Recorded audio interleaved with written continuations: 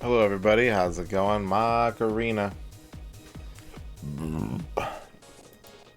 Hi. Sorry I'm late, but also, what are you gonna do, man? I'm tired. I'm sleepy. Congratulations on your first show. Congratulations on your first X-Keeper. Congratulations on your first sales. Congratulations on your first Al Pennington. Thank you for dabbing show. Ooh, nice dab. Thank you for dabbing Marmot. Shio wants us to do a pause and reflect. I will do my best to answer your question and do the schedule. That's my compromise. I'm going to answer your question. I will show you all the March schedule. And then later tonight, that opens up time for the tier list. So hopefully we can fit that in as well. You made brownies today and ate way too many of them. Do you like middle brownie or do you like outside brownie, Noman? Time for naps, yeah.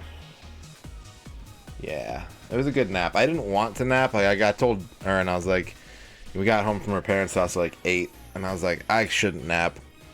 And then she left to go to the store, and I was like, I'm gonna nap. You'll eat outside so other people can enjoy the middle. Oh. Okay. Dempsey's a middle brownie. You know my ideal brownie piece is one of the side non-corners. I want one crust edge that I can like hold on to and have some crunch with. Oh, blondies and lemon bars are so good. But then I want the rest having that gooey, like chewy. So give me like the middle side. That's my ideal brownie. Shadrock, thank you for the 50 lucky fruits. Hello, Quicks. Hello, Pixel 7 owner. Hello, Philetosaurus. Hello, Noman. Hello, Noman. I promise not to abuse that. Schemo, how's it going? Dragulus. Hello, Dragulus. On a numpad brownie. That's a good... We need numpad brownie notation, yeah. 4 or 6, those are the best pieces. For sure.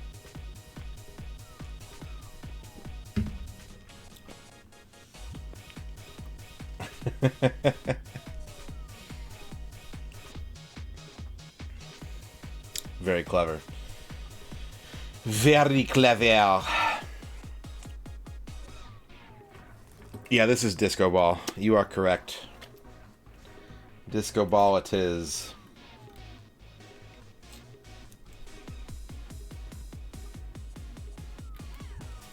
I clicked that link in the Discord about, someone linked a Ridge Racer video in the Discord, and that's why I'm playing this song.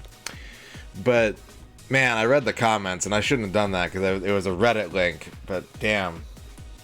Everyone was just like, oh, Ridge Racer Type 4 was the best, and they ruined the series after that by making the drifting too easy. And I'm like, look, I understand, but also, it's really fun to drift all the time.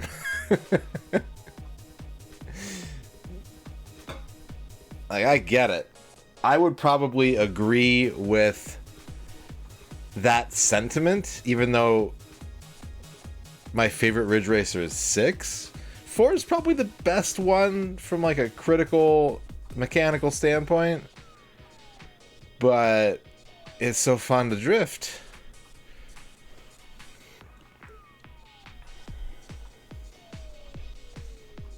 Did this need to be said? Yeah.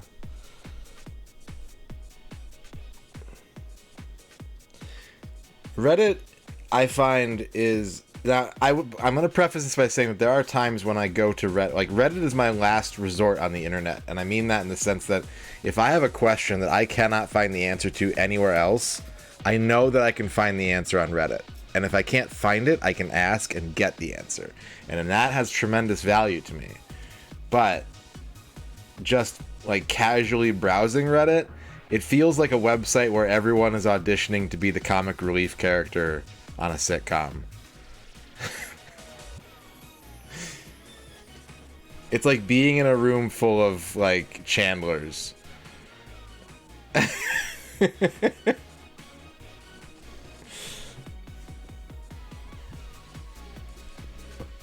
No, Twitch chat is just smarter than me, and they want to let me know that they're smarter than me.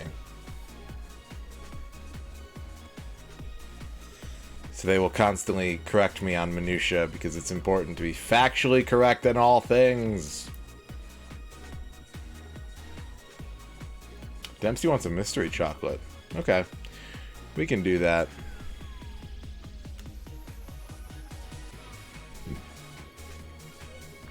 Hi, Aaron. Hi, Liz. Yeah, that whole thing is dumb. But I think that's also, like... That's old Reddit history. I don't think people actually do that anymore. I hope they don't do that anymore.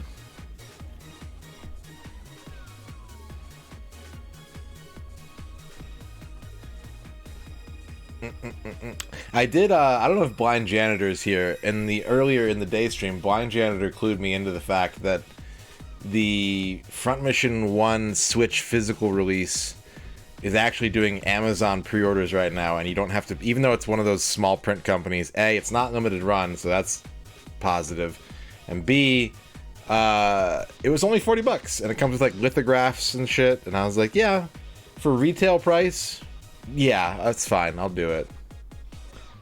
So, I went ahead and pre-ordered that. Big shout-outs to Blind Janitor, and if you, too, would like a physical copy of Front Mission 1 for the Switch, know that it is now available for pre-order on Amazon at a reasonable price.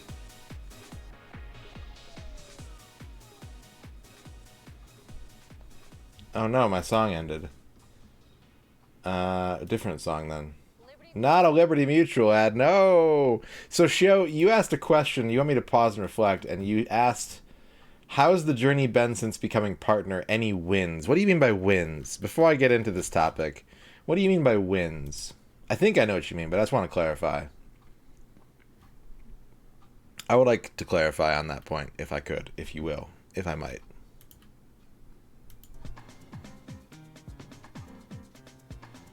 Really good moments. Yeah, absolutely. Absolutely. It's kind of bittersweet at times, because the thing that you have to understand, I'm going to go here. Look at that Faygo bottle. I don't usually go big cam, but I'm going to do it.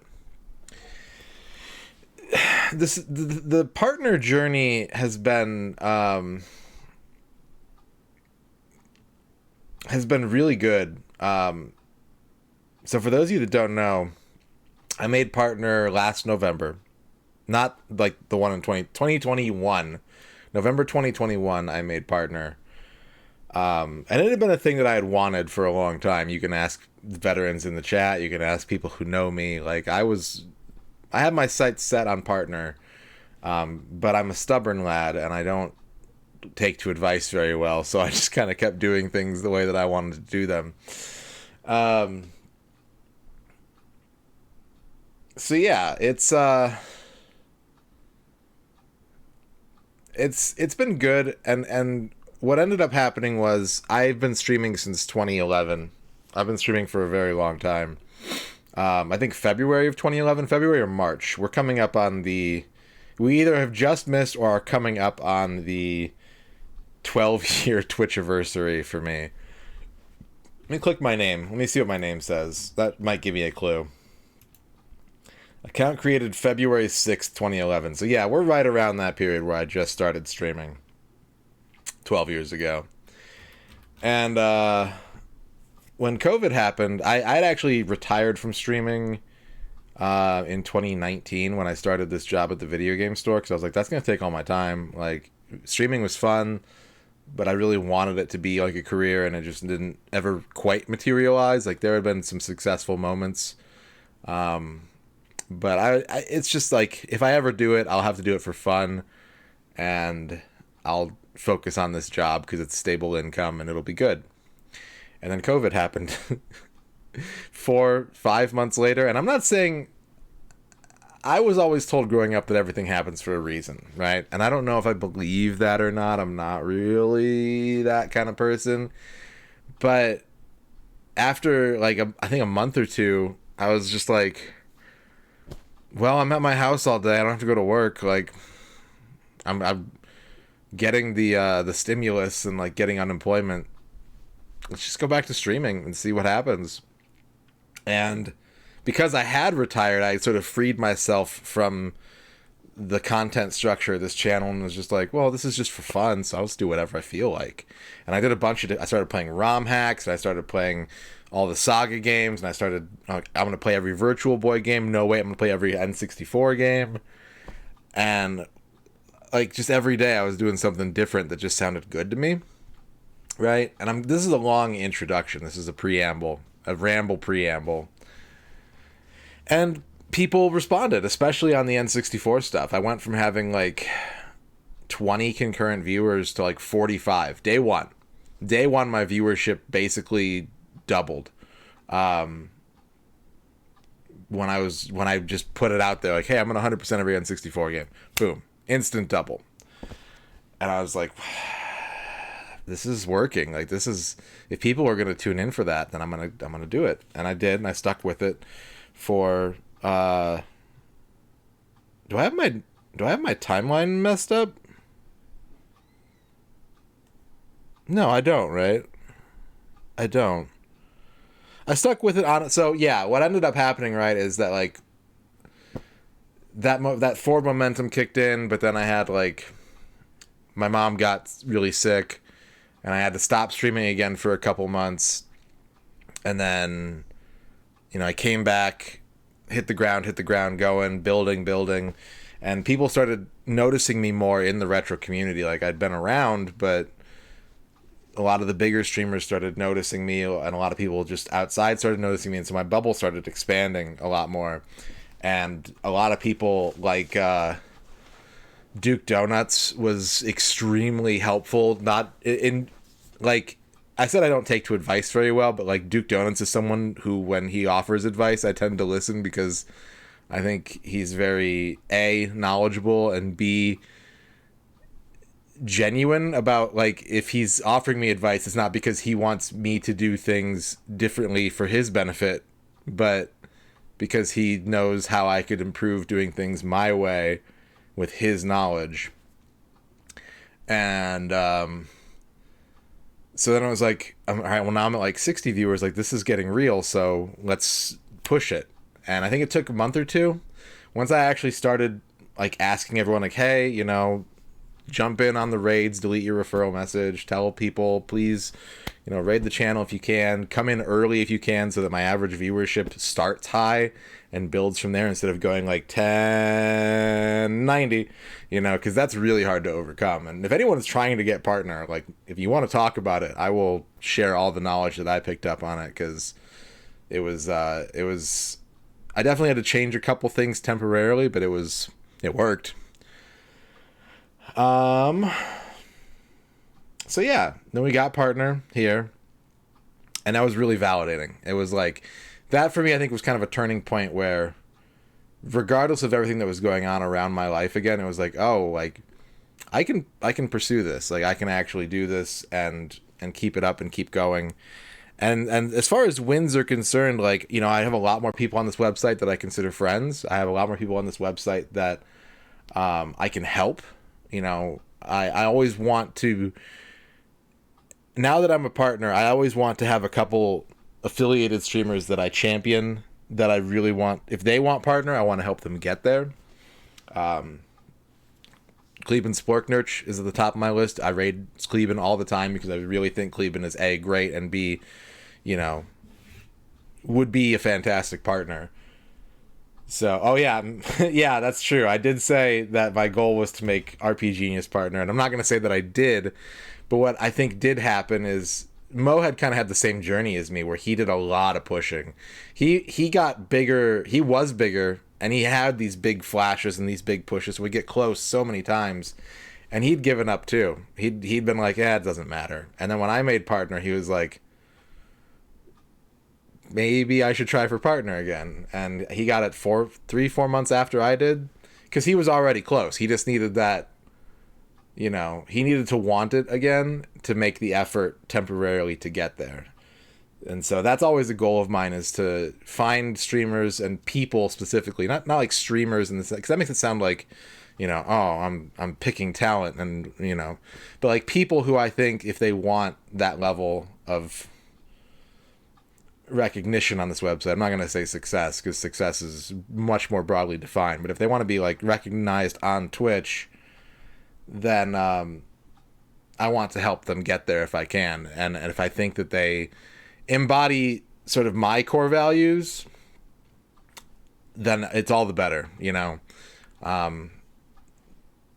all different shapes and sizes, all different approaches, but if they do the things that I really like admire from the streaming community, then I want to help them.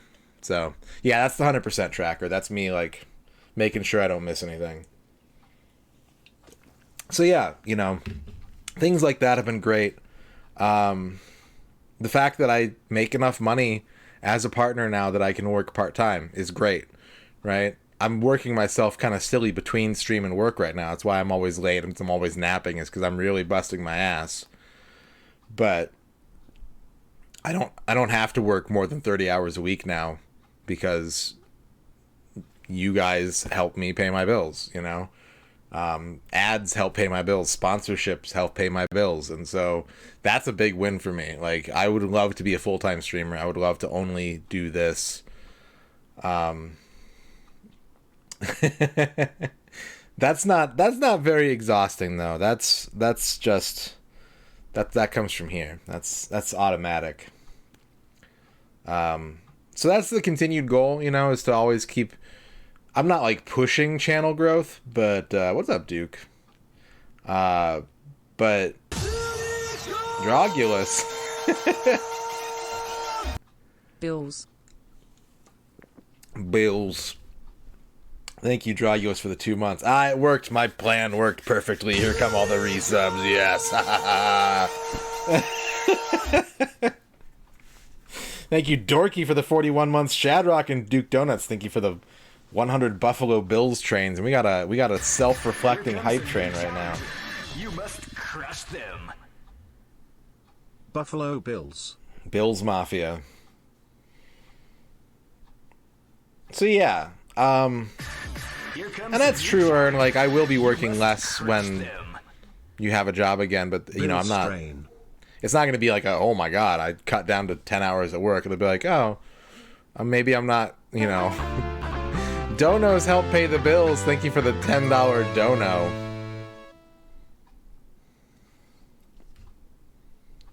Donos help pay the bills. Remember that Twachi takes a 0% cut of donos, unlike subs, you fools. Thank you for the $10 dono. PayPal takes a cut on those, though. 70 bits. Oh boy. Balls train. Bowls train. Thank you, Trakey, for the 70 bowls trains. But yeah, when we're back to being double income, no kids, like, I probably will be less nappy. Al Pennington, thank you for the $5 donation. Damn it. You're all too generous. God damn you. For entertainment. I will entertain, I promise. Or at the very least, be quality background noise.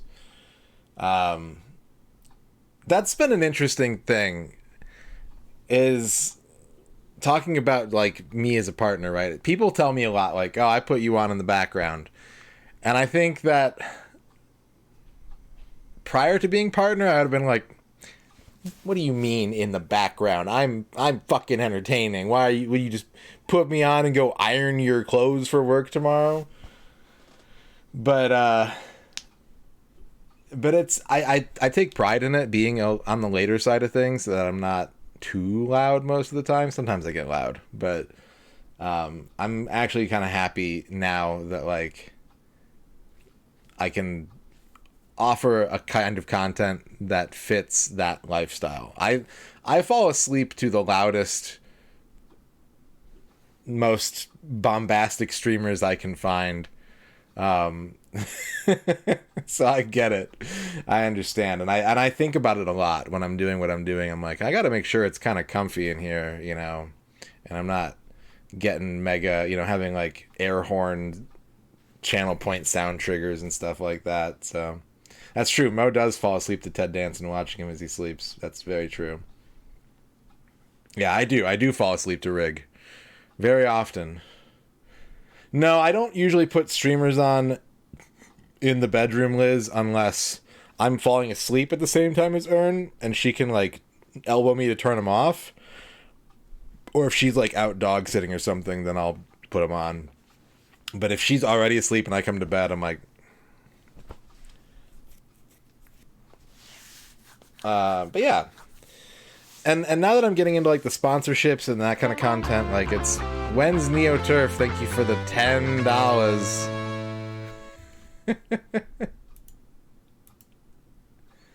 Thanks for partner. Partner Mo. I didn't do that. I didn't make Mo partner.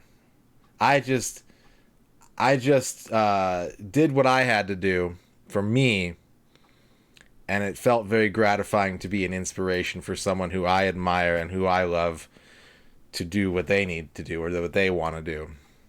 Sales gifting 5 subs to the community. Ewitch, Deckeye, Internet Friend, Butterswax, and Immortal of Thunder. Thank you, Sales, for the 5 gift subs, and thank you for the $10 donation. When is NeoTurf? I don't know. Maybe NeoTurf is this summer.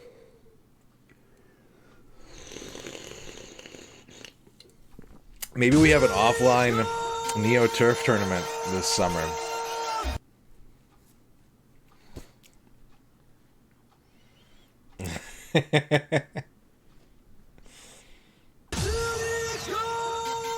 Dream Harrier, how's it going?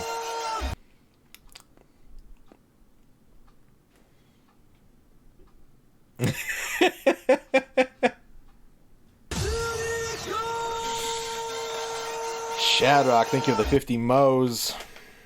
Mo.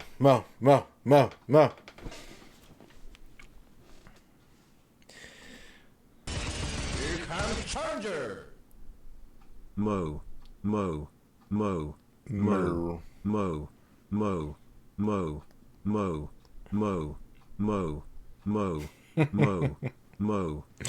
So yeah,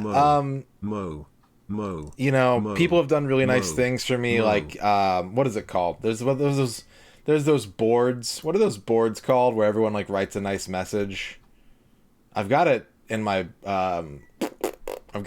bookmarks somewhere. Oh shit, that's awesome, Mo. Have fun.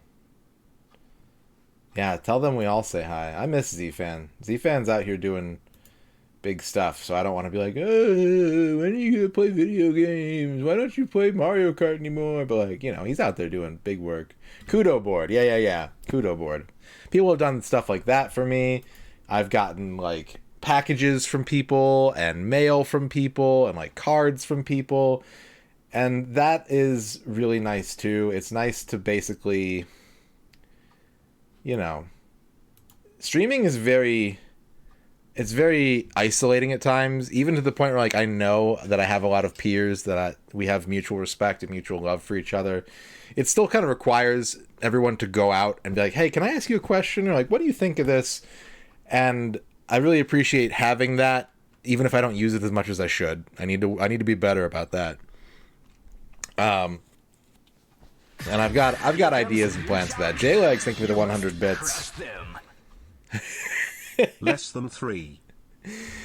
Tell him you can beat him at Shock Troopers, and then look at the evil villain glint in his eye as he like scans the room for the nearest cabinet. Mo. Flygon, how's it going?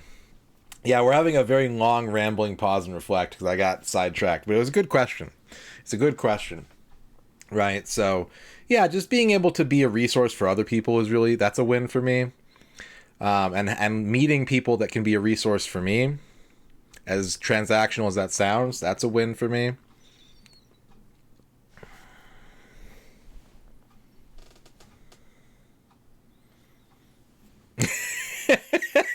Yeah, just a chalk line with a little pointy head.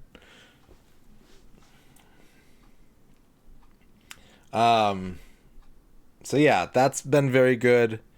You know, now that I've been starting to branch off of N64 a little bit, I think some people were upset with that choice. And that's fine. You know, I've gotten a lot better about doing what I want to do in life more as I get older. And I still want to do N64 stuff, but I personally been having a lot of fun doing all the other stuff I've been doing. You know, sometimes it hits, sometimes it doesn't. But I think that's one of the benefits of being a partner. That's a win of being a partner too, is that because Twitch doesn't really have a level above that, it's just like you do what you want at this point, and you're big enough that people will notice you and find you no matter what you're doing, and you can kind of pan for gold. Some people are going to fall through the cracks, they're going to go back in the river, but you're going to find people that are going to just like ride or die with you. And no, thank you, dude. No, thank you. Yeah, Earn should be there. It might not work out, but Earn should be there. Yeah, that's Peach. That's Peach Fago and Grape Fago. Thank you all for the hype train. 7 subs and 420 bits. But yeah. I want to do more new things. I've talked about wanting yesterday when I was playing Theater Rhythm all day. I'd love to do a stream once a week where I only play rhythm games or Xer games or stuff that has a weird peripheral. I think that would be a lot of fun for me. I think chat would like to see most of that stuff, maybe. And I'd like to do more collaborations. I'd like to do more events. I'd like to do bigger, like once a month streams. I've talked about doing the N64 multiplayer stuff, and I've got people both online and offline that are like, hey, when's that happening? Like, I want to do that. So there's a lot of growth opportunity for me that a lot of it boils down to like hardware and energy. And I'm starting to accumulate the hardware at least. Aquarius T, thank you for the follow. RadonCon 2023. We have EarnCon, Floyd. We have a big Thanksgiving meal every year that last year we were blessed to have Rachel Retro and Xkeeper attend. So, you know, we always invite people if they want to have a tasty turk and potate that they can partake. I want to branch out more. You know, like BBH is streaming retro achievements, which is something that I've done in the past, that I find a lot of fun, and I'm really excited watching him do it his way, with like a cool overlay and like focusing on the arcade games that he's already legendary at. So it's, you know, there's still a lot of room for me to go out and do more things. I'd like to build a YouTube presence at some point, but that's a very low priority because this is more fun for me. It's just, you know, if I was doing YouTube, it would be me being self-important and self-aggrandizing about the things that I think about video games, and the internet just doesn't need that. that's me pissing in the ocean, you know? I'd like to do it because I think that I'm good at it, or at least have a unique viewpoint on some things, but this to me is way more important. So yeah, you know, it's still growing. There's still a lot more that I can do. There's still a lot more that I want to do that may or may not grow the channel, but being a partner has been very enabling for me in that it has both afforded me the opportunity to give more of my energy to streaming, and also given me the sort of validation and higher floor to do what I do the way that I want to do it, and not, you know, like, so when I was talking about doing N64 100% and immediately realizing the dividends on it, that was, you know, that was a bittersweet realization, because it was me going like, oh, if I actually want this to go somewhere, it will, but I've got to do that. I've got to, you know, I had these 15, 20 ideas. That's kind of what I'm doing now, where I've got like this happening this day of the week, and this on Thursdays, and that on Saturday nights. And that to me is fun because it's a variety. It puts the variety in variety streamer, and I get to do all the different things that I want to do in bits and pieces. But I had to take that year and a half and go like, okay, like, N64 is what's going to get me to the point where I can, because that's more or less what I was doing prior. I was only taking like viewer requests and like soliciting donations so that I could play the games that people wanted me to play. But now, you know, forcing myself in, and I'm not saying that this is the solution. This is not a catch-all. It's not going to work for everybody. I do have thoughts about how content drives audience, but I knew that I had to like lift that weight. I had to pull that boulder until it got me to the cliff and I could kind of roll it off. And if I wanted to ride it down, I could, but I could also stop and like check out this cave along the way and, you know, just do what I wanted to do. So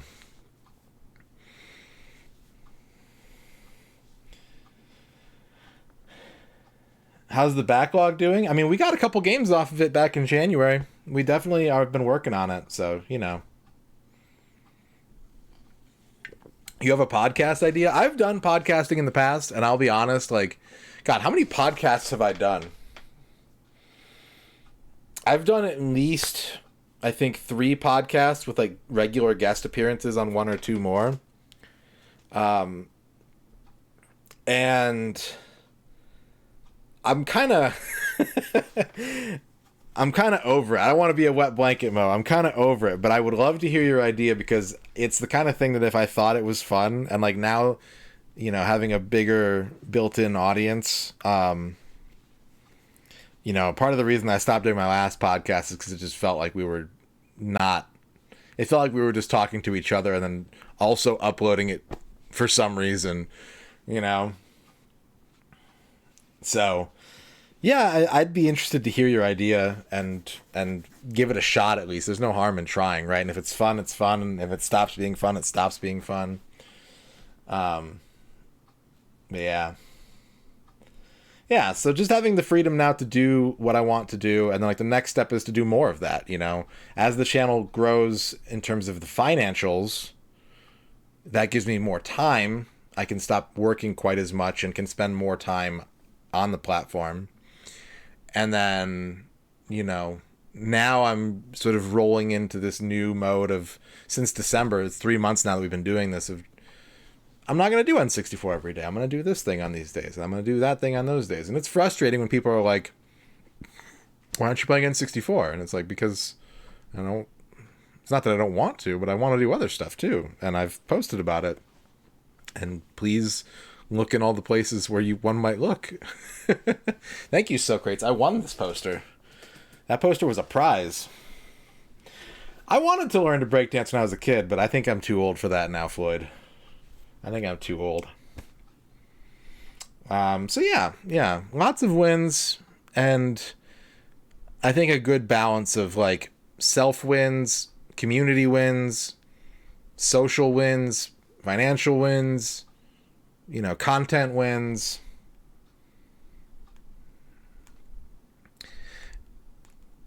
So yeah. Always want to do more. Always want to be more. But at the same time, like, I'm kind of okay with being less at the moment. You know, some of these other streams, these daytime streams, they don't really pull in as big a numbers usually. The N64 streams do the most in terms of grabbing eyes to the channel, and I know that, and that's cool. But it's nice to be able to draw different crowds at different times of the day and getting new people in. You know, I don't know if Ozzy Dahaka would have followed this channel if I weren't playing Saga games. You know, it's stuff like that. It's, you know, getting raids from people because I'm not just playing N64 streams. I have not yet done a day N64 time slot. I have not yet done that. And please no Ted Danson. All right, I'll get Ted Danson on the podcast, Mo. I'll call somebody who calls somebody. So yeah, there you go. I hope that answers your question, Shio. Thank you for allowing me 30 minutes to talk about that. Spade, thank you for dabbing. We can go over here now. I got to adjust stuff, though, because OBS was being weird earlier. How about that tier list? I gotta do the schedule. Maybe I'll do the tier list afterwards. You want to do the schedule? Let's do the schedule. Schedule. March schedule. Coming up. Hot and ready. March schedule. Little Pizza's Caesar schedule. March is dead. Yep. Alright. Man,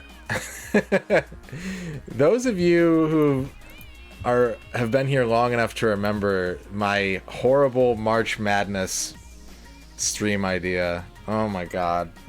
That was a fucking lesson learned.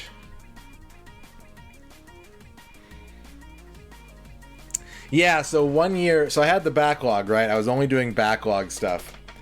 And I always filled out a bracket for March Madness because I like watching high stakes like sports. It's really exciting to me. And I don't watch college basketball, so I don't know shit about it.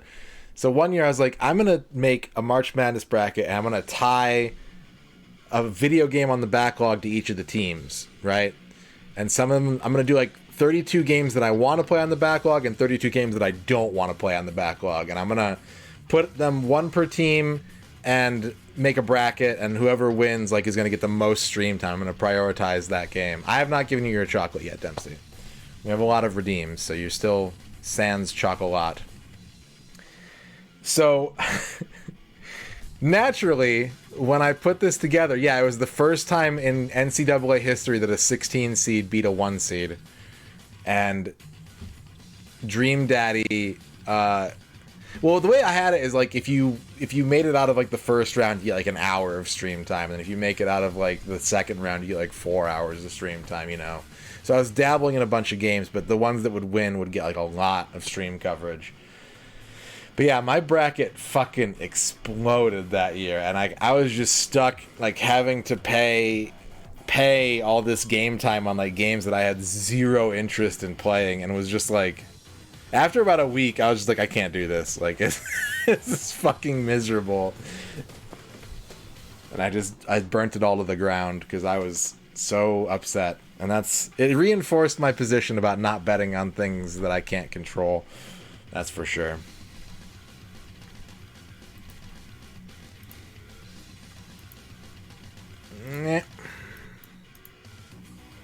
Get out of here. Bloop, bloop, bloop, bloop, bloop. So here's our bloop, bloop, bloop, bloop, bloop. Bloop, bloop, bloop, bloop, bloop.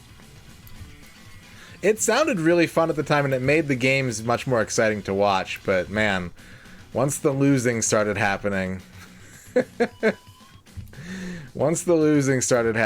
was just like, oh no, it's all wrong. None of this is right. This was February's schedule, before anyone gets excited. I was like, oh my god, yes! This was February's schedule. That's good news, Duke. I'm glad your cable expeditions have proven fruitful. Alright, so we're going to start our way with the biggies first and work our way back. If you're expecting crazed changes here, I would say that this is actually a pretty moderate adjustment for the most part. So, reminder, you know, obviously I've been missing these 3 streams a bunch, the Monday through Wednesday night streams because of work.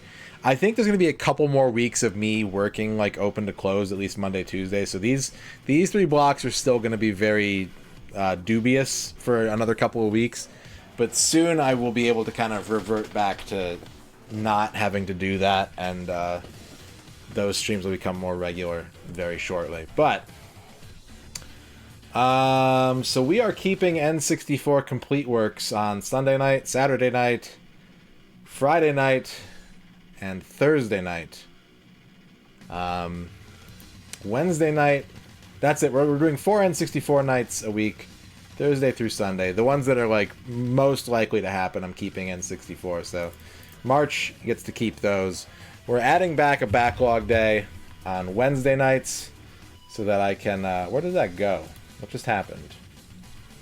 So that I can finish up Kingsfield, so that I can start other games. So, backlog is coming back in March for one night a week. And yeah, that'll be good. That'll be a good one. We're adding some primetime Saga slots again on Monday and Tuesday. And I figure that's good because A, I want to play them, and B, those are the streams that I'm most likely to miss in a week. And so, you know, Monday, Tuesday night Saga, when I'm awake enough and energetic enough to do those, we'll do those on Monday and Tuesday night. We're currently doing Final Fantasy Legend. Probably do Final Fantasy Legend 2 after that. And then the day streams are almost exactly the same. We're still going to be doing Streamer's Choice on Thursday. Still going to be playing Symphony of the Night until that's done. Front Mission Fridays, still a thing. Saga Sundays, still a thing. I don't have currently a regular sponsored content thing for March. I will maybe... I haven't really been pursuing like most sponsorships very much this past month. I need to get back on that so that I can, again, make more money, work less. So, because I think it's been proving very popular with people, and I'm very excited to see that, we're actually going to have, for the first time in 2023, Front Mission Saturdays. We're going to double up on Front Mission. No word back yet. No. So Front Mission Fridays and Front Mission Saturdays. Stunt Mission Saturdays. Stompy Steel Saturdays. And we're almost done with Gun Hazard, so we're going to start Front Mission 2 in this block very, very soon. I've never played Front Mission 2 before. That's going to be brand new to me. It's going to be a fan translation on the PlayStation. Should be good. And that's it. No, you don't have to apologize at all. People do not keep those straight in the slightest. So, and I didn't make either one. I'm not offended. So yeah, there you go. This is the March schedule. It is subject to changes. These streams are definitely the most likely to get cut in a given week. But this is the plan. Still got a healthy dose of N64. Doubling down on Front Mission. If we do stream all the time, we got a lot of Saga. Yeah, Front Mission 2 is a strategy RPG. Front Mission 2 is a strategy RPG. Here comes Charger! Mixing up Armored Core and a Front Mission is not an affront. Haha! Low effort joke. Excellent, X-Keeper. Thank you for the 50 low effort jokes. So there you go. And I'll post this to Twitter and Discord this weekend. But that's the March plan. Very little changes, just adding back in a backlog, doubling down on Front Mission, and adding a bunch of Saga slots that may or may not get redeemed by the streamer. Cool. Okay. Do you want gameplay or should we do a tier list? SRPG, the S stands for strategy. Typically grid-based, sometimes hex-based. You move units around a battlefield, but there are RPG mechanics like leveling up, experience points, shopping, equipment, abilities. Tier list of best gameplay on N64. That's pretty much what we're doing, yeah. That's pretty much what we're doing. Alright. Well, let me get Dempsey a mystery chocolate real quick so that since Dempsey doesn't go to sleep or something. Let me do that real fast.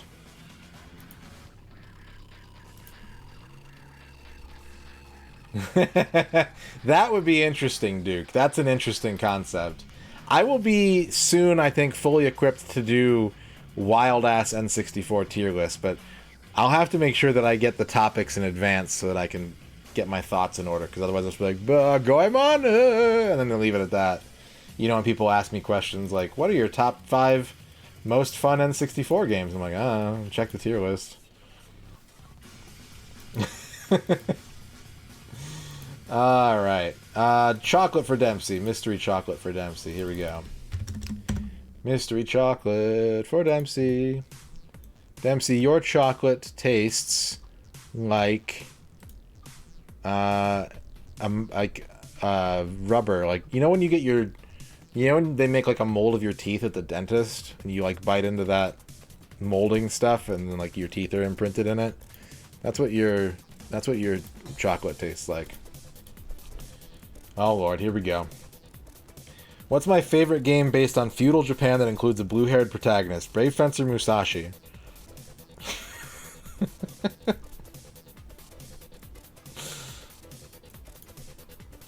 No, that's not it. That's not it. Ooh. X-Keeper wants a mystery chocolate.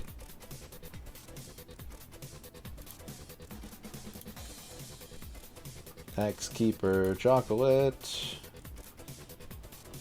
X-Keeper, your chocolate tastes complicated. Like, you probably wouldn't be able to describe to someone. Maybe you don't have a full understanding of what you just tasted. Like, your tongue doesn't know what just happened to it.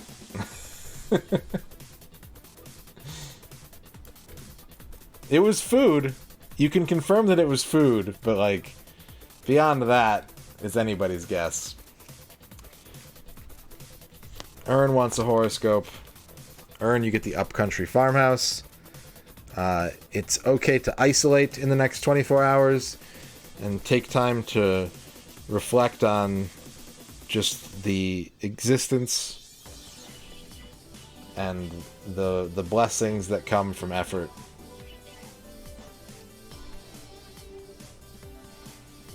And corn. How does it get so big? Synth Sauce, your horoscope is the Lutheran Church. Make sure to sing all your Luther Vandross hymns today. And fight against the evil temptations of Superman. Corn emoji. Alright, so the good news is I'm more or less ready to do this tier list. The bad news is I haven't decided exactly where I want to put things, and it didn't save my tier list from last time, so I have to rebuild the whole thing, copying off my Discord. Flygon wants a horoscope.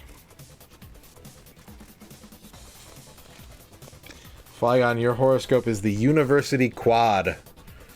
The University Quad is where hot dogs are made available for purchase, and you can find many an acoustic guitar player playing C-tier Red Hot Chili Peppers songs. What needs to be done to process mystery points? It's a mystery. But I promise that something does happen every single time someone does spend mystery points. It's just the effects are typically very small. Perhaps even microscopic. Hello, Commonly Rare. Congratulations on your first. It is enough to do that, like, I may put it off, or I may, if it's the end of the stream, like, someone did it at the end of the stream today, and I was like, I'm leaving in 2 minutes. Like, no. Ooh. Alright, let me pull up my tier list real quick here, which has a rating of 4 poop emojis on tiermaker.com, because it's labeled as every N64 game, and yet, like, I don't have Zeldas and stuff on it, because I only add games as I play them. So I think people pull this up, and they're like, why the fuck does this dude have both the Elmo games and some Japanese shit? Where's Perfect Dark? Where's Majora's Mask? So yeah, I have a rating of 4 poop emojis on this website. I'm okay with that. Alright.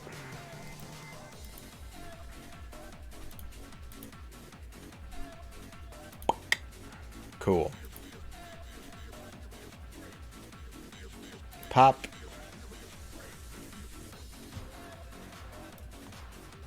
Let's resize this.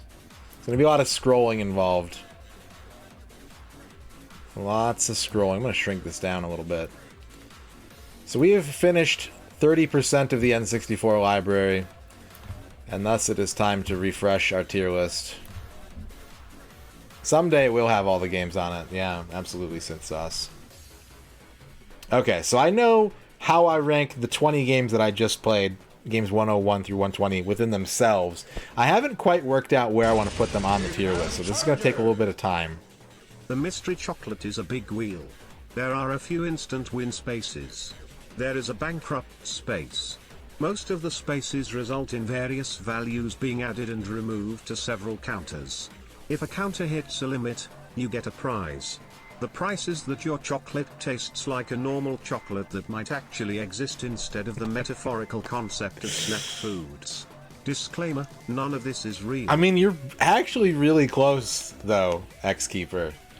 You're actually very close to a full working understanding of the mystery chocolate. So, that's neat. Alright, so we have 10 tiers here. From Triple S, 4 poop emojis. Where's my mouse cursor? 5 poop emojis. Can I poop em? Yeah, I'm gonna poop emoji myself. 5 poop emojis. From Triple S down to Z. My tier philosophy as concerns this tier is that all tiers are created equal. There are the same number of games in each tier. These represent percentiles more than they do actual grades.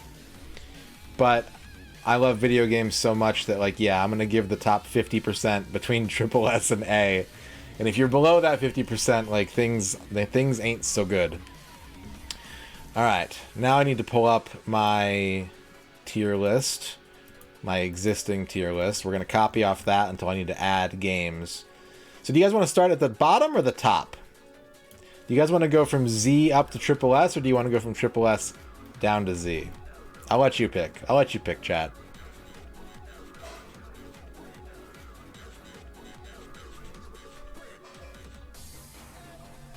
You want to start at the bottom? Chubo!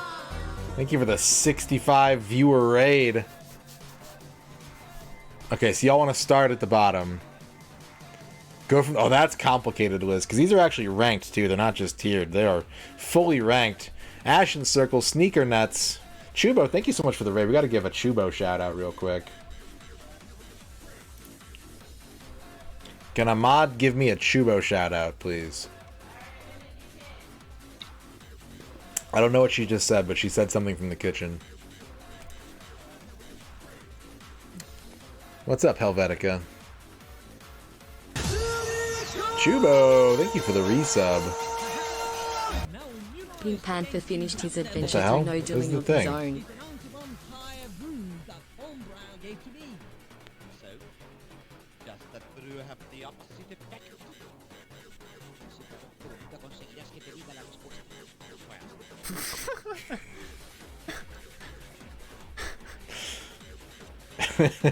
Drascula.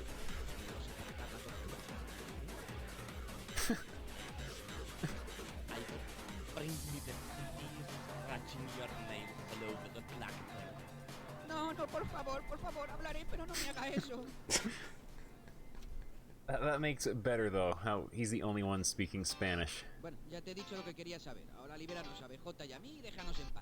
like the great Cornholio. It does sound like Cornholio.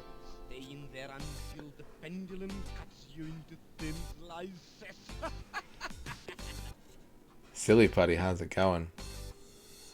Thank you, Kydrian. Alright, so what we're doing right now, if you just got in, I'm updating my tier list of all N64 games that I've played and 100%ed.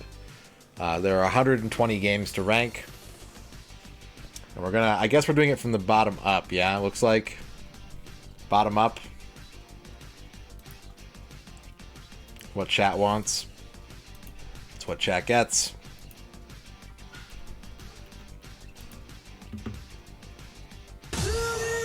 Daciati. Trick or treat Zanavalbiech and Aradisposa Doglashi Jitrin Ubaso Hog Digidata. Yes. Yes, I agree. I agree. Thank you, Daciati. Alright, let me open up something real quick to make this a little easier for myself. I need to utilize a lot of screen real estate to do this. Give me 1 second. Oh, that beat is nice, though. Okay. Very good. Alrighty. the worst games, and then we're going to work our way up to the best games.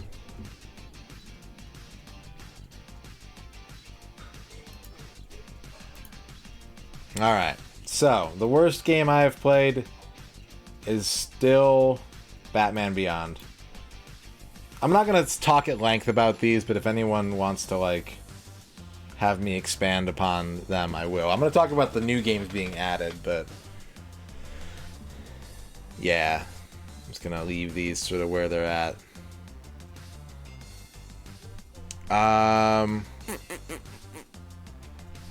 And then I'm going to put, where is it? There's going to be a lot of where is it's happening. Where did it go? Rugrats Scavenger Hunt. Yeah, that one goes there. And then Powerpuff Girls. Can't see? What can't you see? Oh, right. It's not. Why isn't it moving? What the hell? Okay. Sorry. The window is bigger on my side than it is on your side. My bad. And I'm actually going to go off my notes here because I've been thinking about this a lot. And after Powerpuff Girls, I am going to put Golden Nugget 64 as the newest member of the tier list. Fourth from the bottom. Number 117. Basically, what I was thinking about is that, like, so Jeopardy was as low as it was last time because I felt like it was a downgrade from, like, previous, like, 16 and 8-bit Jeopardies, and I still feel that way. But that there wasn't, like, enough to do to merit, like, buying it again. And that the features it added actually made it worse. Thinking about Golden Nugget 64,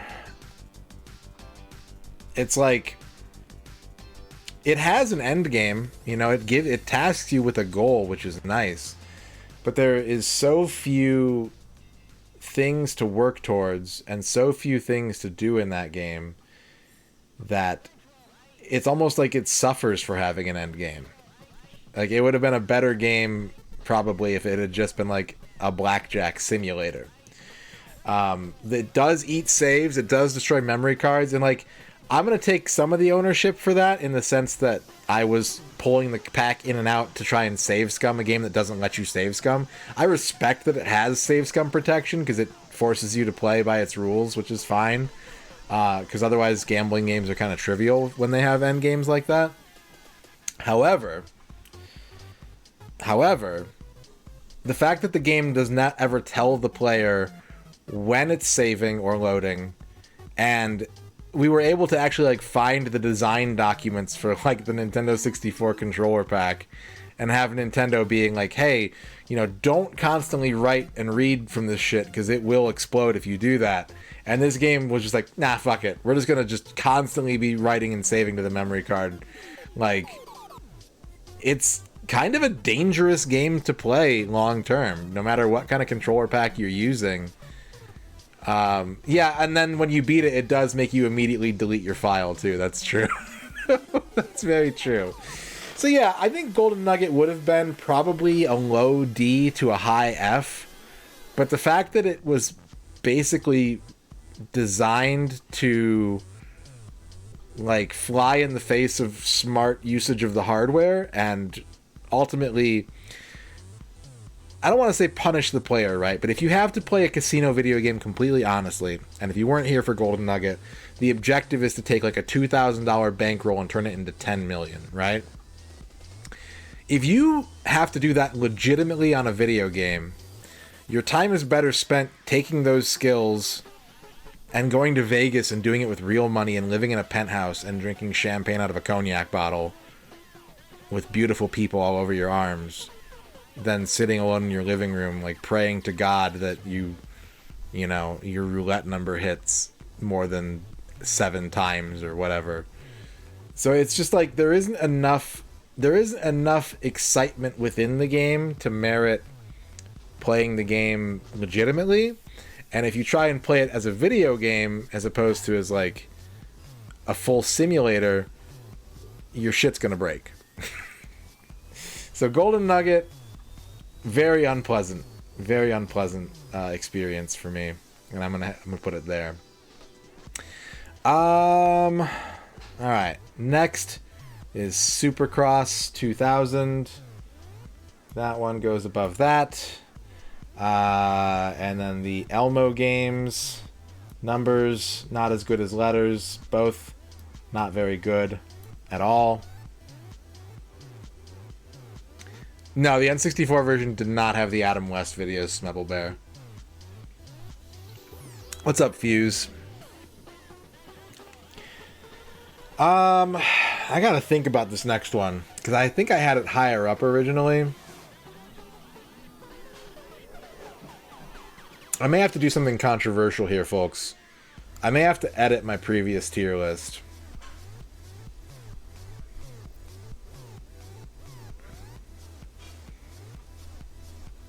I may have to actually change a game's position. I'm going to try not to do this very often, but in order to justify my decision on one of these... I have to move a game.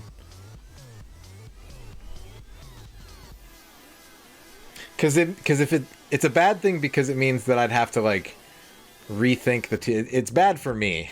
Because it means every time I do these, I need to call into question everything and not just where do I put the new games. But it is a living document. So I'm going to put Olympic Hockey Nagano 98 next in the Z tier. Because, as IGN eloquently put it, it's a game undeserving of a review score. You know, we live in an era now where it's not uncommon to have expansion packs, or to, you know, even in the 360 era in particular, you could go to the store and buy DLC on a disc, right? We lived in that era. We should not have been living in that era in the N64. I completely understand why Nagano wasn't on Wayne Gretzky, seeing as it came out 2 years earlier, but they didn't change a damn thing, and if anything, they took content away from Wayne Gretzky's 3D hockey to make Olympic Hockey Nagano 98. So, like, why would you buy a game 2 years... Why would you buy the same game 2 years later that comes with less shit to do in it? That, to me, is extremely stupid. And it's going to drag down with it, out of the F tier, it's going to drag down with it World Cup 98, which is maybe more egregious in the sense that it is also less content than FIFA 98. But it had a couple unlocks. The presentation was better. And so it's still, like, it did a little bit more to justify its existence, but the FIFA 98 game was literally called Road to World Cup, and then they just made a standalone World Cup game after that, and that's fucking silly. When you could play FIFA and have, like, a full season and do all kinds of stuff, like, World Cup 98 existing on its own is particularly egregious, and I cannot endorse. So, we're going to throw that. What's up, Mike? What's up, Lord Mike? Alright. Jeopardy still in the Z tier. Each tier is going to be 12 games. Pokemon Stadium still in the Z tier. How many is that? That's 11, right? 1, 2, 3, 4, 5, 6, 7, 8, 9, 10, 11.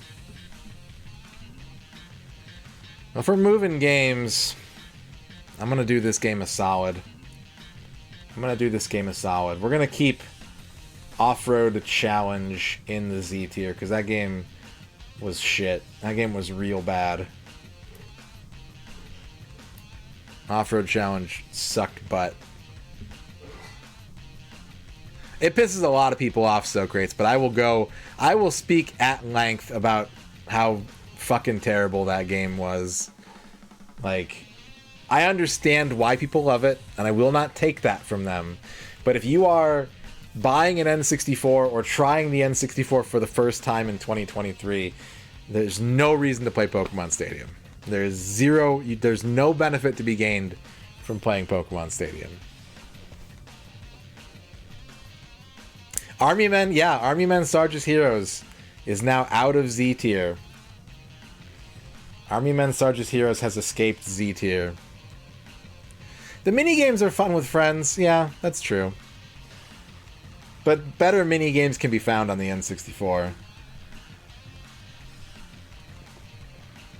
I already did free internet. That's what I did.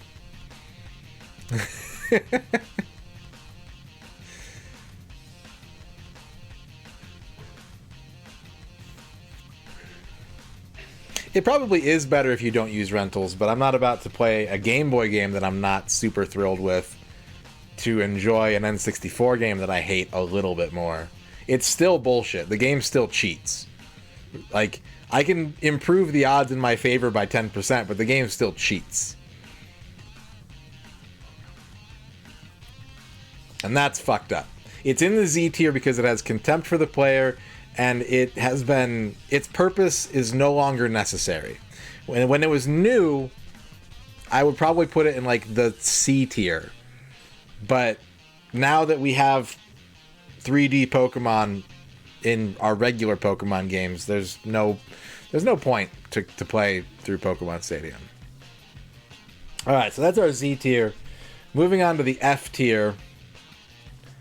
Where is Ugly Chess? Wait, no. Sarge's Heroes. Sarge's Heroes is out of the Z tier. It lives in the F tier now. Where is Ugly Chess now? There's Ugly Chess. Ugly Chess, F tier. Polaris Snowcross, F tier. South Park Chef's Love Shack. I'm feeling a little bit better about this game, actually, but not better enough to bump it up anywhere. I don't really want to bump that higher, but I've been thinking about it, and I think it's not as bad as I rated it. It's just not... It's not very good. Right. And then... Monopoly Man. Monopoly goes there. And we got another new addition to the tier list now. And that is PGA European Tour Golf, which is very expensive and very not good. PGA European Tour... The reason that I'm putting it here is because it's the exact same thing as the game that is going to be in front of it, which is V-Rally 99. Very good engines. Very, like, solid, competent engines. They play like golf. They play like rally racing. They're responsive. They work. It's fine. But these are two of the blandest fucking games I've ever played in terms of, like, no music, like, very little to do in the games, very little window dressing, very little bells and whistles. They're very serious. I think they're both Bruno Banel directed, and like you can tell because they're almost identical in the sense that they're just dull. They're just real dull. They are boring sports, and this is someone who like I like playing sports games. Not as much as I like playing other games, but these games are fucking boring, and I wanted them to be better because they play competently. They play pretty good for a rally driver and a golf game. There's nothing else going on there. There's nothing else happening there. Yeah, Eurogolf, V-Rally had less music than Eurogolf did, actually, Elfbutt. The V-Rally had like one song that played during the menu, and I say song when I mean like 4 bass notes. It was horrible. Really wanted to like both these games, but I couldn't recommend them unless you simply wanted to see like a different take on physics for both of them. So those both go there. Where do I want to put this next one? I got to think about this for a second. We still have 5 slots left in the F tier. 5 F tier slots left. I'm going to put Cruisin' USA where it was last time. I'm going to keep it there because, man, that game is just a colossal disappointment. As someone who... It was one of the reasons why I wanted an N64. Complete failure to deliver. Absolute failure to deliver. Blitz 2001 can go in the F tier.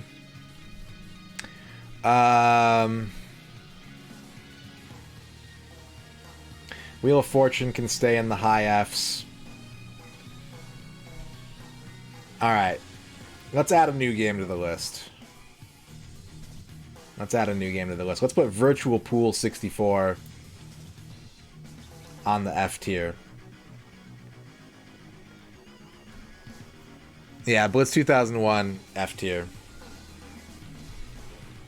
Virtual Pool 64 is, again, much like V-Rally and PGA, and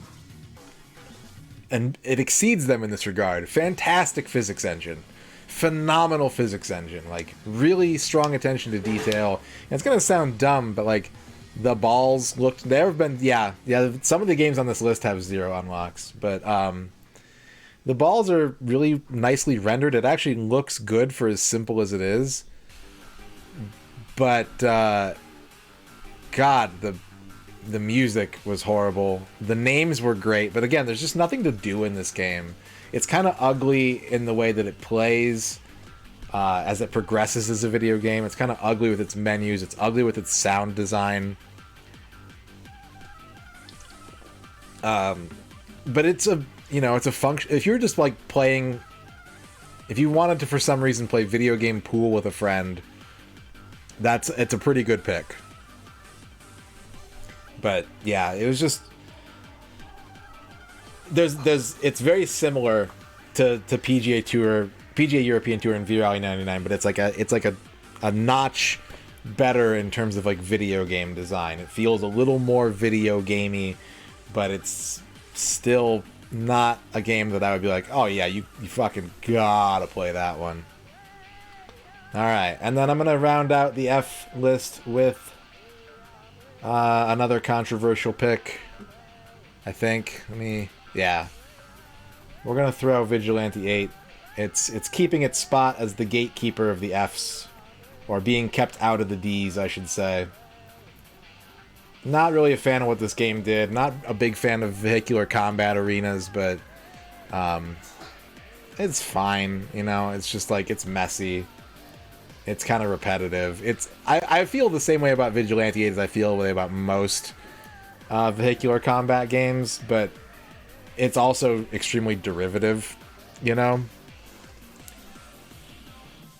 Oh, let's make a school bus instead of an ice cream truck. That'll be enough to set our game apart. Okay, D tier.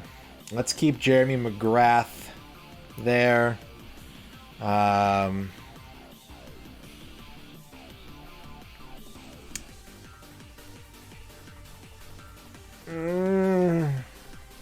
What do I want to do with this? Let me check my notes real quick.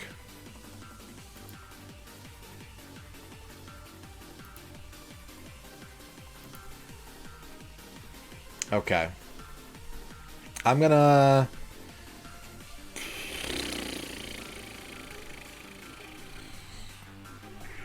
Oh, that's okay, Aaron. I'm going to... It hurts. I don't feel great about this one, but I'm going to keep GT64 in its spot as well. Again, it's actually a pretty decent game, but you have to really fight to stand out as a racing game on the N64, and GT doesn't pull its weight in that regard, I would say.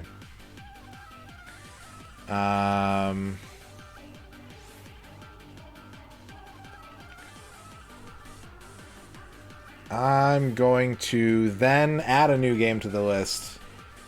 Where are you? Where are you, game? 64 Hanafuda. We just did this one. And I enjoyed it, but like that's because I enjoy card games and I enjoy learning Hanafuda and all that stuff. But again, bad music, bad graphics, not enough gameplay modes to like really draw the player in. It had the romance story, but that was kind of dumb too. Kind of half-baked. Like, I appreciate that there was a story mode, but you'd have to really want to play Hanafuda against a computer to play that game, and that is probably a very narrow subsection of people, at least outside of Japan. So I gotta put Hanafuda in the D tier. Just wasn't really feeling that one very much. I enjoyed it for what it was, but like Duke's saying, as far as, and I'm a fan of parlor games, you have to incentivize the player a little bit. You have to give him unlocks or like customization options or multiplayer, which is hard to do on a card game if you're not doing online multiplayer. So just the lack of things to do in Hanafuda is where the lack of things to do, and then the sort of unpleasantness of looking and listening to what you're doing. The card slap sounds were nice though. I'm gonna put it in the D tier. D tier for Hanafuda. And then we're gonna keep Tom and Jerry above that. I kind of want to bump it up a little bit, but I'm gonna keep it there for now.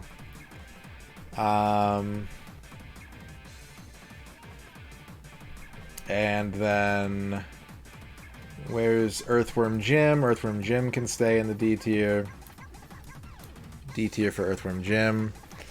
And now I'm going to add another new game, and that game is Asteroids Hyper 64. Asteroids Hyper 64. D tier. It added some ideas. It added some concept. But it was really boring. It was really bland. It felt like a budget title. And budget titles weren't necessarily a concept back then, so it was just kind of empty and hollow, and it didn't it expanded enough on Asteroids to not just be like an immediate flush, but it was still like a 3-hour game, and it was repetitive. If your game is less than 4 hours and it's repetitive, like, damn. So I respected the different guns and the different playable ships and stuff, but in an era where I'm using that phrase a lot tonight, but like they were recycling all these classic games. They were bringing Centipede back. They were bringing Frogger back. They were bringing Pong and Missile Command, and sometimes they were very high effort, high concept reimaginations, and sometimes they were just like, hey, Dad's like these games. Let's put a coat of paint on it, add a power-up system, and then call it a day. And that's where Asteroids lands. I'd rather play Asteroids than Porkboarding, and so it's better than Earthworm Jim. But I would almost rather play old Asteroids for the sort of clout and legacy of its existence, rather than playing its modern reimagination that stumbled over itself quite a bit. All right. Power Rangers stays in the D tier. Midway Arcade, Greatest Arcade Hits. D tier.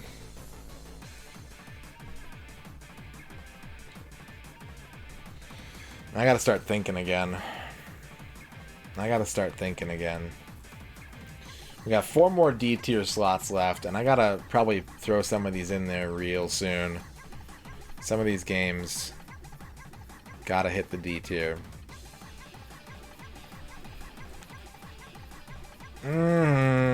Or do they? They might not, actually. I might be getting a little controversial here, but I think some of these might not hit the D tier. Yeah, I'm gonna round this out the way it existed. The top of the D tier stays the exact same. We're gonna do Dark Rift,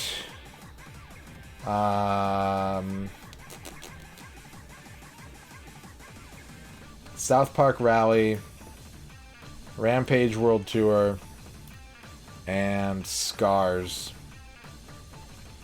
And that's the top of the D's. The D tops. Where's Scars? There's Scars. There you go. There's your D tier. We're gonna have to start scrolling a bunch now because these are getting big. Can I make this actually like wider? Let me do something real quick here. If I do that, but then I make this window more horizontal, why did it get smaller? Why did the rows collapse? What are you doing? I need... Really? Really? Okay. Well. Fine.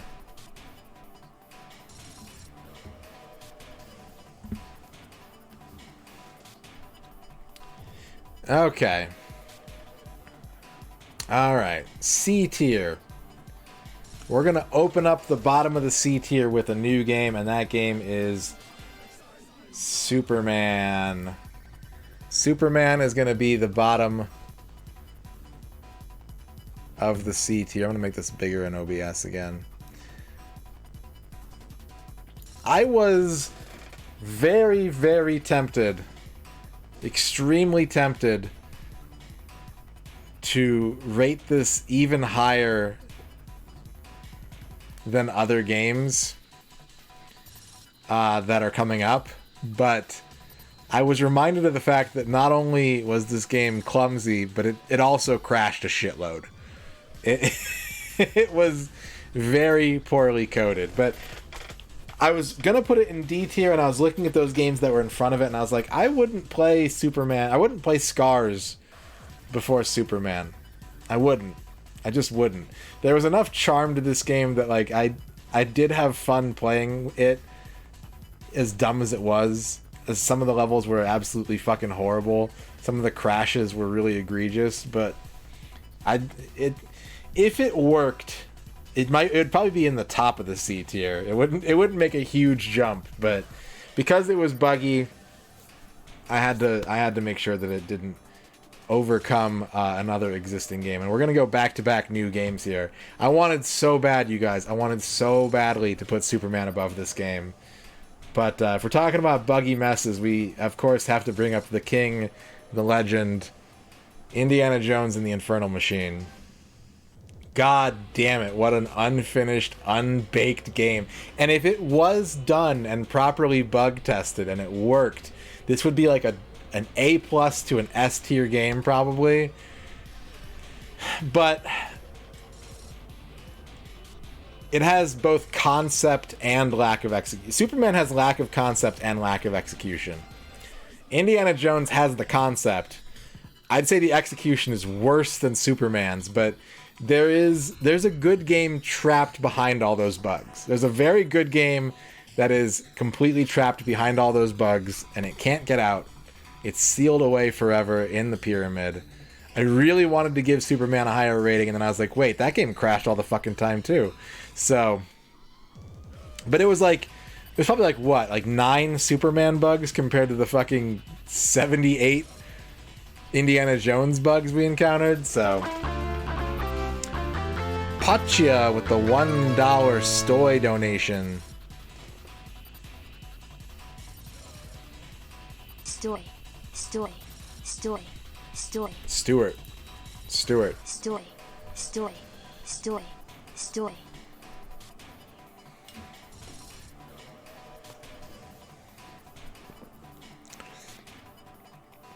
That's the thing, right, Duke? I think a couple of them were total crashes for sure. We had quite a few total crashes, a lot of glitching through the map and things like that. 100% reproducible would be a little bit harder. It'd be a little bit harder to manage. But there were some total crashes. At least, by total crashes, I mean like rendering the game unplayable, as opposed to Indiana Jones, which is like, shut down the whole fucking hardware, we're stuck, you know?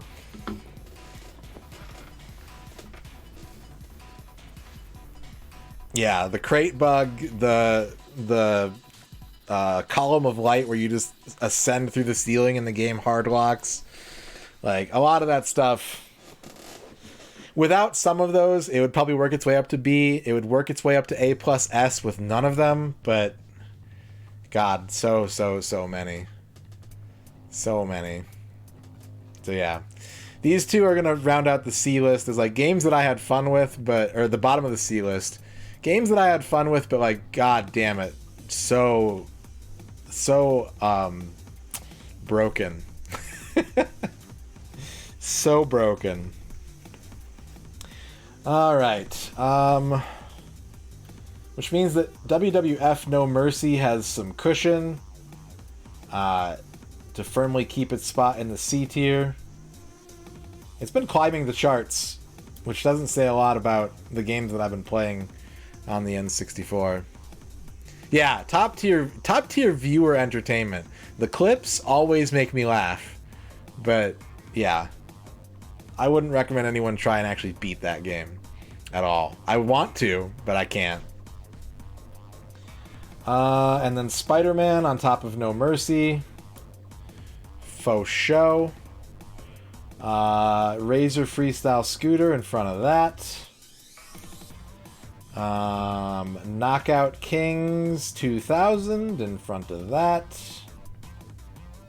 Make sure you guys can see what's going on still. There we go.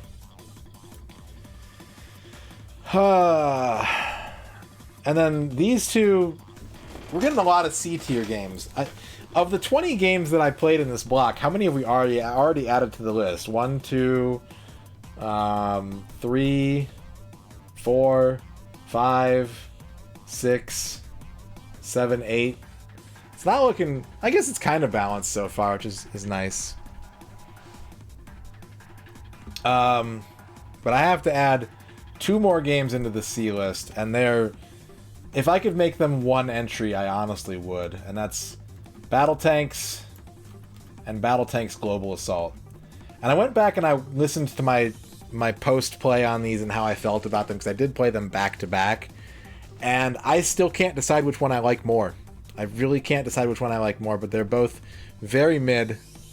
Very mid. I would rather play them than Vigilante 8 in a heartbeat. That's not even a decision for me.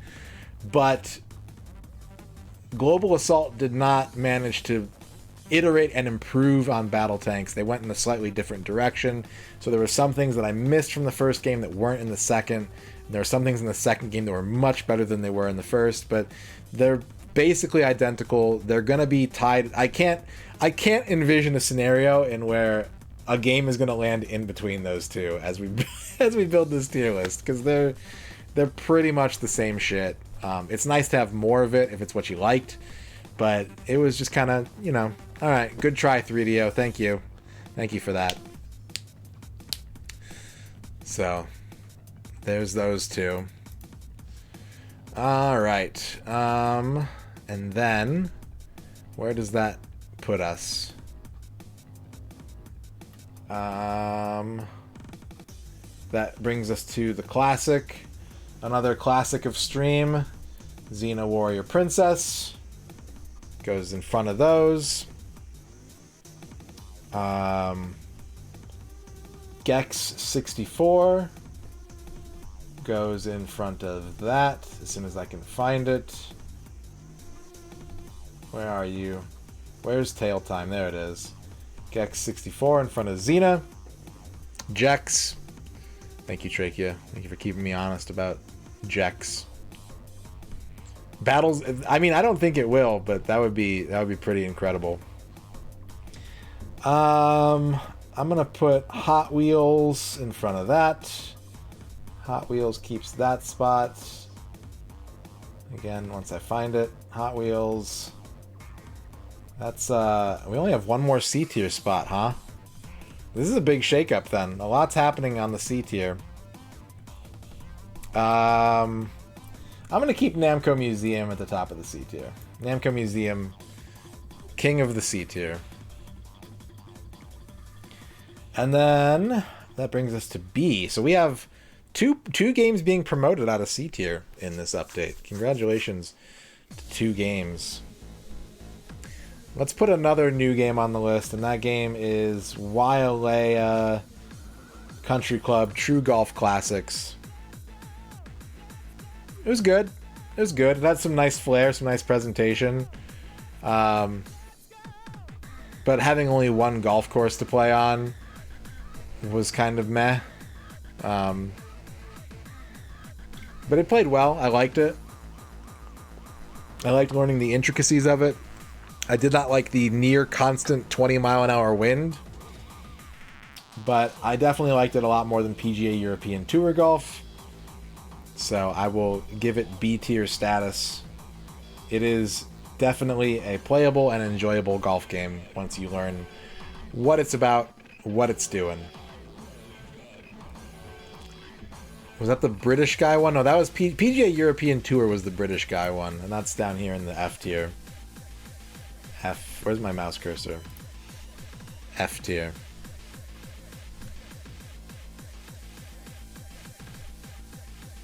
All right. We're gonna keep these next ones together. Penny Racers, better than Golf. Quake, better than Penny Racers. Both these were C tier last time. They're now low Bs. I'm okay with that. I'm totally fine with that. Alright. I'm about to stir the pot again a little bit. New game added to the list. Not this. This part I think people will be okay with. Buck Bumble is a B game. I love the music. And it was kind of cool playing like an arcade shooter type thing on the N64.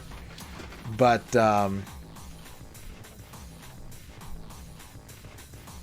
yeah. Oh, context. Yeah, context for the rest of the library bumping games up. Yeah. But it was very, like... I liked the arcadiness of it, but it didn't control the best. And there were a lot of frustrating moments for sure with handling that game. I wanted it to go more places than it did. Music was amazing. Music was super, super good, but yeah.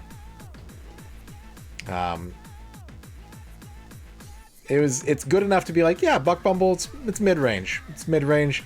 Comfy mid versus like, you know, oh, that game's fucking mid.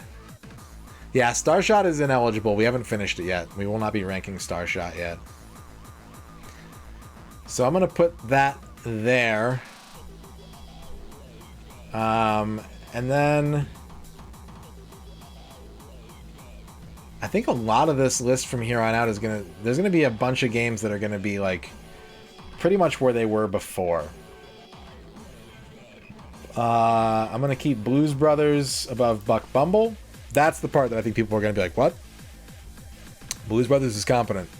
It's stupid, but it's competent. And then we've got Eighth Heart, yeah.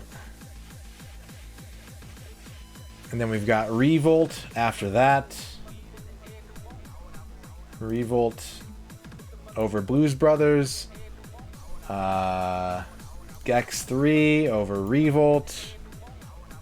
Bust a Move 2 over Gex 3.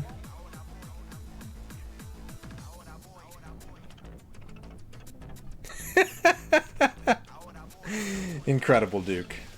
It kind of slaps, yeah. It's not offensive. It's not an offensive game to play. And I think people miss on that point because it's the tightest game and it's Blues Brothers 2000.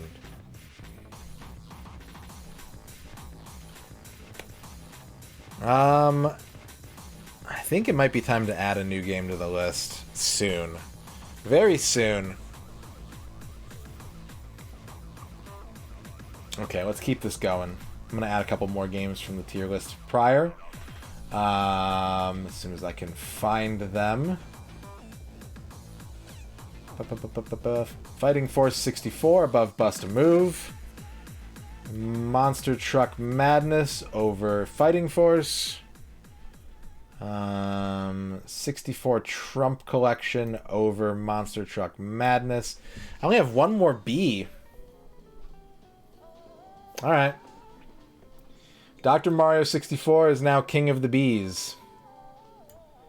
Promotion for Extreme G and Mickey's Speedway USA. Bub, Bob, Buck, Bust, Blues. A lot of bees. Yeah, Dr. Mario 64 is... I'm okay with that game being high B. Skirt. Alright. And I will add another new game to the bottom of the A list, and that's going to be Duke Nukem 64. Duke Nukem 64 is my favorite kind of PC port to the N64, which is to say, like, a little out of date, but done competently and put together correctly. Like, I wish there had been more older PC games ported to the N64 as opposed to them being like, all right, what's the big hit? Like, Carmageddon? All right, let's put that on the N64. Let's put Quake 2 on the N64. Like, Duke Nukem 64 is... It's good. It plays like Duke Nukem 3D. The controls are a little rough, but having co-op, especially with the debug code, enabling 4-player co-op is nice. And it works right. It works right. It runs at a decent frame rate. It's got pretty much the important content. People are going to be like, where's the strippers? And like, you know, I get it, but like, that's not what's important.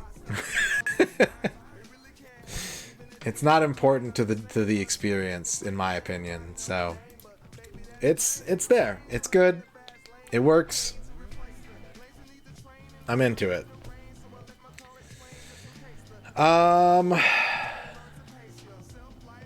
Blues Brothers to make up for this. There you go. Exactly, Bone Masher.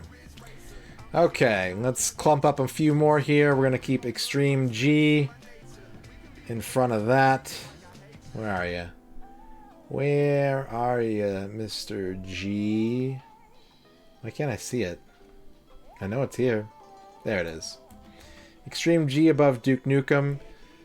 I'm going to let chat call me out and make sure that I stay in control about my Stockholm Syndrome with Mickey Speedway. We're going to keep Mickey Speedway without letting it get too far ahead. Hello, Top Boss. Hello, Top Boss. Goof sliding into A. I think it started out in D on the first tier list, and it's just it just keeps going up and up and up. Man, I don't really know where I want to put this next one. Yeah, I'm gonna do it. I'm gonna do it. You did not enjoy Mickey Speedway very much. Why is it an A? The music is amazing. The more away I am from that game, the more I really appreciate how good that soundtrack is. And it... hang on a second. I gotta set up another music to play. There we go. There's a level of technical gameplay to Mickey Speedway that most other kart racers ignore. There's a lot of blandness to it, but like the weapon design is extremely bland. The character choice options are very bland, but the tracks are kind of neat. And once you actually have to learn how to play the game to beat it, like it is a horrible game to play casually. If you're playing Mickey Speedway casually, I'd probably keep it in the D or F range. But it's a weird game that benefits from having to be 100%ed because it's deeper than Mario Kart in terms of its controls. Well, that's the backwards thing, right? Diddy Kong Racing came out, I think, 3 years before Mickey Speedway. You wouldn't know it by looking at it. Yeah, it's much later. But yeah, it benefits from being ridiculously complicated. It's hurt by it. It's hurt by it because I would not recommend it for casual play whatsoever.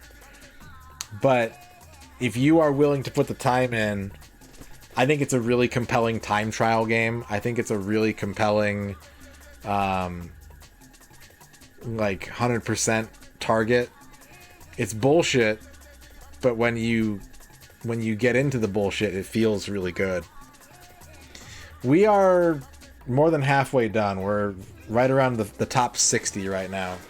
This is Duke Nukem 64's 60, Extreme G 59, Mickey Speedway 58.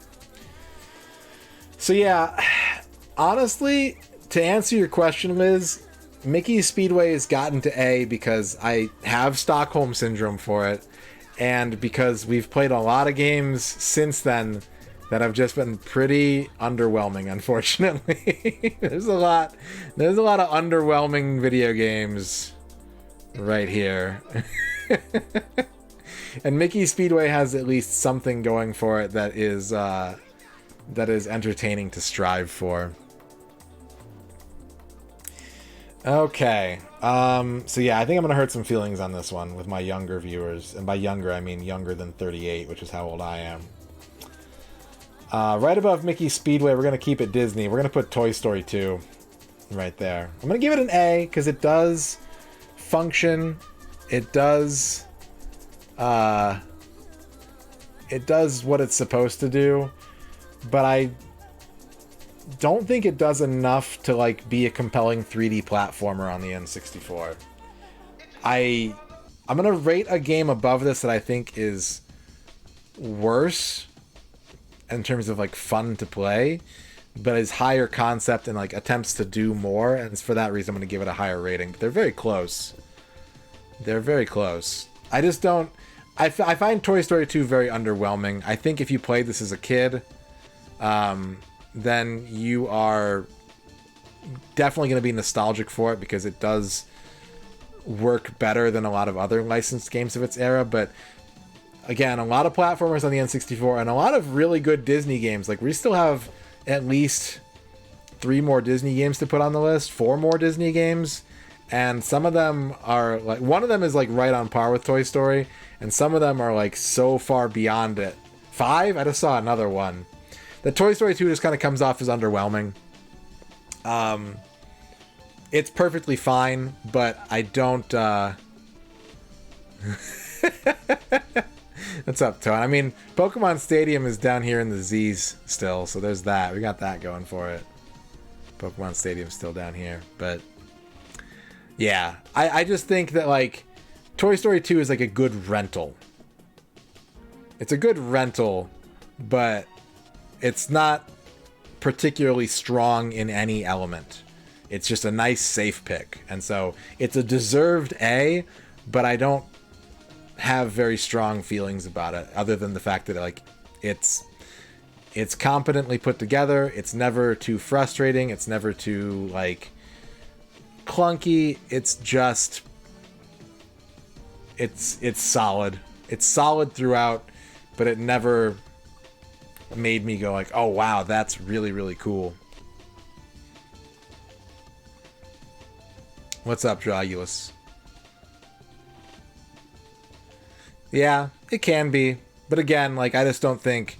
I think that casual experience can be replicated in regular Pokemon now.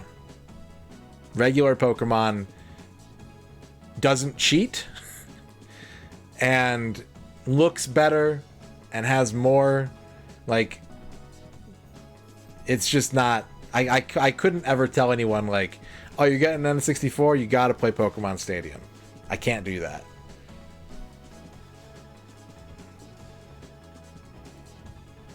What if renting them came back? People would just steal them. Like, you just have your credit card run for $140 all the time when you stole Super Nintendo games. Alright. After Toy Story is... man, I gotta do so much scrolling now. Nightmare Creatures and Paperboy.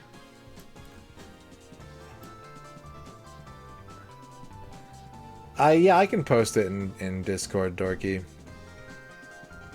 This has been a couple different playlists, though, so the one that right now I assume you're talking about.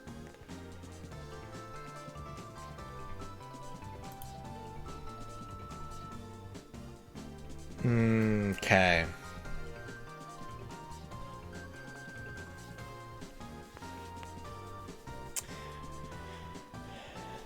It's an ugly game. It's a hideous game. It's one of the worst looking Paperboy games, but like it's still kind of charming, and it's like more desirable to play through than regular Paperboy. There's a better structure to it. And then the other Disney game that I feel bad putting this above Toy Story, but like Bug's Life at least isn't just a rote platformer. It's clunkier than Toy Story in a lot of places, but I appreciate that it's more of like a puzzle platformer instead of just like a regular like stage-based collector. The combat in Toy Story 2 is not responsive enough to feel good, and A Bug's Life also has that problem, but they kind of mitigate that by going like, you shouldn't be engaging in combat until you've solved some of the puzzles in each level. So you get a sense of like mini progression through each of the stages that I think feels kind of good once it's going. It's harder to get going than Toy Story, where like Toy Story you drop in and you're as good as you're gonna be. But like A Bug's Life, having like incremental stage upgrades gives you a better sense of like moving forward and getting better. And I think it's a little more interesting of a game than Toy Story is. Maybe not as solidly executed, but more interesting. So I'm gonna give A Bug's Life the slight nod over Toy Story. I think I gotta add a couple more games here real soon, actually. I think we're gonna clump up a bunch of the newer games here real fast, because we only have five of the... This is how bad it's been, this last group. We have 5 of the previous 20 left. We're still in the A tier with 4 tiers above it, but, you know, it is what it is.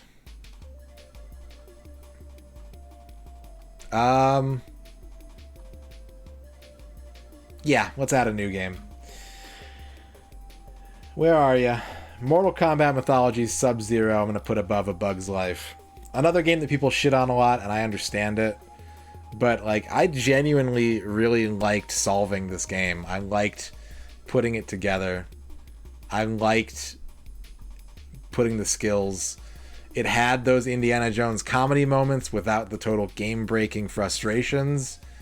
And I don't like Mortal Kombat games, but I genuinely had a lot of fun with that game. And, like, I understand why people don't like it, but I would rather play this than real Mortal Kombat games.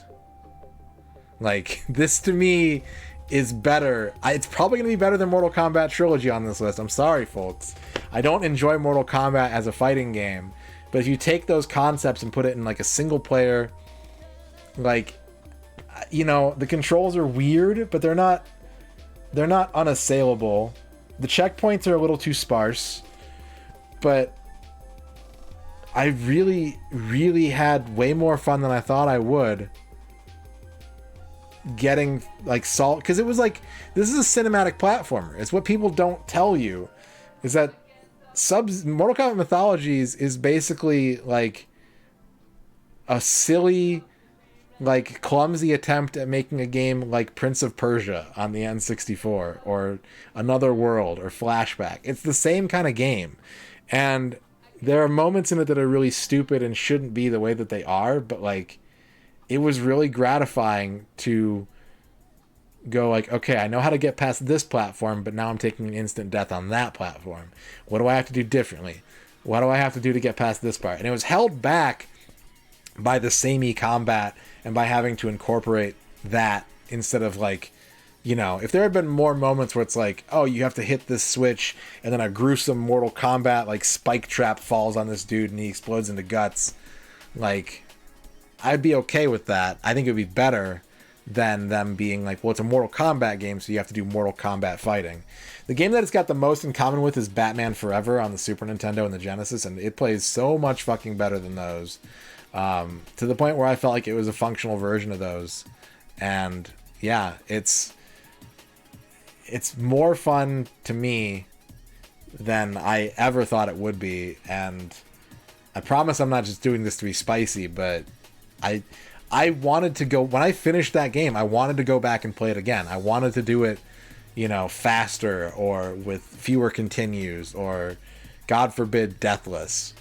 And yeah, it was just like, I wanted to go back in after I finished it. I understand it being frustrating and rough, you know, but I wasn't relieved to be done. I was, like, excited that I got through it. But then I was like, damn, I can't. I think the thing I literally said was, like, I can't wait to play this again later and, like, see how I do. because the way that it felt at the start of the game and the way that I was playing it at the end of the game were night and day. And it was rewarding to have that knowledge and that technique built in and use it on a subsequent, faster, more competent playthrough. So, yeah, I liked it. A tier. A tier for MK Mythologies. And then we're going to drop Snowbow Kids above that. Back-to-back Chili games. Bust a Move 99 above that.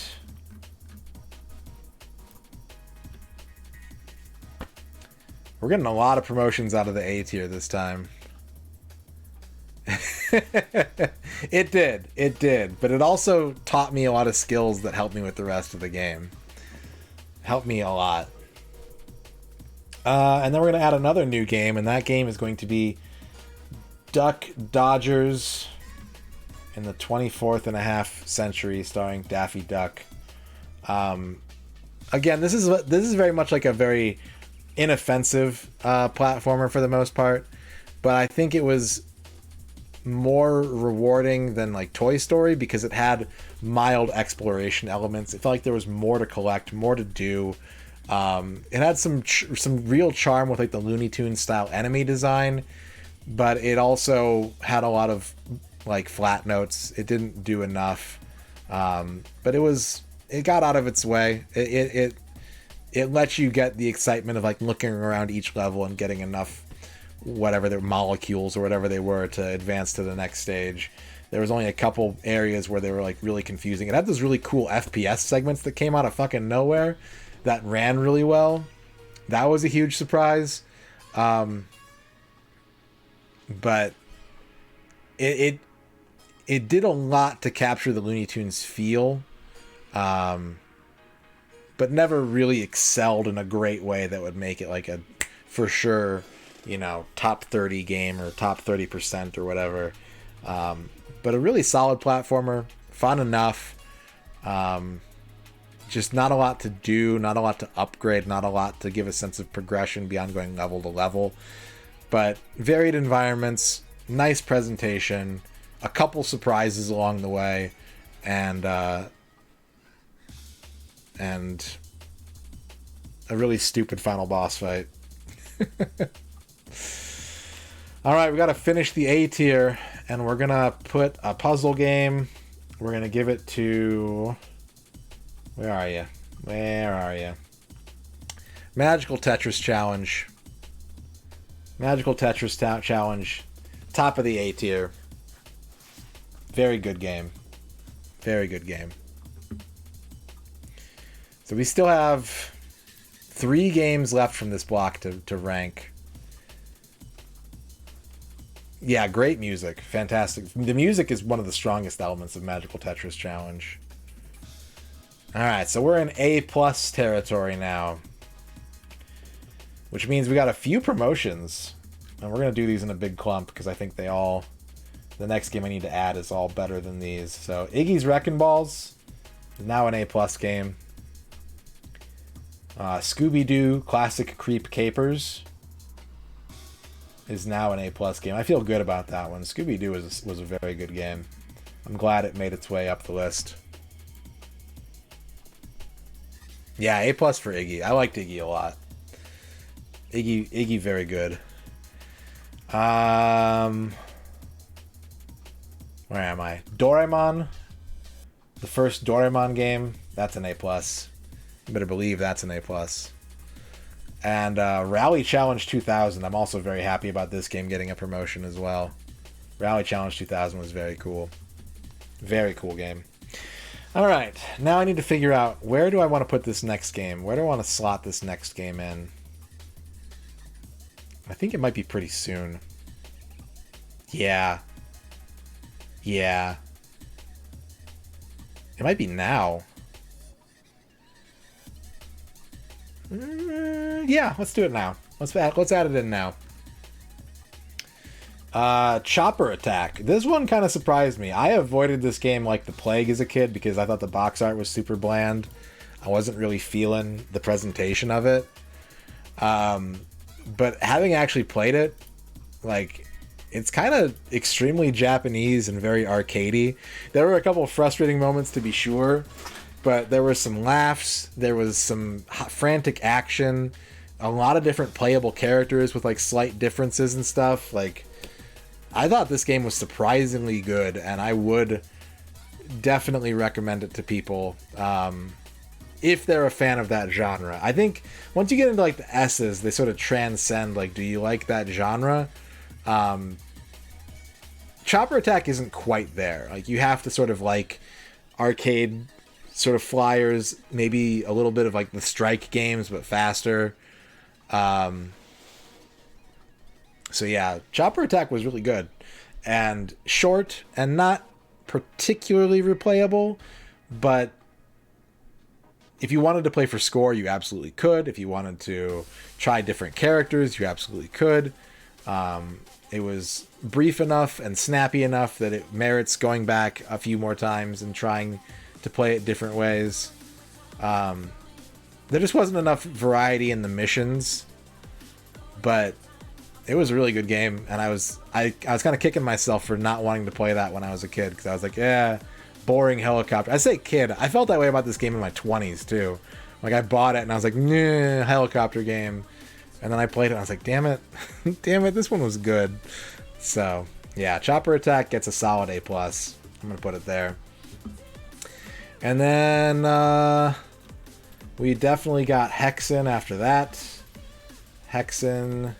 We got Road Rash 64 after that. We got Knife Edge Nose Gunner after that. Only a C for Battle Tanks, yep. It is Sonic Frontiers music.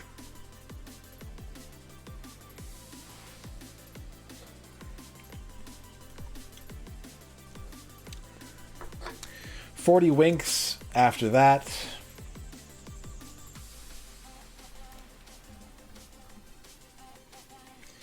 The rest of this list is not going to be very exciting because, again, we only have 2 more games to add. Knife Edge it's the only game of its genre on the N64. It's got really interesting visuals. It's got 4-player co-op. It's a nice arcade game with like a lot of route branching that's not just, pick a direction. Like, the things that you do make the levels change in small incremental ways. So if you do experiment or like perform better or worse through sections, you'll see different parts of the level over and over again. Really solid arcade style game.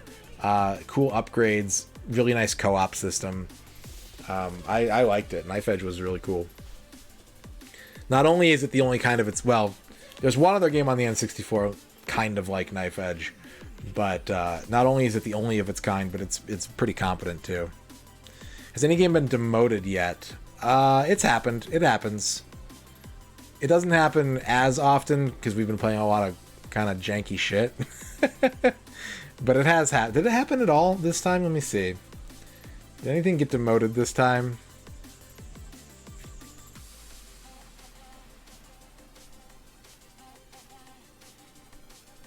I don't think it happened this time. But if we were to play like a bunch of good games, it would knock some of these down. Because like basically 3... Because I'm adding more games to each list with each tier gets more games every time we do this update. More slots open up, and so the ones at the front of the line can get bumped up. But if we played like a big clump of kick-ass games, like some of these would probably get knocked down a little bit. Alright, where are we? Miss Pac-Man Maze Madness above 40 Winks. Yeah, I'm okay with that.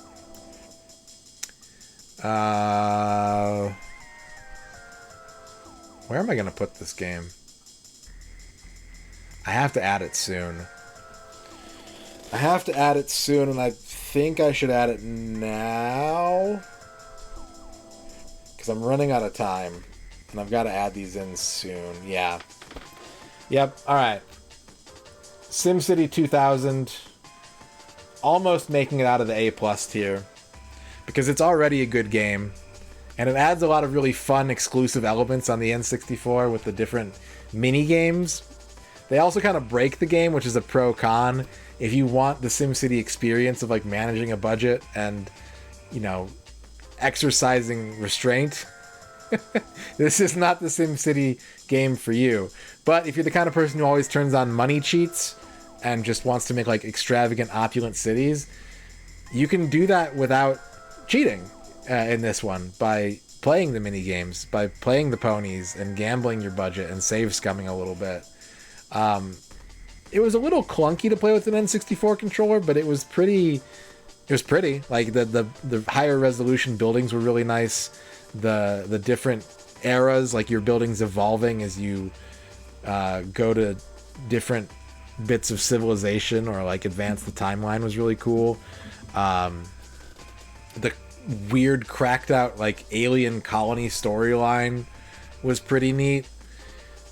I couldn't say that that's the, if you're going to play SimCity 2000, that you have to play the N64 version. I wouldn't say it's the definitive version, but it's a really neat alternative to like the PC. It's a really neat alternative that adds some interesting stuff that breaks the game, but breaks it in a fun way. I don't think it idealizes what SimCity is about, but for people like me who are like interested in city builders but bad at the kind of strictness of the reality of them, it gives you the ability to have a little bit of fun and play around, but still work on playing the game instead of just entering cheat codes. And I respect that a lot. I really enjoyed that quite a bit. We only have one more game to add to the list. Where did I say I think I made notes on where I wanted to put that. Let me see. Did I? Nope, I didn't. Alright, so all I gotta really do is think about where I want to put this game. And once I figure that out,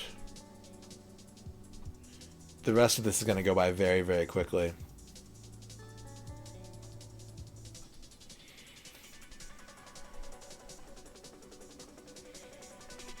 Yeah, I know where I'm putting it. Okay.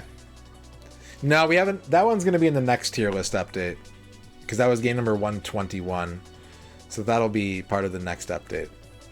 All right, so it's time for the lightning round. It's time for the lightning round. We have one more A+ to give, and a lot of promotions this time. International Track and Field 2000, A+, King of A+. Great aesthetic to that game. Very fun arcade action. That game was sick. That game was so good. So good. It's going to be S very soon. I know it will be, but for now, it's going to be the King of A+, and that's fine. All right. Which means we got promotions for Kobe Bryant in NBA Courtside has achieved S tier status. Tigger's Honey Hunt has achieved S tier status. Chameleon Twist has achieved S tier status. And Cruisin' World has achieved S tier status.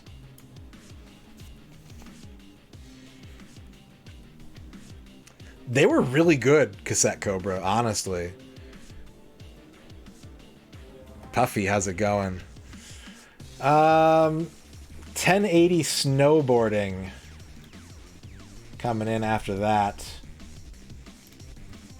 in the S tier. Donald Duck Going Quackers, another Disney game, going in after that. Glover going in after that. And the we haven't done any of the Rush games yet. And the final edition for this version of the tier list, Star Soldier Vanishing Earth.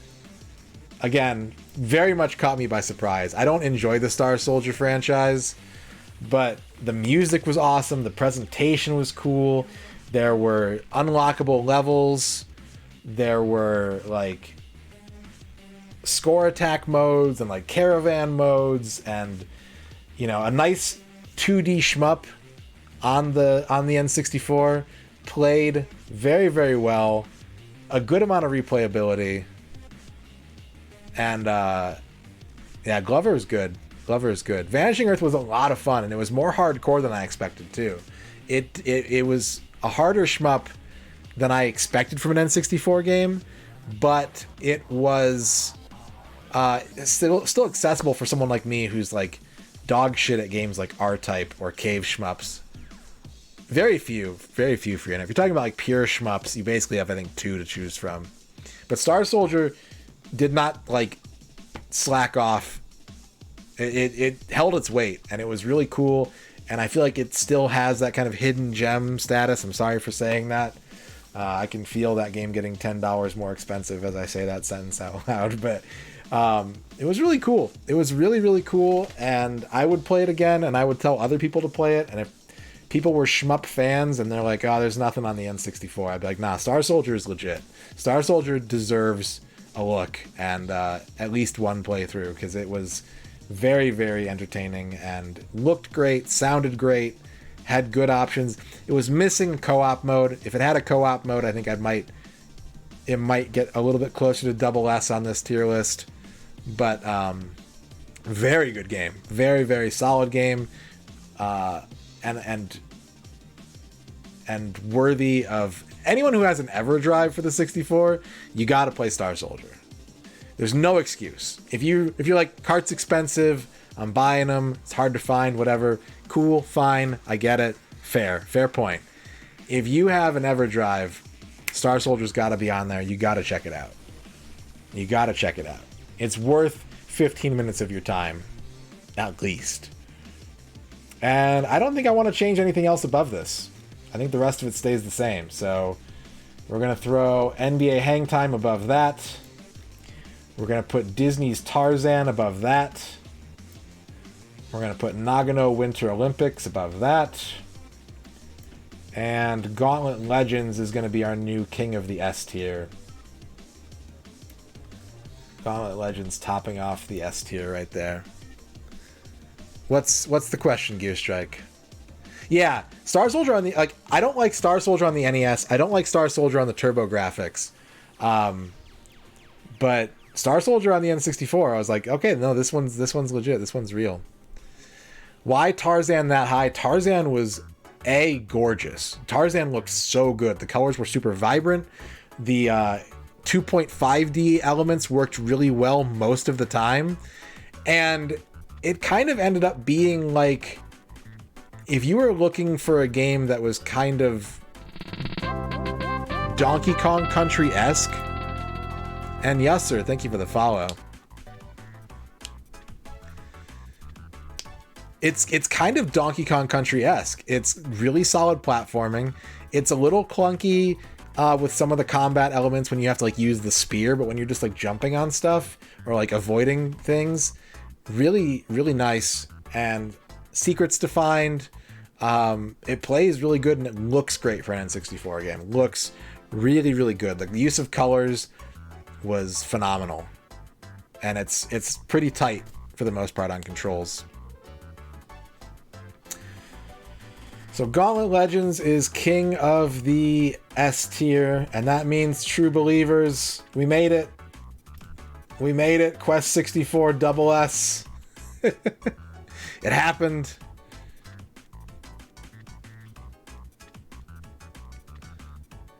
Shadow Man above that. Shadow Man above that. Yoshi's Story above Shadow Man. All these are now new to the double S ratings. Quest 64, Shadow Man, and Yoshi's Story, all new double S games. And then we got Mario Kart after that. Mario Kart. We got Excite Bike after that. And we got Diddy Kong Racing after that.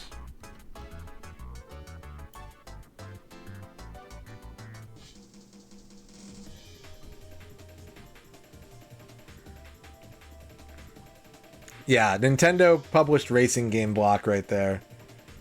Or I guess one of those is rare, but you know what I mean. You know what I mean. And then we got Kirby 64 after that. Kirby 64. Tony Hawk 1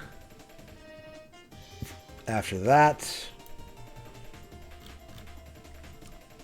Bomberman 64 after that. So not a lot of shake up in the upper echelons here. Oh shit, I forgot South Park. I missed South Park.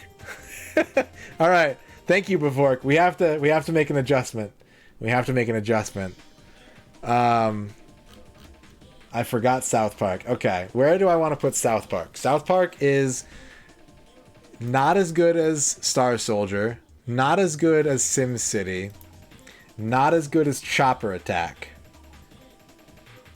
Not as good as Duck Dodgers. So we are operating in the... What space are we in right here? Where's Duck Dodgers? Okay. So we're not worried about A+ and up. We're not worried about A+ and up. Did I like it more than Mortal Kombat Mythologies? No, I didn't. Did I like it more than Toy Story?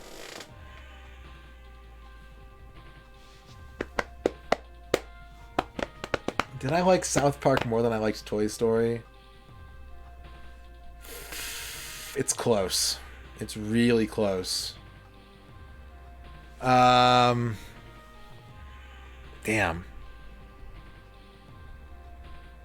Thank you for pointing that out, Bavork. I think I'm guilting myself into putting South Park lower than Toy Story.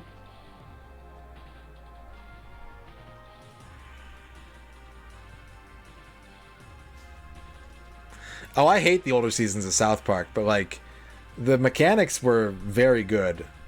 Okay, so I know I liked it more than Duke Nukem. Duke Nukem, so it's definitely an A tier game. It's definitely A tier.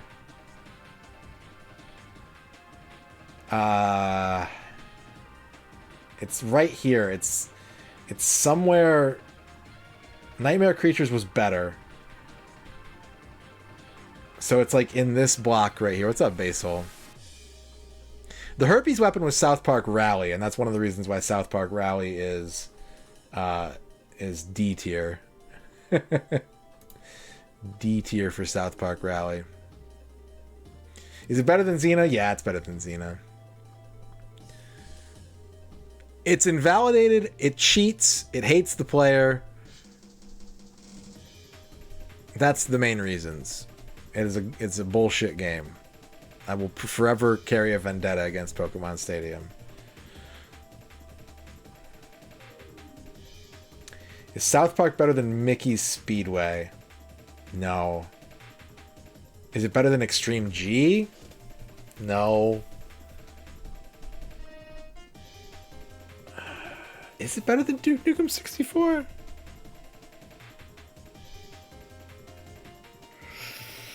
Maybe not. Maybe it's even lower.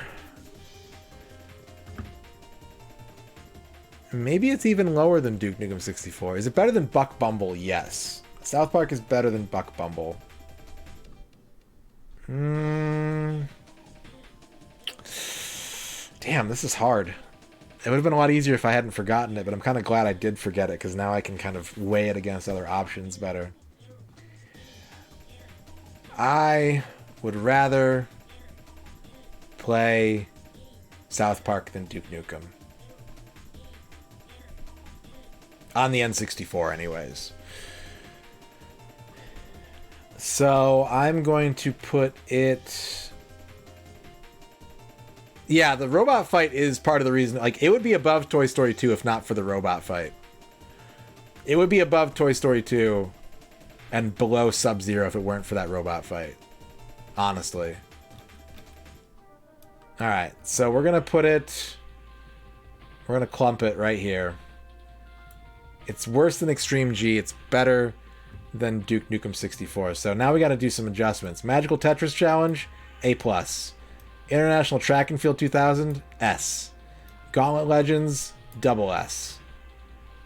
There. I'm very okay with that. I'm very okay with that development.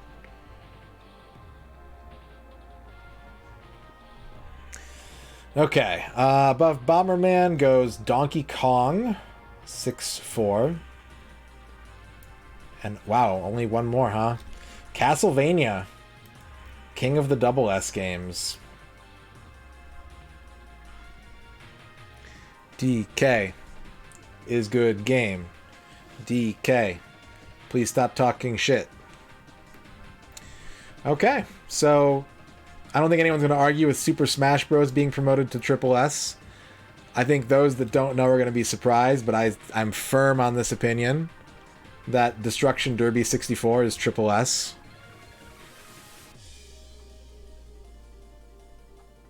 Well, that's the thing, Cassette Cobra. For me, as a completionist, it's constant progress. You have 1,250 things to do, but you're always doing it. You're never stuck in that game. You're always getting something done. It feels great to me. Feels great to me. And then our standard Triple S stays the same. Wave Race, above Destruction Derby. Mario Golf, above Wave Race. Banjo-Kazooie, above Mario Golf. Pilot Wings, above Banjo. Shadowgate, above Pilot Wings. Pokemon Snap, above Shadowgate. Star Fox, above Pokemon Snap. Mystical Ninja in the bronze medal. GoldenEye with the silver medal. Mario with the gold medal.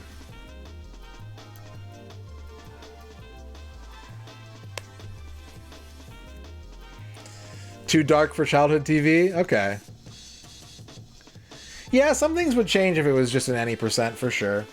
Pokemon Stadium would still be real fucking low. Bomberman 64 would probably be higher. Mickey's Speedway would probably be lower. Be a lot lower. But yeah. Yeah. You've only not played 2 of the Triple S games.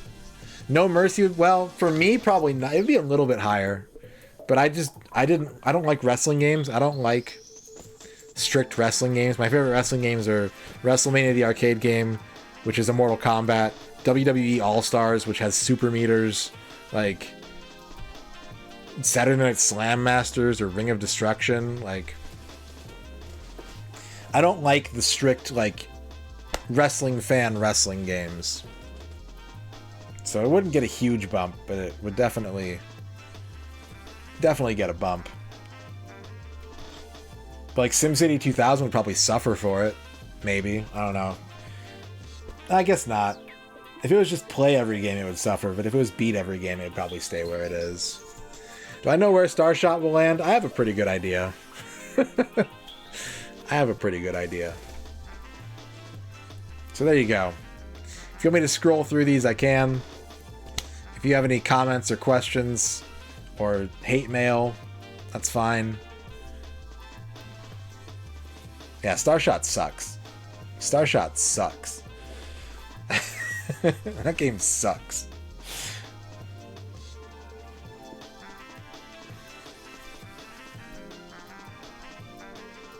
Horrid little man.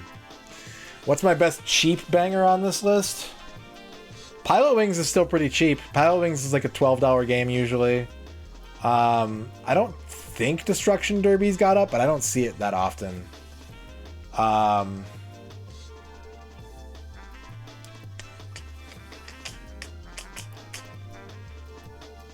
think you can still get Nagano for pretty cheap. Kobe Bryant is under $10, or it's around $10. Pilot Wings does need a Switch game. Pilot Wings needs a bunch of games. Only 20. Usually we sell it for closer to 40, I think, but maybe it's popped. Hopefully it's popped.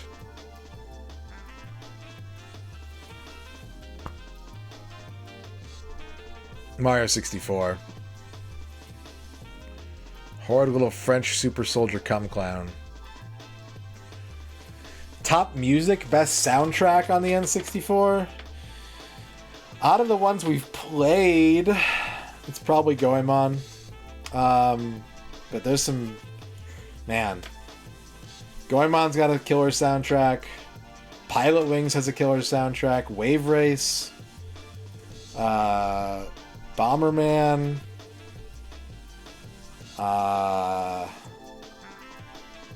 Star Soldier was really good. 1080's pretty decent.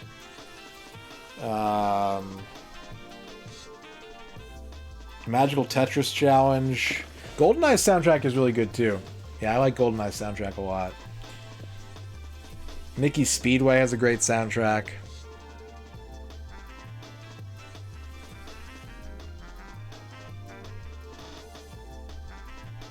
We haven't finished Bomberman Hero yet. No, haven't done that one yet.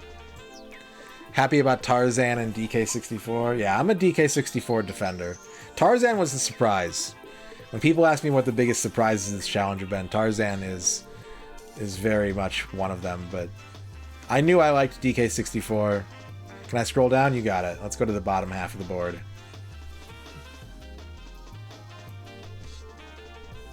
There you go.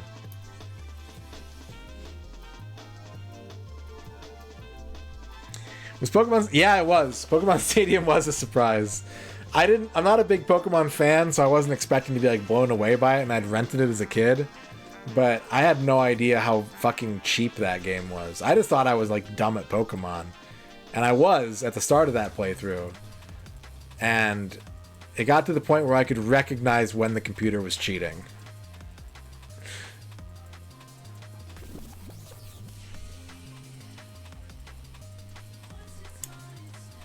Yeah, Batman Beyond is another one that's like, it shouldn't be lower than Rugrats Scavenger Hunt, but I'm angry at that game for flashing promise. It input reads, and it rigs odds in its favor. Those are the two main things that it does. Stadium legitimately input reads, and it almost assuredly... I'd love for someone to go into the code and prove it for me, but... Yeah, like, so you'll put in your move, and the computer will know what move you're putting in when it chooses its move.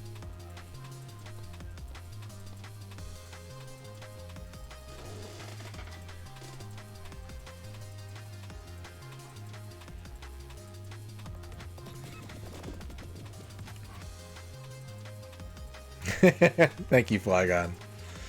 The mini games are fine. Being able to play the Pokemon games on the N64 is cool. I've always been bummed out that it only works for the Pokemon games, that they've had to like recently hack in support for select other Game Boy games. If it had been like a Super Game Boy front end for the transfer pack, I don't know that I would give it better marks, but I'd be way more recommending that game for sure. So here's the case, Liz, is if you, what was it? It was something about the computer, like, tagging Pokemon out to avoid attacks. Like, if you were using an attack that certain Pokemon types were immune to, it would tag to one of those Pokemon if it had one on its team. To the point where I was able to manipulate the computer into eating explosions, or getting it to avoid explosions, but it would know if you would do a certain move and it could get immunity for it. It would tag out 100% of the time and give it that. Macaw 45, big raid! Oh man, a bunch of people are about to get really mad and confused at me that are new to this channel. A bunch of people are about to go, yo, what the fuck? How's it going, Macaw? I hope you had a good Pocky and Rocky stream. I'm going to pull up chat on my phone because I have a lot of windows open right now and I can't see chat very well at the moment. So give me 1 second. Hi, everybody. How's it going? Look at these loops. Oh, wait. He's got a looking to the side loop. Yes! He's got looking to the side loop.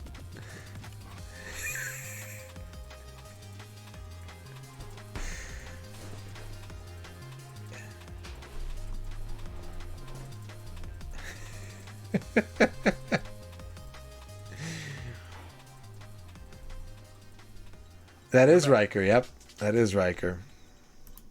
Oh, wrong. There we go. Fucking Piscopo. Hi, everybody. Please play Pocky and Rocky 64. I wish I could. I wish that existed.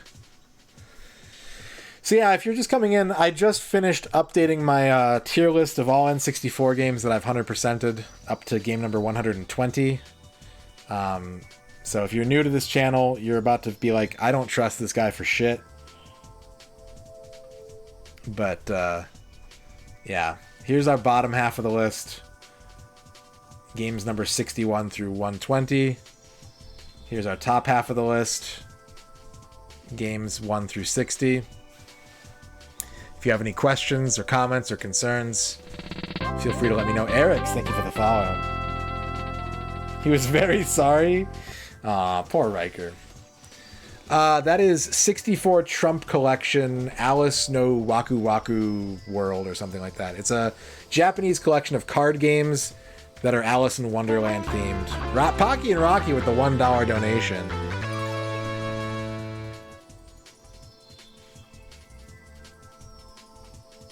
I don't know why everyone calls it Pocky and Rocky. All anyone actually plays is the cute Tanuki. Not me. I don't know if everyone secretly Pocky wishes man. to be, or be as cute as, Rocky, but it's really weirdly specific how it spreads to very much not furries. Please help. Always been a Pocky main.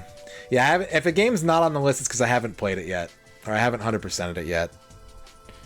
Sabletooth. That's why there's only one Bomberman game on the list. Blues Brothers 2000 is not as bad, I don't think, as people make it out to be. You nudged the Bust-A-Move games a bit higher? Yeah, I think that's fair. I think that's totally fair. Nagano has good jams. Nagano has very good jams. I'd put it in the top 25%. Nagano has very good jams. Haven't done Blastcore yet. But no need for a sad face. That just means you haven't missed my playthrough of Blastcore. Elmo games are in the Z tier. Mainly because I couldn't recommend them to anybody. I don't think they're very good teaching tools. I don't think they're very good video games. But they're not as offensive as some of the other games in the Z tier. Yeah, lots of good N64 games yet to be played. Haven't done the second or third Goemon game. Secret import Goemon game. Batman, the problem with Batman is that the biggest thing that Batman did wrong is that when I started the game, the very second I started the game, it was like, hey, we've got these 4 different suits, all with different gadgets and moves. And like, you know, what do you think about that? And I'm like, damn, that sounds really cool. And then the game was like, nah, fuck it. We finished this game in 24 hours. Have fun. Like, it's a bad game, but it did the worst thing possible where in like the first 20 seconds, it was like, we got this thing we're going to show you. Never showed it. Never delivered. Norms 8200, thank you for the follow. Yeah, there's a Goemon Sugoroku board game on the N64 with like monster catching and battling elements and transfer pack support. Yeah, I wish Earthworm Jim 3D were a good game too, Bilbo. I agree with that. Destruction Derby, yeah, Destruction Derby, one of the best N64 games you can get, in my opinion. Destruction Derby is fucking top tier. Excellent game.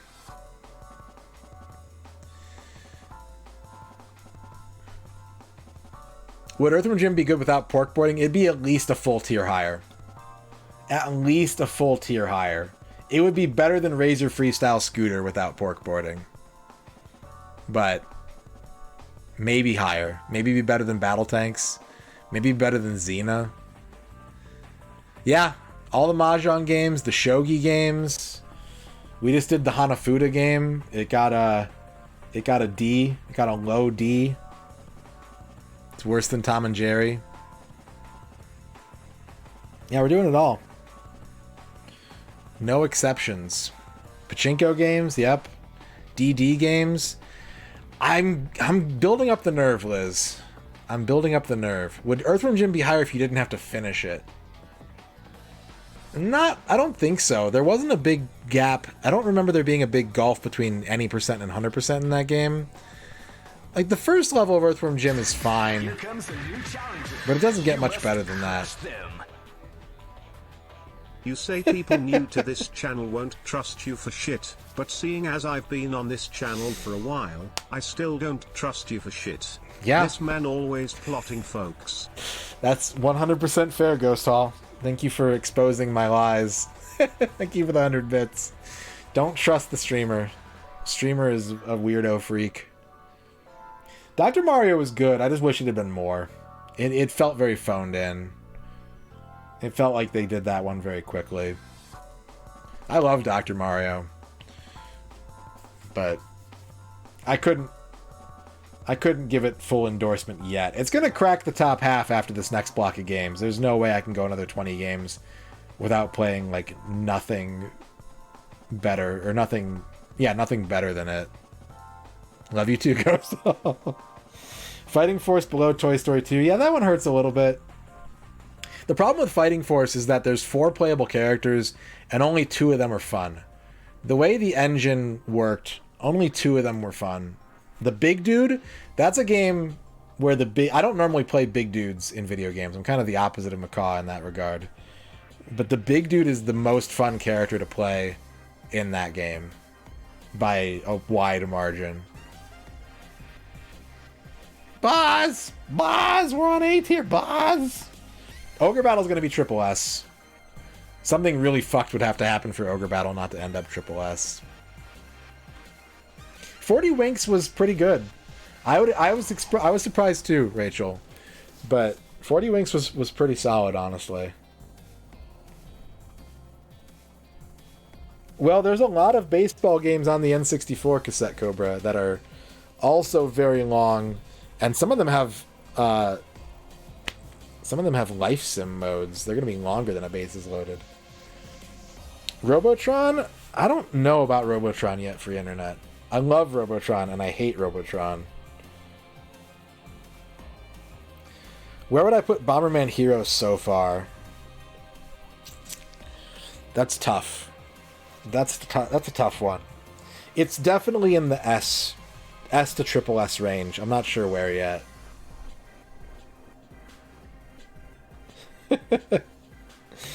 It's definitely something with an S, though. Diddy Kong Racing above Mario Kart? Yeah, not by much. It used to be a lot higher for me. The more I replay Diddy Kong Racing, the more that I feel more lukewarm about it, but it definitely is a better game than Mario Kart. Haven't done Perfect Dark yet.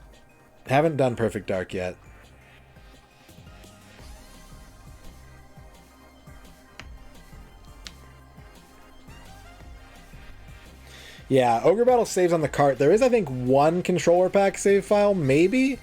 Is the suspend file on the cart or on the pack? I'm not sure, but either way, it's not necessary to use. Yeah, Perfect Dark completion is going to be a task. Absolutely going to be a task. I have kind of the same problem that I have with Bomberman Hero that I do with Bomberman 64, in that it's not what I'm looking for when I play a Bomberman game. So, but they're both good games. They're both very good. It's just not the Bomberman experience I'm looking for. So it kind of depends. I think Bomberman Hero is going to end up higher than 64, but I can't imagine it'll be much higher.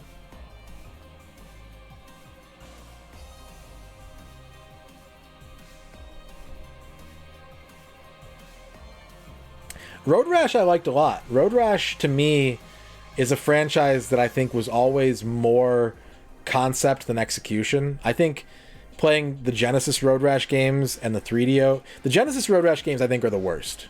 And I know that might not be a popular opinion, but, like, they run like shit. They kind of play like shit.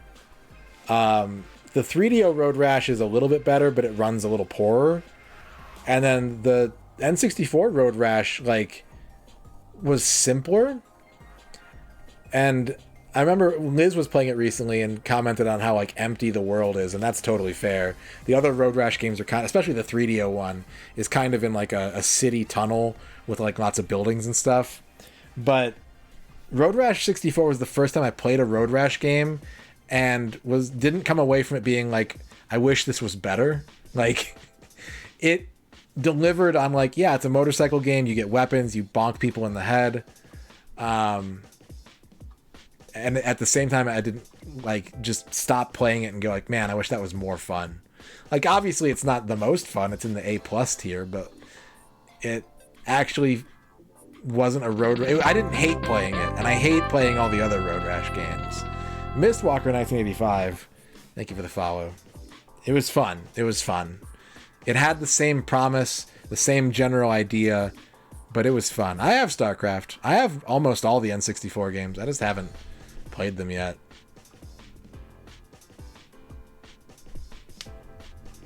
It was also shorter, because I almost beat the 3DO Road Rash. I would probably say the 3DO Road Rash was better in a lot of ways, but that game's completion goals are thoroughly unhinged and stupid. Road Rash 64 was simpler and easier and more approachable for sure to get to the end of it. Yeah, the FMV would be nice. Having Soundgarden instead of Sugar Ray, yeah, that would be nice. That would be nice. But I have to give it high marks for finally making a Road Rash game that I thought was nice, that I wanted to keep playing instead of being like, damn it, why is this so shit? I love the idea. Why is it so shit?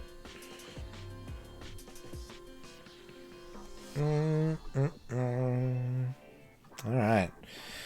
Which game was the coolest or most interesting but that ended up rating lowest for playing bad? Probably Indiana Jones, right? Probably Indiana Jones. What else had like high concept? And Sarge's Heroes, I think, is a game that the way I talk about that game, I think if it were a dual analog stick game or had any kind of defense to it, would be B or higher. But the game pigeonholes you into playing it a specific way that's not very fun. But yeah, Indiana Jones is probably the main culprit for that, Duke. The Indiana Jones would be an incredible game if it worked. It does not work. Cruisin' USA could stand to be better. I mean, you look at the like Cruisin' USA being in the F tier, Cruisin' World being in the where did it go? Being in the S tier says a lot about the lack of execution on this port in particular. Z for Zelda.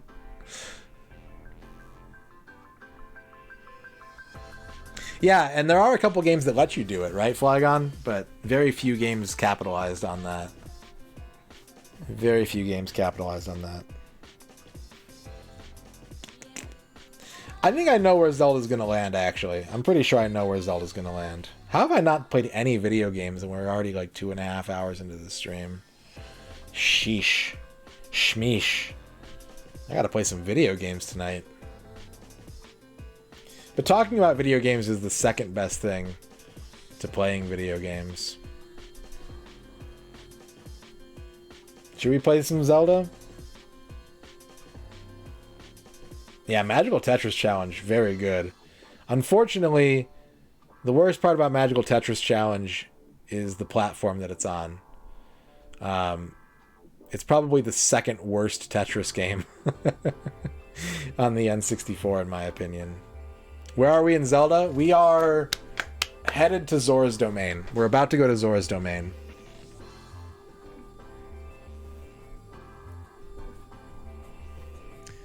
Thought that we'd be buying video games. There might be a video game in the mailbox right now. There might be a video game. Did you check the mail today, Aaron? I forget. I think you said you were going to, but I don't know if you did.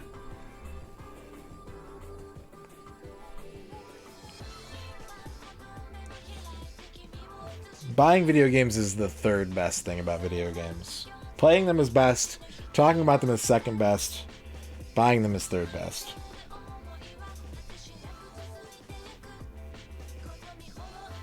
Okay. Yeah, we can play some Zelda. I'll be posting the March schedule to Twitter and Discord.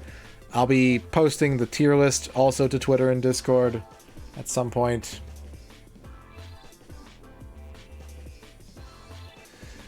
Imagining how much fun you'll have playing video games? That's pretty good. That's pretty good.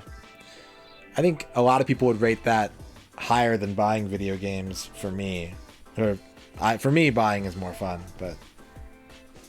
Because I have accumulated enough video games that... that I can just play video games.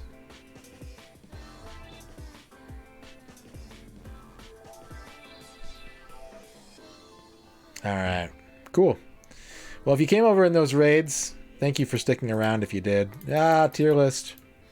And if you missed the schedule for March, I'll post it up here as well. We'll show it on screen real quick. This is my March stream schedule. Bloop. It's all incorrectly formatted. There we go.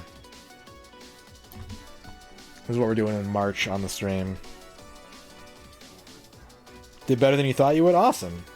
Very cool. So we're dialing back on the N64 a little bit in March. We're going to be theoretically, all times in Mountain. These are Mountain times. Theoretically playing more Front Mission and Saga and a little bit of Kingsfield and maybe some other backlog games once we finish that. 7 sounds right. Yeah. No, it's just, they're all normal length, but if I made them go down to 1 a.m., ignore that 10. Let's hang on a second. There. Here's the March stream schedule. There's still going to be 9 p.m. to 2 a.m. typically.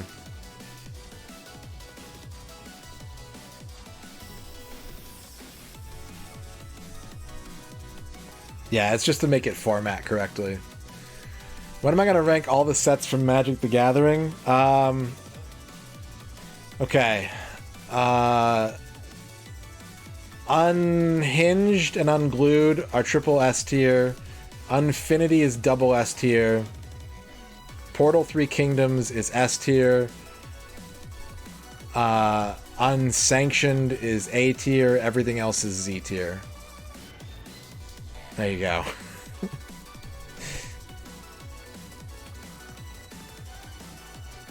Portal 3 Kingdoms has horsemanship, so it deserves S status. And it has, like, 3 Kingdoms dudes in it.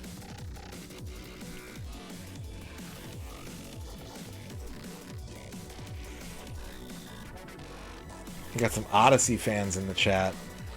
I see you. I don't think I really know anything about Odyssey or Homelands.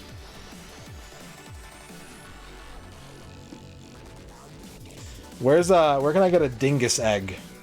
What sets have Dingus eggs in them? That's a good card.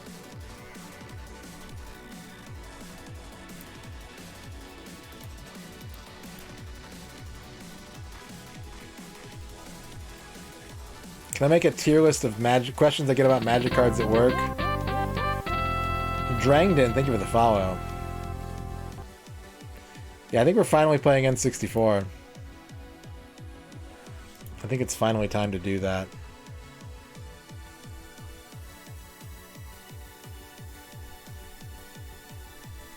Did you just do a redeem? A pause and reflect? Haven't I paused and reflected enough? It's been 3 hours.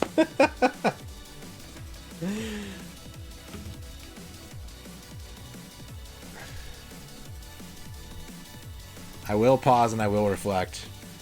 I don't have any pickups this week aside from Final Bar Line, which we streamed yesterday.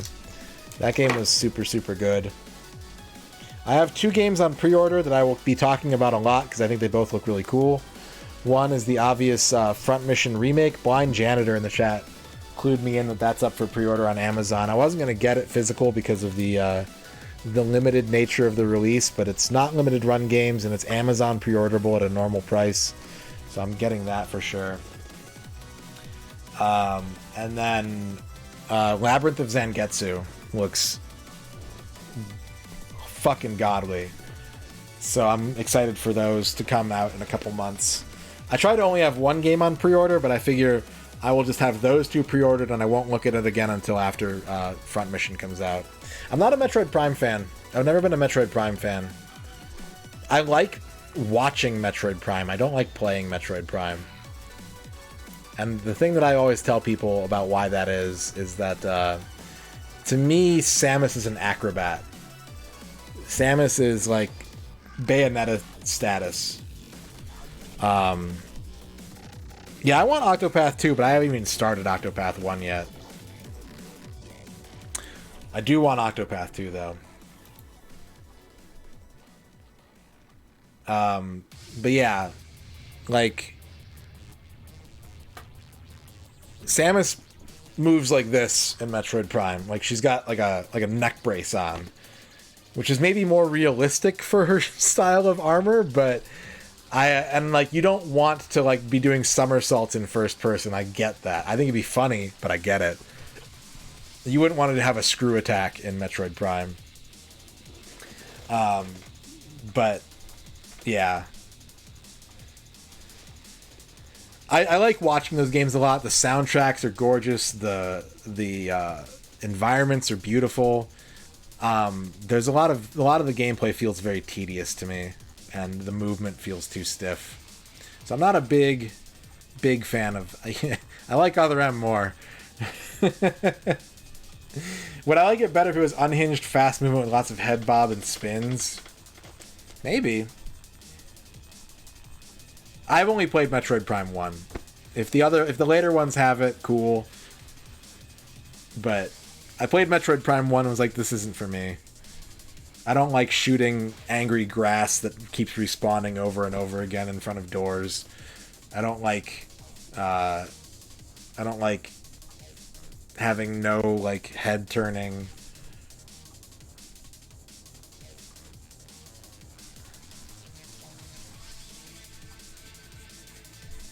So yeah, I'm not a big Metroid Prime fan, but I like watching it.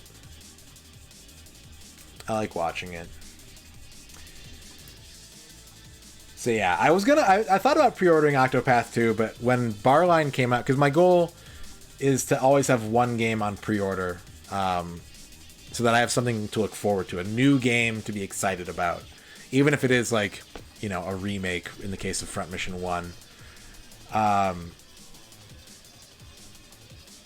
And so when Final Barline came in, I was like, oh, Octopath 2 would be a good one, but it came out in like a week. It was like a week from Barline, and I'm like, it's not going to give me enough time. Like, that's just me throwing money at a game, and I want to build anticipation. So I needed something that was a little bit farther out. I do still need a pachinko controller, Quicks. I do very much need a pachinko controller, but I don't have the pachinko. The only pachinko games I own are on the N64, and there isn't an N64 pachinko controller. Otherwise, I would already have one.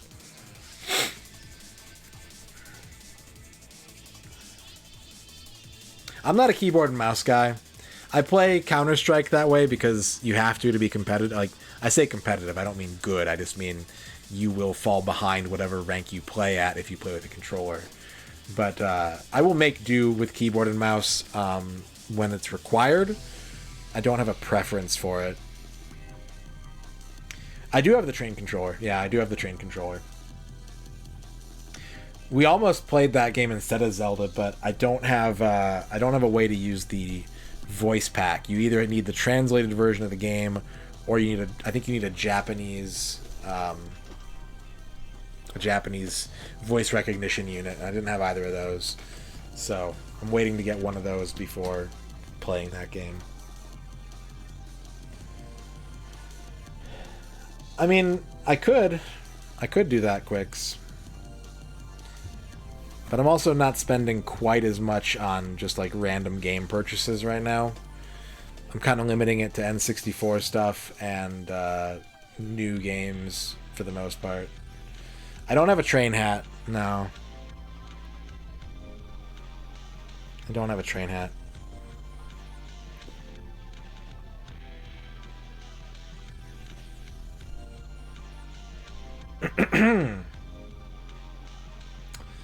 Okay. I need something to drink. I've been talking for 3 hours. I need a beverage. And I probably need to go to the bathroom too. So let's do that. Thank you, Shadrock, Shio, and Flygon for what would have been like 10 minutes of pause and reflect if we didn't have so much housekeeping to do on today's stream. What time is it? Probably a regular water and a regular sparkling water, but I need to go to the bathroom too. I need to like actually take a break, so you don't have to get them for me, and I appreciate it though. If you guys want to do no misses and stuff, I'm down. I'm down to do that tonight instead of playing Zelda. I do have a glass, yeah. But I definitely need to use the toilet, and I definitely need to hydrate in some form or fashion. So thank you, Macaw45 for rating. Thank you, Chubo for rating. 70 bits. Thank you, Rushok, for the 70 water and piss breaks. Water and piss if you want to see some video games, stick around. //water and but I piss definitely break need to take a quick break alert. before we get into anything. // So I'll be back in a water second. and piss break // alert. // water and piss break // alert. // water and piss break // alert. // water and piss break // alert. // water and piss break // alert. // water and piss break // alert. // water and piss break // alert. // water and piss break // alert. // water and piss break // alert. // water and piss break // alert. // water and piss break // alert. // water and piss break // alert. // water and piss break // alert.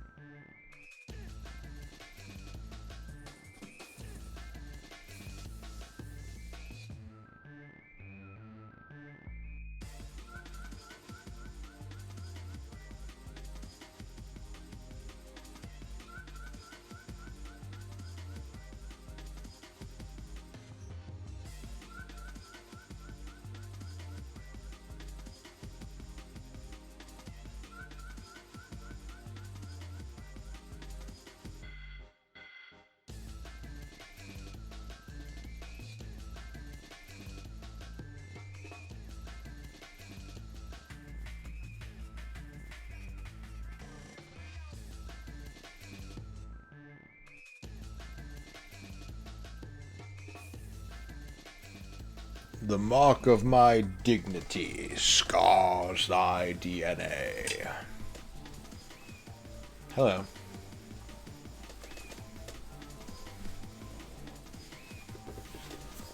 Ooh. A lot of mahjong.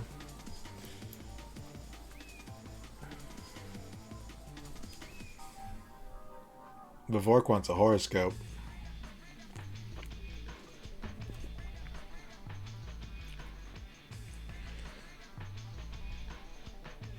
Alright, I can close some of these windows now. I needed like 4 windows open to do that tier list. It was nuts. But now I'm back to streamlined 2-monitor mode.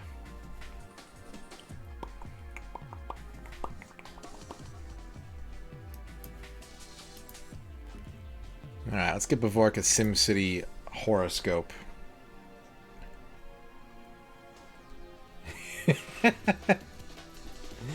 Porno genres.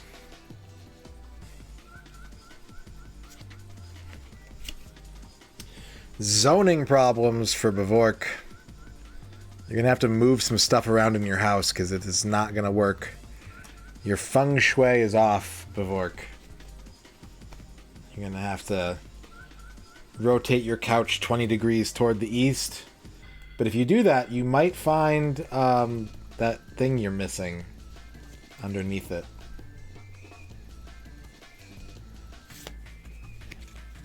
Gearstrike wants a horoscope. Gearstrike, you got the river. You got the river flowing right through the library of Saturn content. Maybe not lingering on much for now, but just drifting by everything, seeing the sights, and leaving a trail that everyone can use to cool off in the summertime months. Summer Saturn.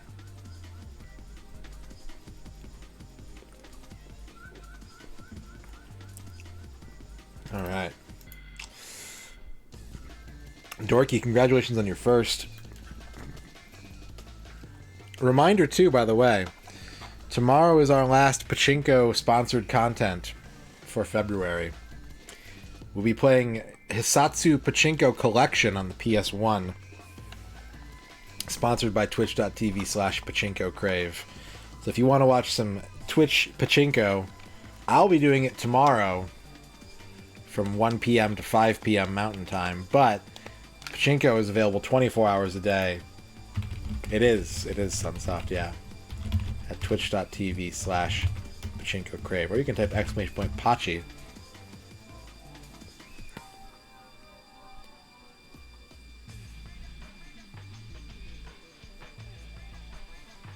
What's Pachinko Crave playing right now? What's on Pachinko Crave right now? Let's hop over there real quick. Heiwa Parlor Pro. We have to play a Heiwa. We have to play a Heiwa and a Parlor Pro, but not both. Weird. Oh, there's like sumo dudes wrestling right now.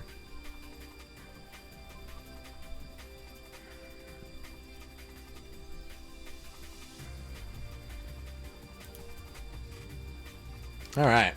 Time for Zelda, and in preparation for the fishing minigame and the Stone of Agony, or whatever the fuck it's called, I did grab my Rumble Pack, and I do too, Bevork. Dizzy Dizzy Dino has been doing those. Dizzy hasn't been streaming lately. I think they're in Vietnam right now. But Dizzy Dizzy Dino has been live translating the Pachipara games, and it's been a trip. It's been so good. I mean, you're welcome, sell your peptide cake, but that stream sponsored my stream, so thank Pachinko Crave for sponsoring this stream and supporting me and spreading the word about their stream. Change the stream description. That's fine. It says Ocarina of Time, so we're good. We're good. Let's go ahead and turn that on now. It's time for Zelda. Ocarina of Time. Time for time. Time for timer. Hanker for a hunka. Chanker for a chunka. Hanker for a hunk of cheese.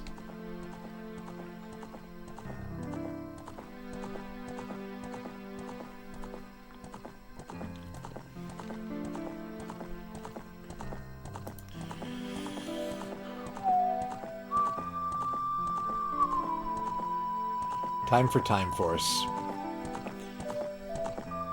What's the best Power Rangers series? If you're not a prisoner of the nostalgia of Mighty Morphin Power Rangers, what's the best Power Rangers, American Power Rangers series?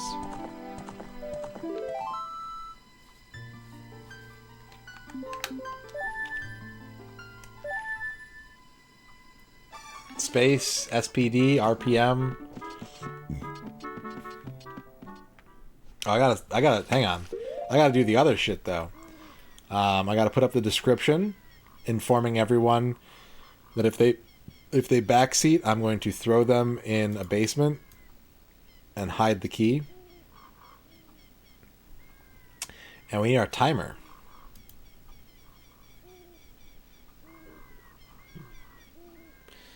I think the nope file was when I was playing this on stream like 4 or 5 years ago.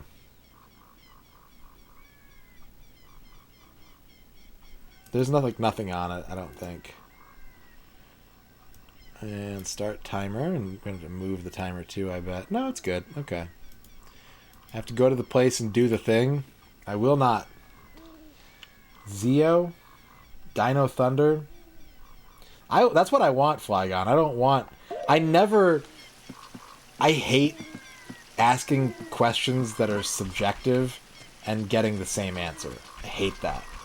I don't like when there's like a de facto correct answer to a question of taste. I want people to have spicy, like, no need to explain, just like emotionally, this is my favorite one. This is the one I like. Which is why I had to exclude Mighty Morphin, because I think a lot of Americans, at least, would be like, that's the one, fucking Tommy, baby. That's my dude, Dinozords. I was gonna ask that as a follow-up question, Duke, like, best American Sentai that's not Power Rangers.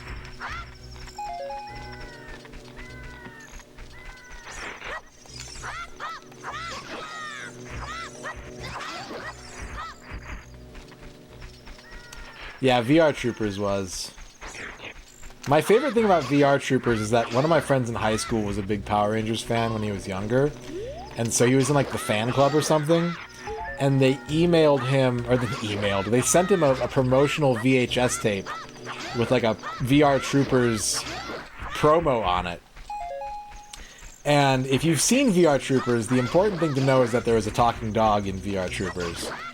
And in said show, he has like a very distinguished like voice. He's like, yes, we need to go to the virtual zone and stop Golthar or whatever. But in the promo, he's like, oh my god, I can talk. It's such a great contrast.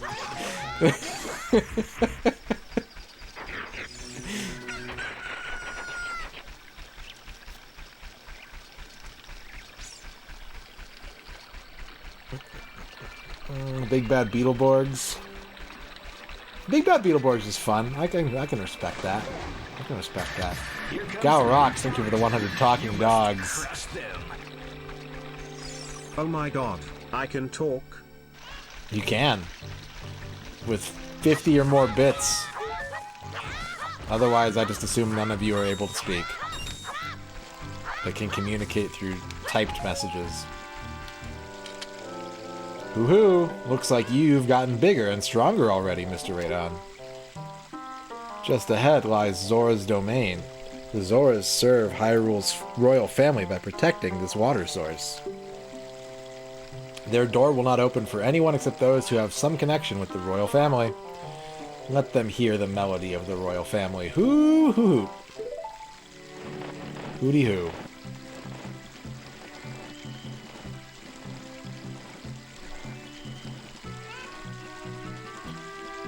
There were so many, like, not even, like, if you discount all the ones that were just, like, clones, right? Stuff like tattooed teenage alien fighters from Beverly Hills, or... Wait, what? Wait, what?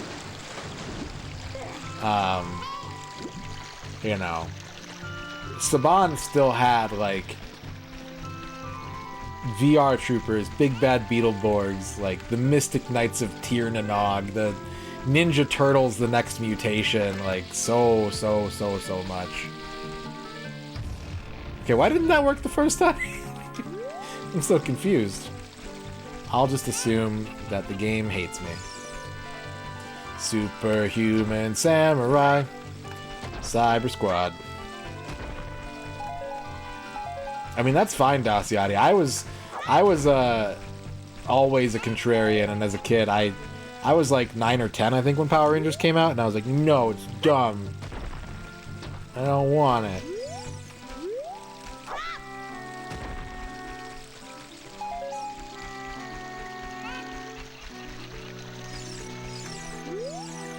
Chomp, chomp, chomp. How about some magic beans? They aren't selling very well. How about 10 rupees for 1 piece? We got a magic bean. Find a suitable spot for a garden and plant it with seed. Then wait for something fun to happen. On the blah blah blah blah blah. Mostly I was mad that it stole Ninja Turtles' thunder. Amuse. If you want to plant beans, go around and look for soft soil. Chomp, chomp, chomp. I want to eat the blue one. Yeah, I've seen you play it, Duke. I think they taste like sixlets. 20 rupees. Yeah, sure. Now, I could plant that in the obvious space, or I could hang on to these and plant them later, which apparently is not an option. Never mind, I've made a horrible mistake. Yeah, he's like, well, you keep buying him, so I'm going to make him more expensive. They're selling better thanks to you. Hip-hop keto? Yeah, that's totally fair. I do not begrudge you that. Ghost Hall.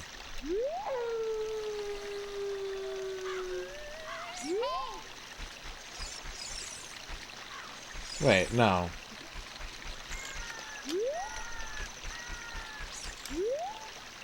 Chicken. Got it. Understand now.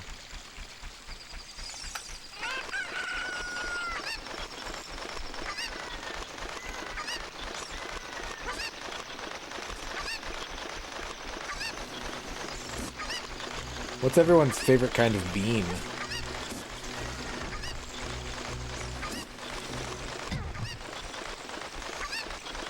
Black bean. Black beans are good. Chili bean? Chili beans are very good. Lentils? Kidney beans? Both good. Boston baked? Sure, sure. Human bean? You mean like a... You mean like a clitoris turkey?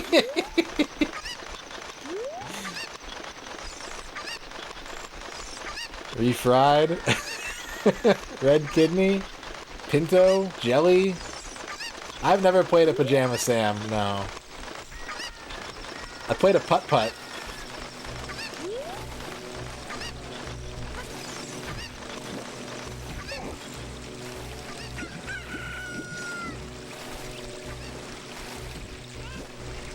Like the beans on dog paws.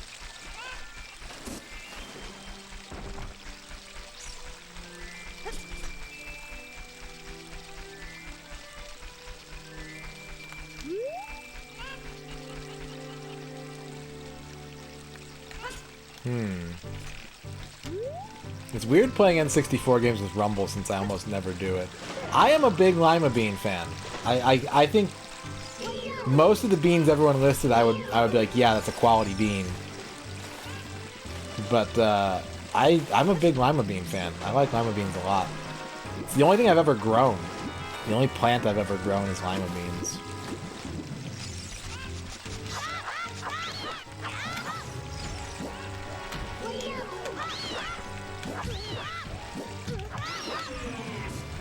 Navy beans, very useful. Mr. Bean, quality bean.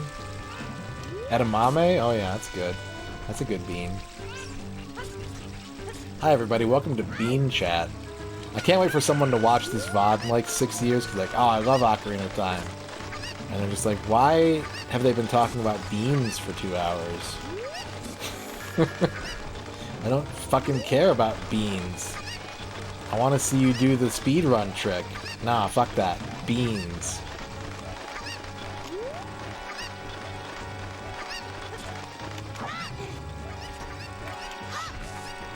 Oh, I need that bug.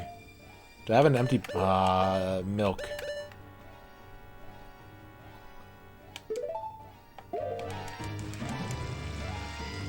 Don't let those bugs away. Stop drinking the milk. Pour it out. Pour one out for your homies.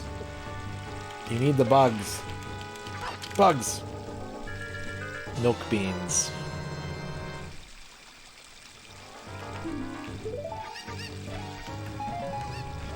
Can I make this jump? I really hope... You fucker. You bragging ass chicken. Complete bean works. Mr. Bean Don. Vanilla bean? That's a good bean. The Beano.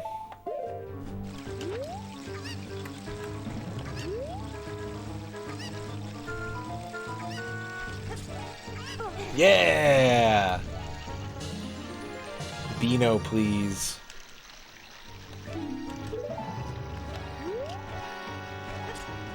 Alright, now I'm gonna use my bugs. What I'm learning is that beans are great. Like, everyone has an answer for beans, and the only one that I don't like is probably the coffee bean, but like, people love coffee, so yeah. I think we gotta give it up for beans. Beans are out here killing it.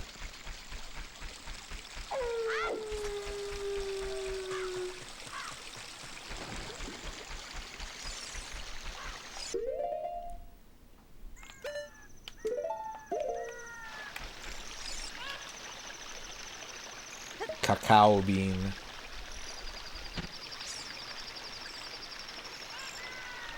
What? Go in the hole. Why aren't they going in the hole? Aren't they supposed to go in the hole? Ah, hell.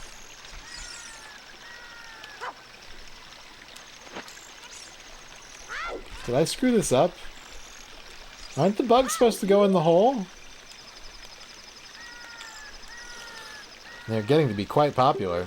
30 rupees for one bean. No, that's okay. I'm thinking aloud. I remember that you put bugs in the hole and like shit pops out, but maybe it's not every hole. Here comes a new challenger. You must crush them. Garbanzos? Those are good, yeah. Chicken said you weak as hell, elf boy. Can't even jump like me, that's why you need to steal me to get across this river. You weak as hell, son. And I showed that chicken by throwing him off a cliff and getting that piece of heart. But also I need that chicken. I don't know what an Adzuki bean is. Is that the son of Adzilla beans?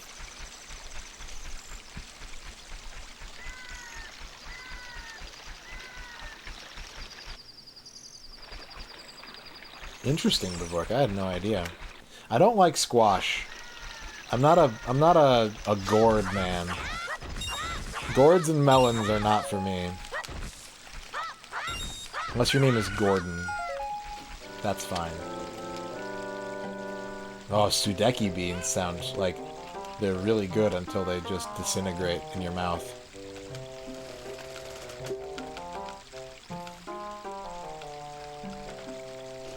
I like pumpkin soup.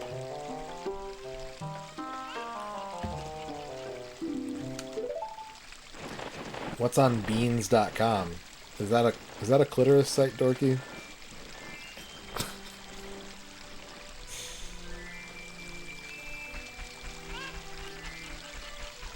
It's an internet currency. Oh boy.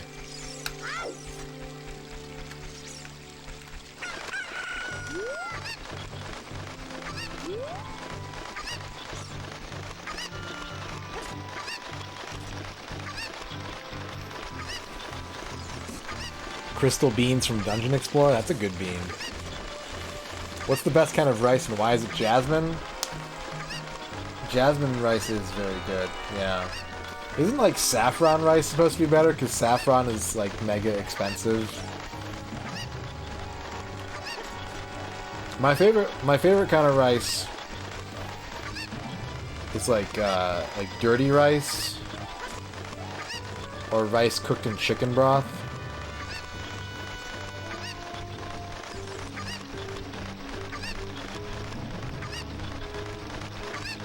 The jasmine rice is very good.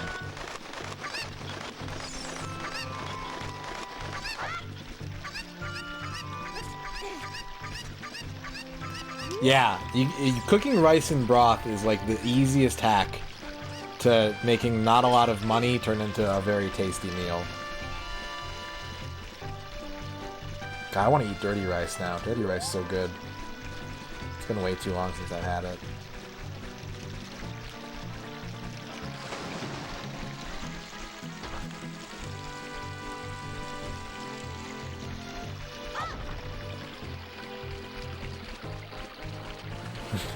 That's sweet, Gear Strike. That's sweet. Hainam rice? No, I don't know that. I'm not familiar with that. Ern likes mango sticky rice. That's pretty good. It's not my favorite, but it is a quality rice.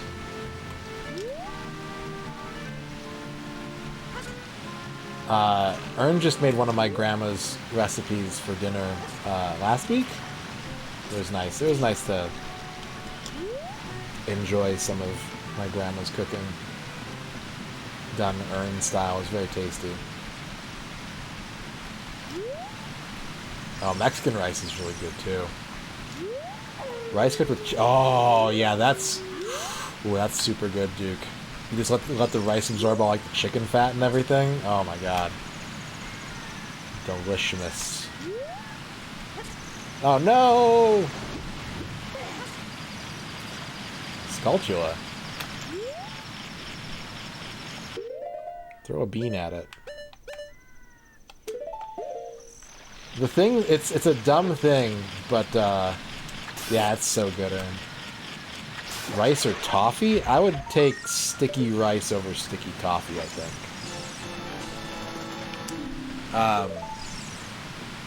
It's a really dumb thing, and some of you people are gonna be like, yeah, no shit, but I see a lot of people not do it. If you go to like a Mexican restaurant and they give you rice and beans, just add a little salt. Just add some extra salt to it. It does so much to really make it like savory and delectable. It's good on its own, but a little pinch of salt on your rice and beans is just a step up. I like biryani. I do like biryani.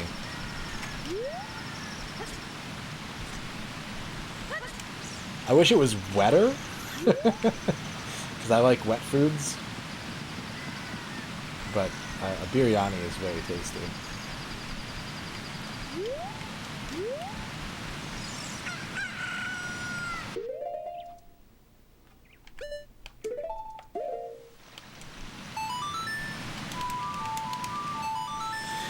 Rice and soup is very good, but it only in certain soups. Rice and soup can be really overwhelming, but like a wild rice and chicken soup or something is very good. Very, very good.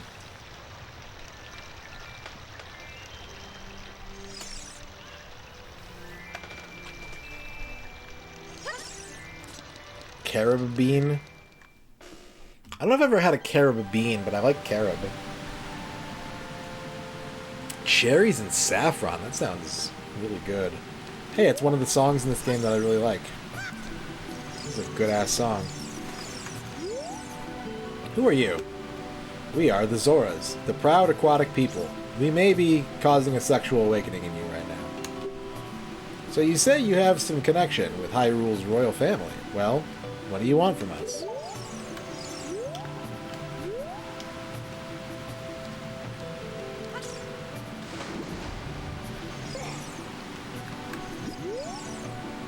All of the water in Hyrule flows from Zora's fountain. That water flows through Zora's river, which eventually reaches Lake Hylia to the south.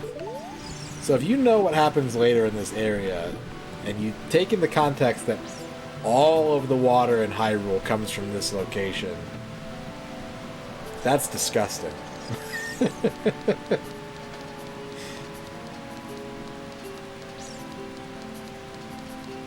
Oh yeah, curry sauce.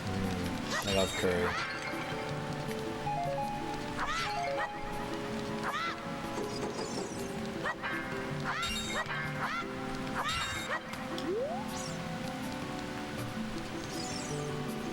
Bibimbap? Bibimbap is good. MisterRadon. Bibimbap is tasty. I want to buy a fish, but they are a little too expensive. I have no choice but to catch one of the fishes that's swimming around out there. What do you got? You anything? We got to fit 200 rupees. I'm not a big fan of red bean sweets. That's a bean product that I'm not especially into, but it's not the worst. Adult-sized tunic. Pop, pop, pop. I do like Boston baked beans, but I don't love them. Like, I think candy corn is better than Boston baked beans. To give you an idea of what we're dealing with. Zora's fountain is the source of the river. Lord Jabu Jabu lives in the fountain. Lord Jabu Jabu is the patron deity of the Zoras. Princess Ruto is in charge of preparing his meals morning and night. Candy corn and the chili. Nintendo and the Jinkos.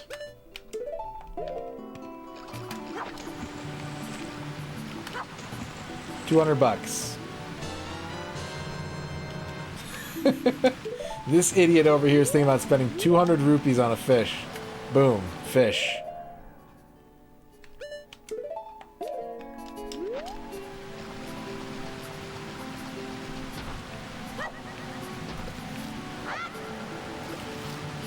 My least favorite thing about that video is how obviously staged it is, but the way that guy's just like, Nintendos and the Jinkos, like that's forever up here now.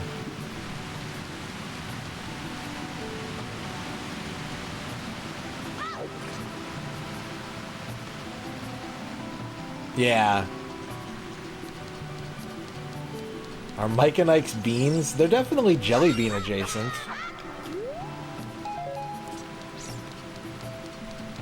They're in a bean genus, a beanus, if you will.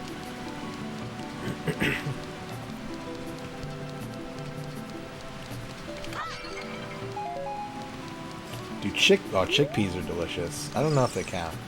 But yeah, hummus is... Man, I want to eat all these things that we're talking about. This is dangerous. I'm going to prepare like a 9-course meal after this stream, I think.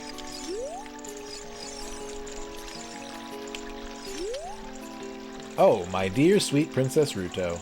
Where has she gone? I'm so worried. Crotch water. Garbanzo beans, same as chickpeas? I don't know. Beef and barley soup. Ooh, that sounds good. Ern's parents had us over for beef stroganoff tonight, which I've never had beef stroganoff that wasn't just hamburger helper. It was very good. I liked the mushrooms a lot. Oh, I broke my stick. I pushed the wrong button and I broke my stick. No, Link, be careful.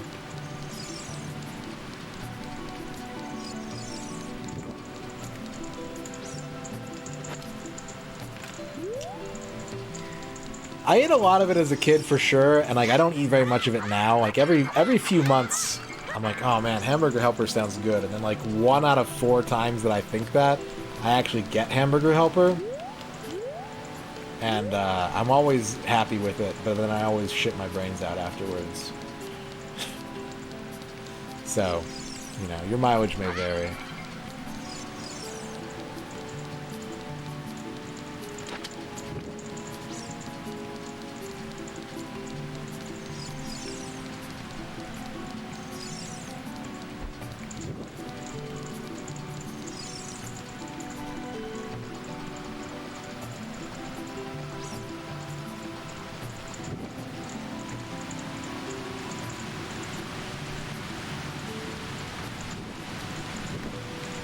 Did I... One of them go out? I put this away, put this away.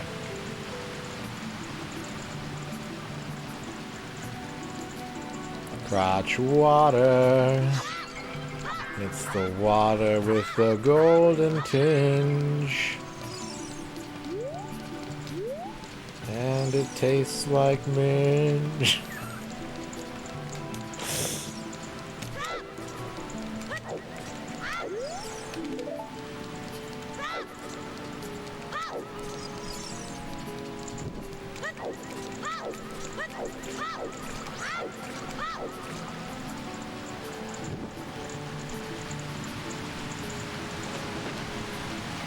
Ah, damn it.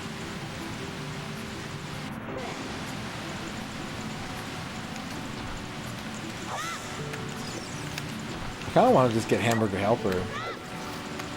Maybe we should add that to the next grocery order. Just have an easy Hamburger Helper meal. We thought beef stroganoff was a masturbation joke. It definitely sounds like one.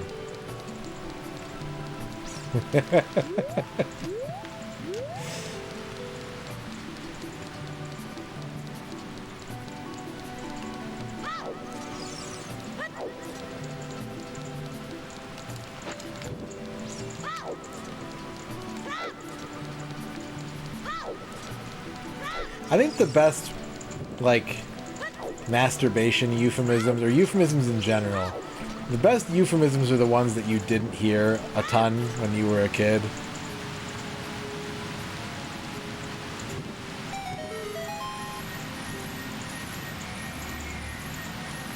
Like, I remember when I was watching Trailer Park Boys, and they referred to somebody masturbating as saying that he was pulling his goalie.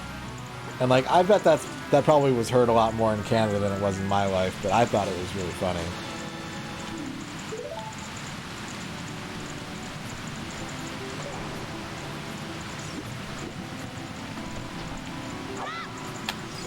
Cranking it? Yeah, cranking it. Cranking it's pretty good.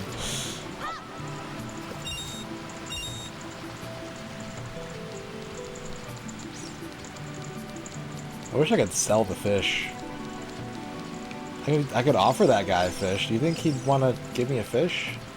Peeling chilies. Ooh, don't do that and masturbate at the same time. That's a bad idea. I want to buy a fish.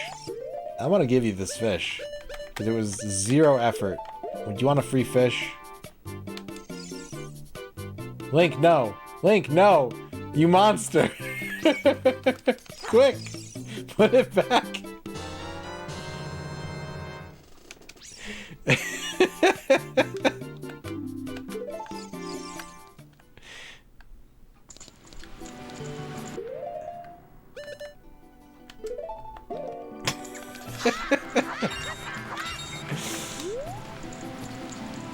I don't even need the 200 rupees.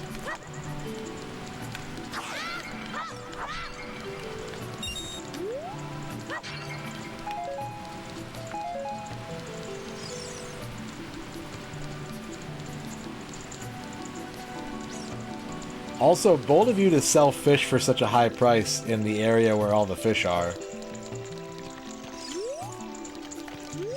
If, like, the Gorons were selling fish for 200 rupees, I could see that. That makes sense.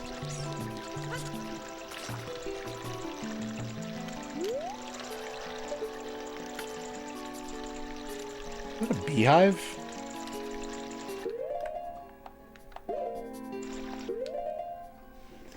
Weep, weep, weep. Oh, you probably do get the bottle, huh? Maybe.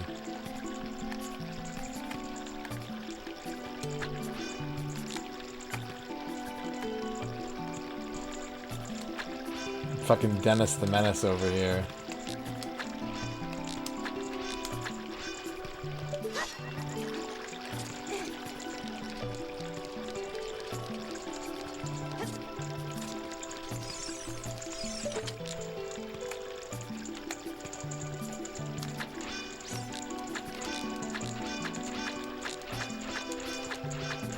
No?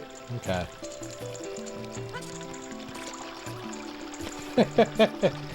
Lord British of Hyrule up there.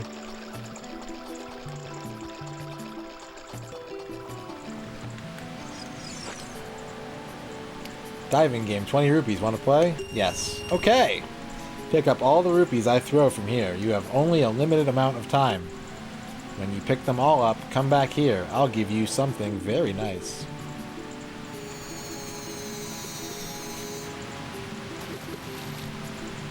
Oh, that's a pretty good pattern, actually. Getting back up here sucks, but this is a very generous rupee disbursement.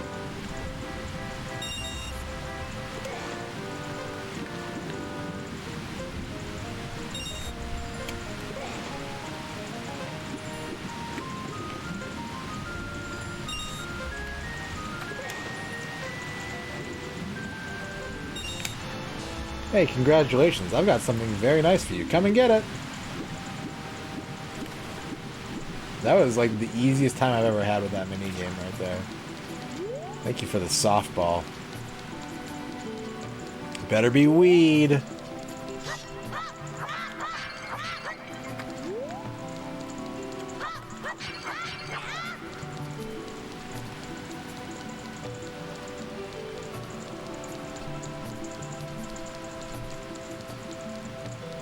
Avoid the cannabinoid.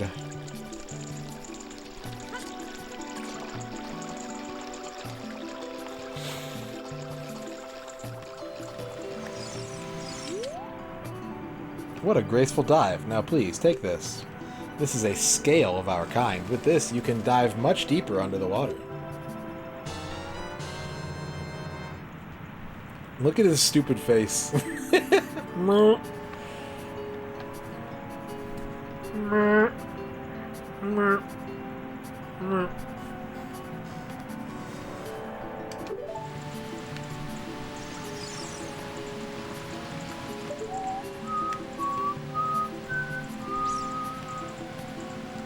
Wait on a second. Hang on a second.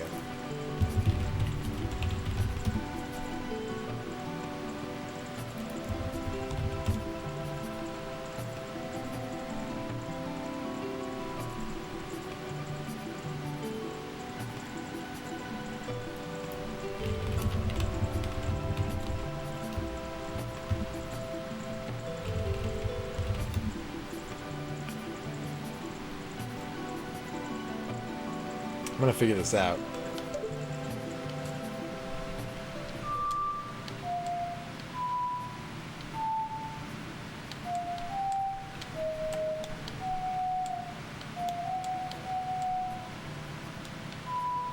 Da da da da da.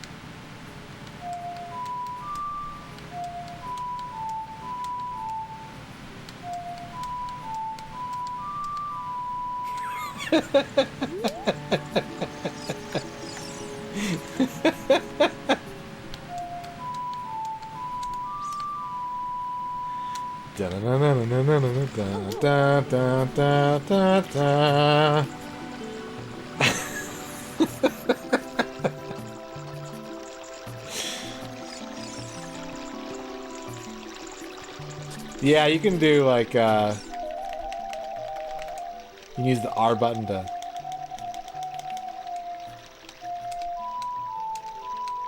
wait.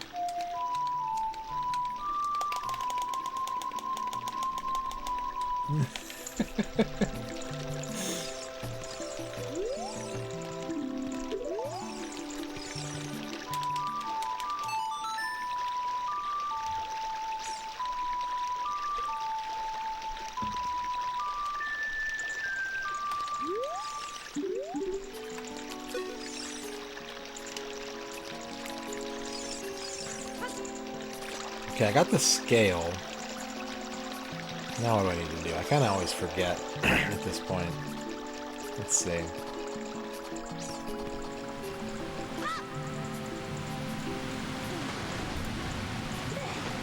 can go down there, but that just leaves, right? It just kicks me out of the area.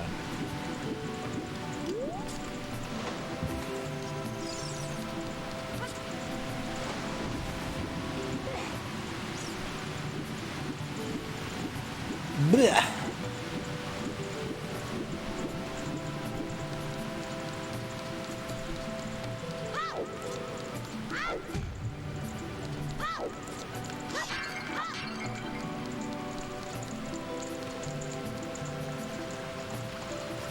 I'm dumb.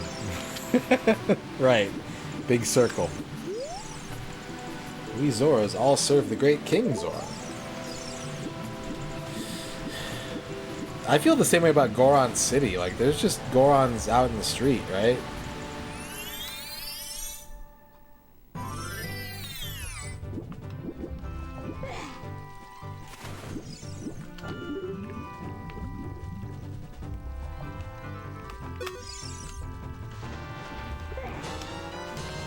I got an SOS from the lake.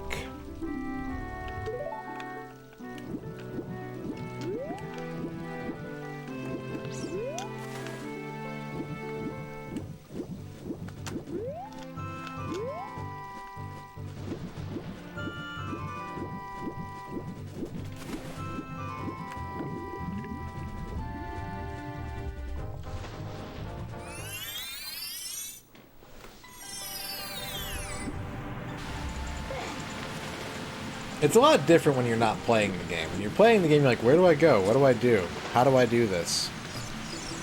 When you're watching the game, you're just like,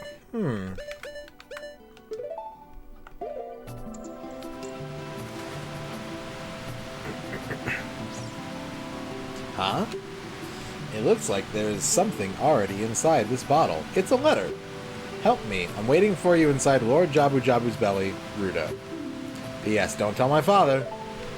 Alright, let's immediately tell her father.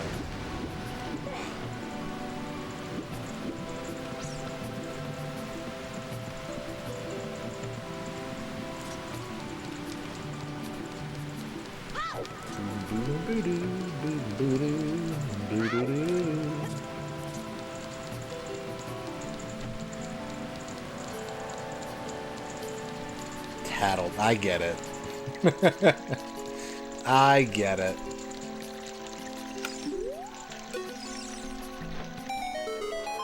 Oh, this letter. It's from Princess Ruto.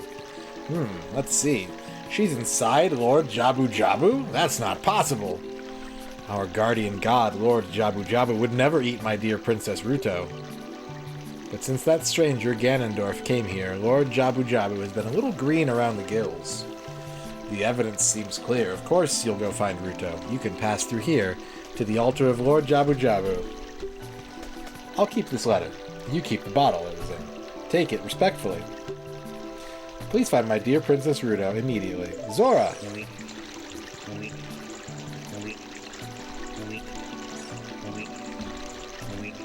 Best part of the game right here.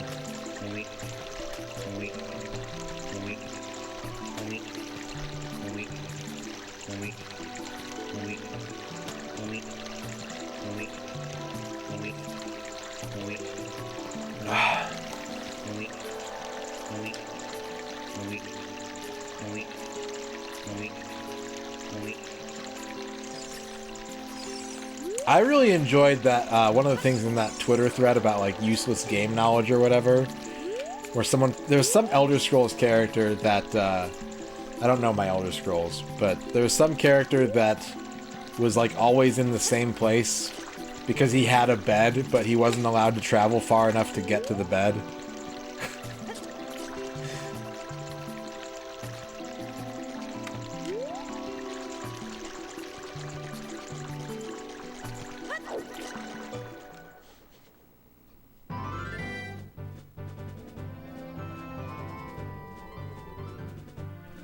So when I first got this game, this dungeon is where I had to put the game down after day one.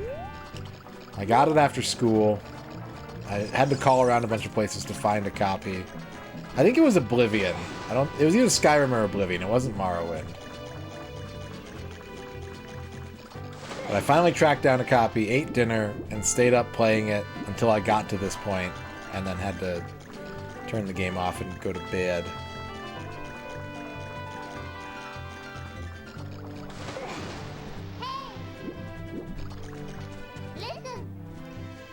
seems Princess Ruto somehow got inside Jabu Jabu's belly. Yeah, no shit. I read the letter too.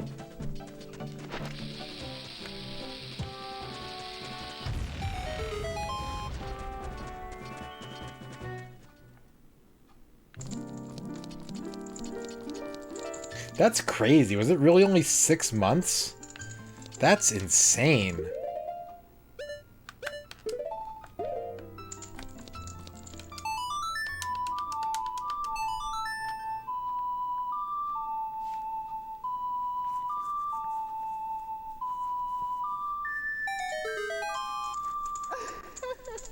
Okay.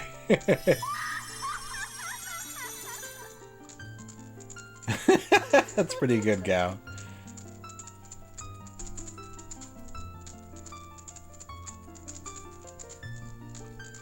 Welcome, MisterRadon. I am the Great Fairy of Magic. I will give you a magic spell. Please take it.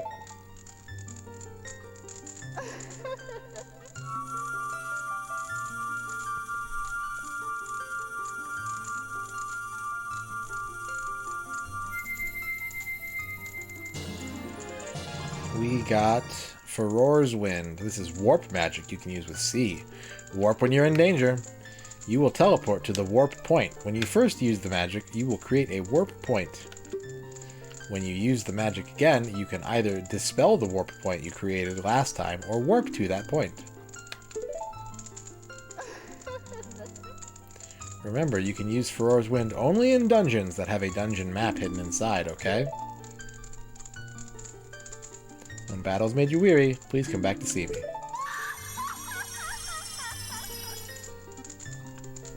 Bloop.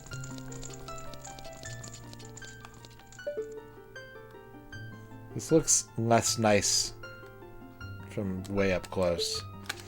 If I did like that, that's gorgeous. That looks phenomenal. Turn around. What the fuck is this?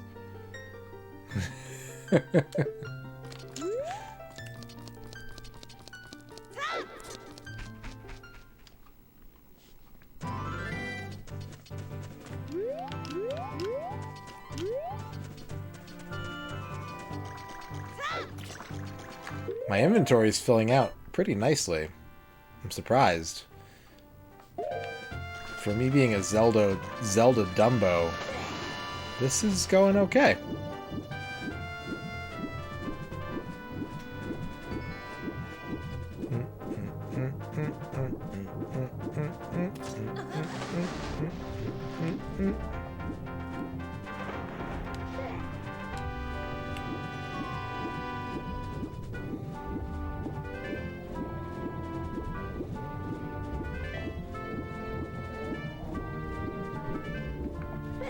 I would be too intimidated to do retro achievements for this game. It's a popular enough game that the achievements would be for people who are like total lore masters.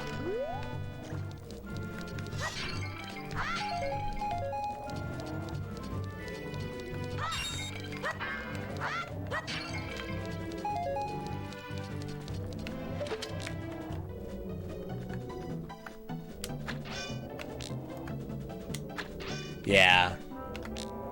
I think I got all the achievements that were in Mario 64, and then they changed the set.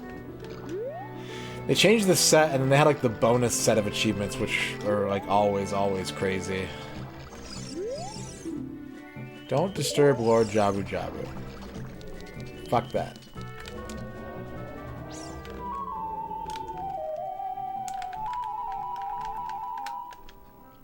What's up, Chibi?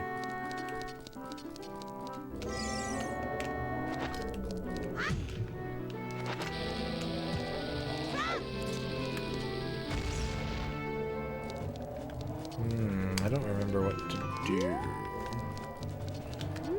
What do you want? Do you want music?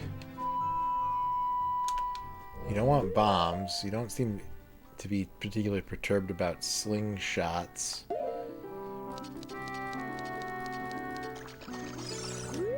Let's look around again. Look around you.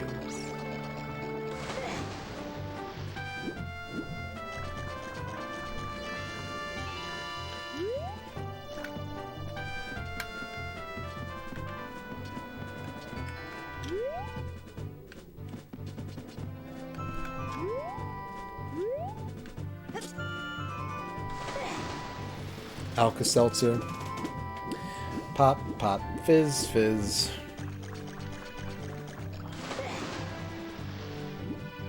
Okay. What you got, Gear Strike?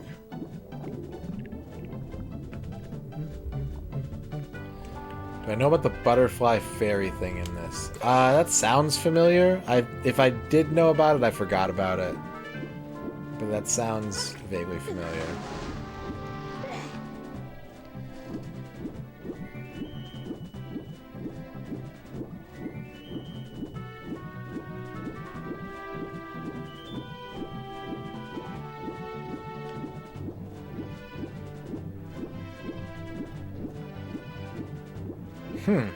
Weird.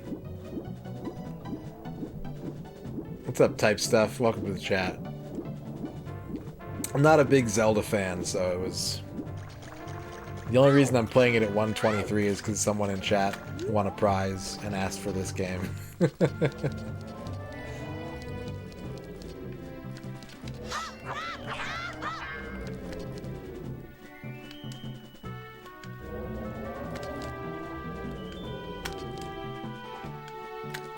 Okay, they gave me seeds. So it's seeds which seem like the most logical answer.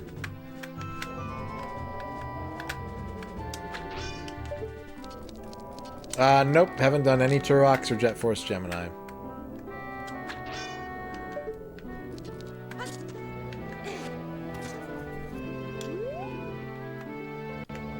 That's true, yeah. They asked for Densha De Go, which I really wanted to play, but was not ready to give the full 100% treatment to. Does look like a cat face.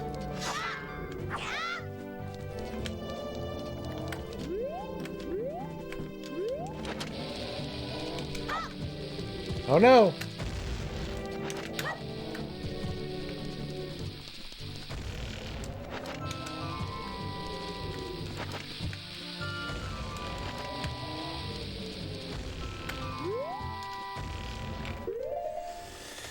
Okay.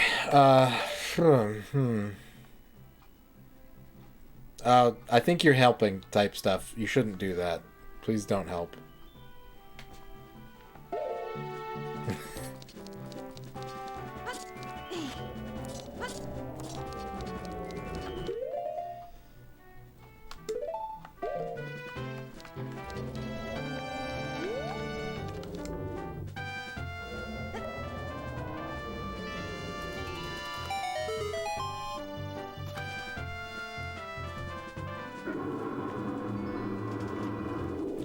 The thought had occurred to me, and I was like, they wouldn't do that. And they did it.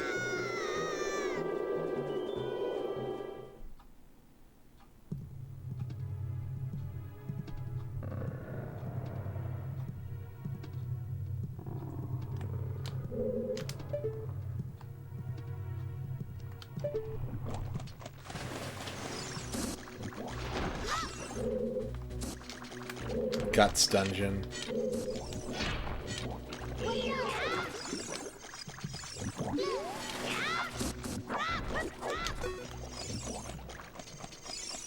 It's a pretty freaky dungeon, yeah. Something strange is covering the entrance. You must solve the puzzle in this room to make the entrance open.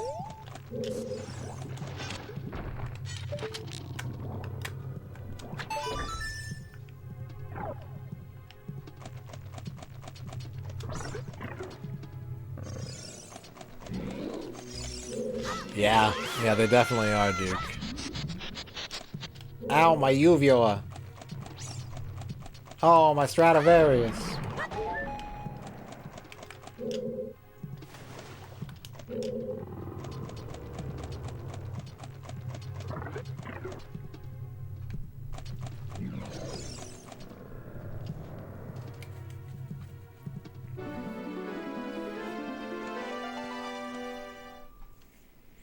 You? Who are you? I am Ruto, Princess of the Zoras. What? Are you saying my father asked you to come here to save me? I'd never ask anyone to do such a thing. Letter in a bottle? I have no idea what you're talking about. My father is worried about me? I don't care. Anyway, I can't go home right now. And you? Get out of here, understand? Idiot. Ooh, no!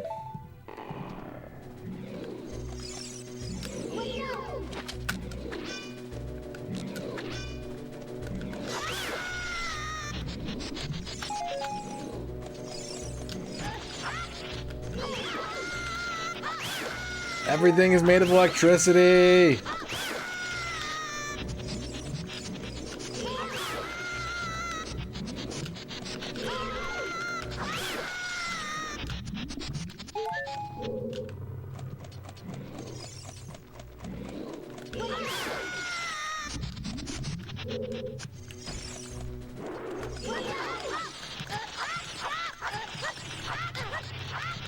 Oh, this thing's fucking me up.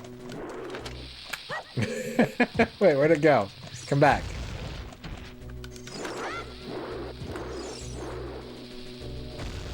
Damn it.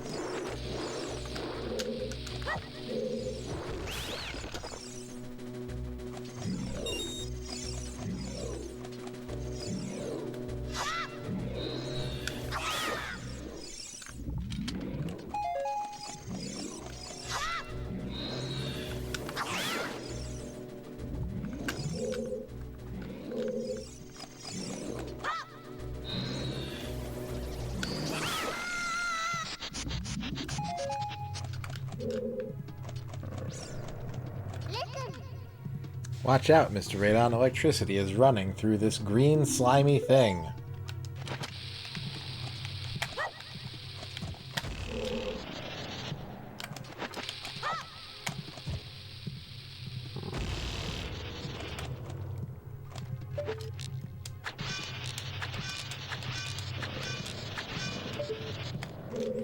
You need to get like some rubber gloves.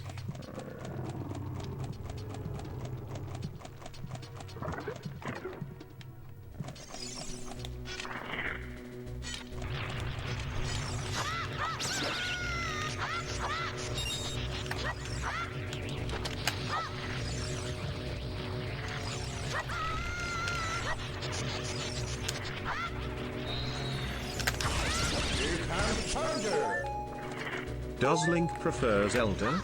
Naruto. I believe it. Thank you, Shadrock, for the 50 bits.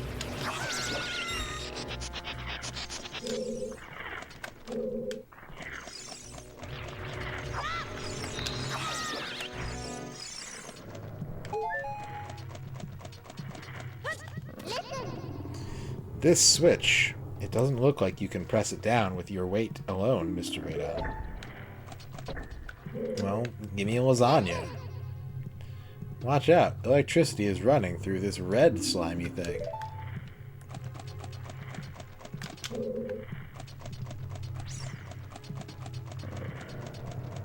There should be a puzzle in a game like this where you like need more pressure to step on a plate and you just like find a kitchen full of pizza and just eat it all and then step on the switch.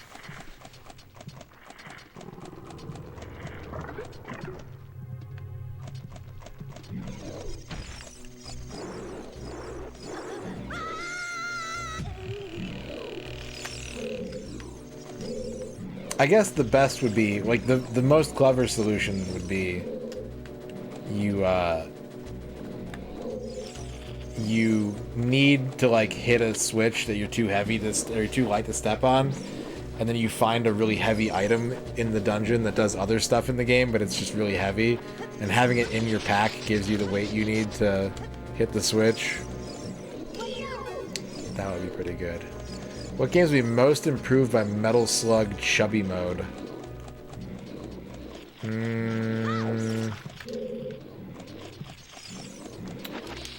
Most improved.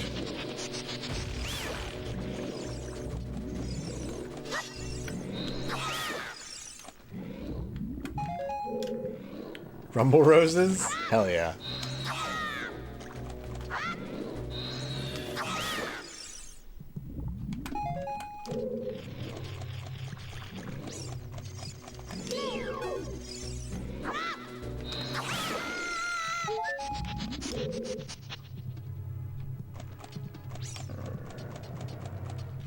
There is a Biggest Loser game. It's on the Wii.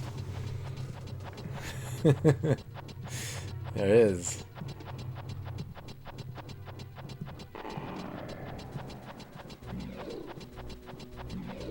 Ring Fat Adventure.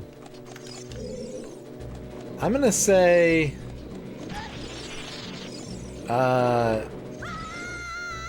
Minnesota Fats Pool.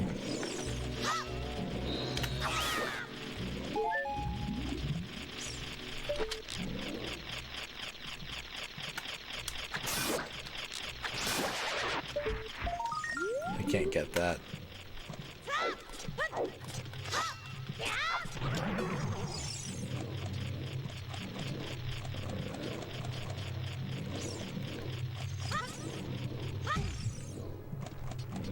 Damn it.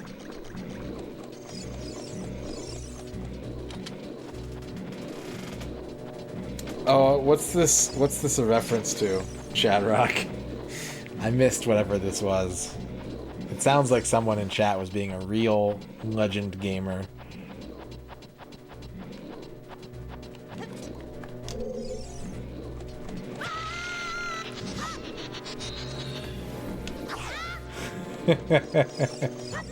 Good.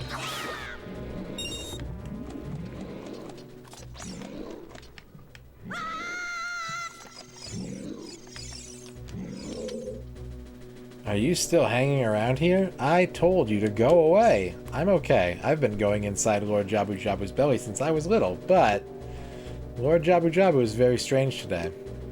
There are electrified jellyfish and strange holes around. On top of that, my precious stone was... But that's none of your business. Anyway, you, go home now, understand? You're that worried about me? Then I will give you the honor of carrying me. However, I won't leave until I find the thing I'm looking for. You'd better believe me.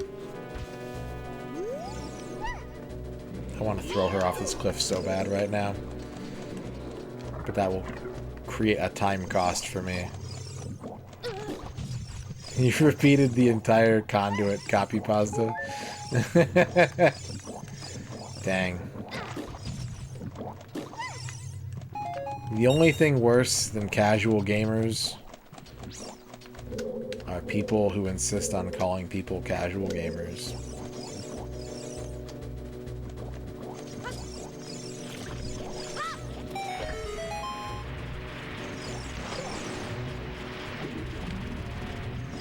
No, sorry. Wait, you're a fish. Get up here. What do you mean you disintegrated?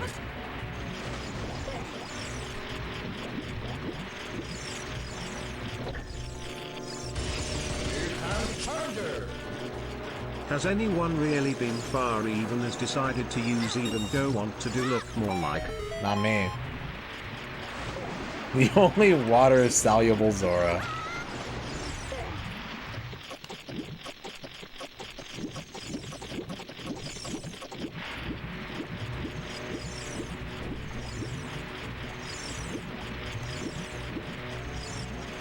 Butt shit.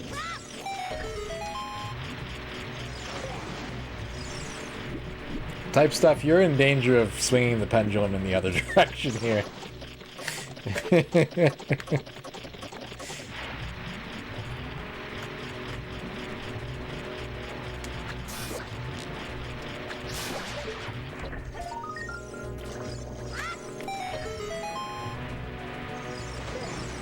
Flamin' hot Cheetos.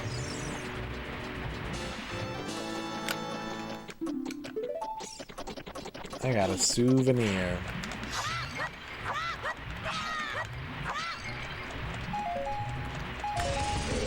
Dasyati. Ocarina chickens be like, guck, guck, guck, guck, guck. But link to the past chickens be like bahak, bahak, bahak, bahak, bahak, bahak, bahak, bahak, bahak. Excellent. Thank you, Dasyati, for the 50 chickens.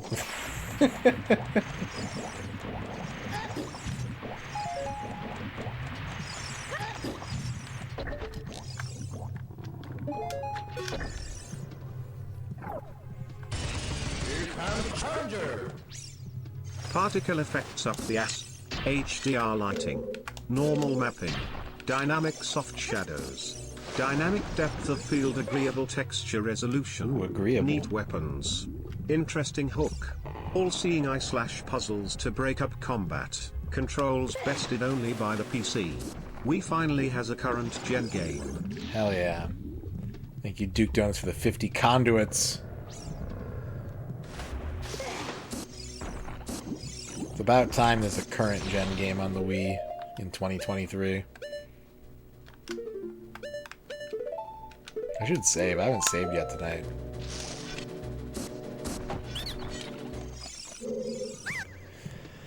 What do you got? Garbage? Yeah, nuts? I don't want your nuts. I don't want your fucking nuts.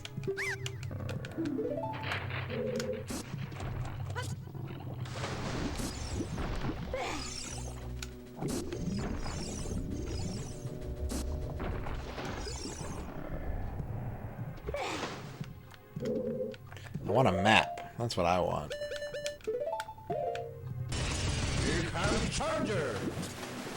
LOL at the screenshot. Has anyone really been far even has decided to use even go on to do look more like? Thank you, Duke Donuts, for the 50 classic memes.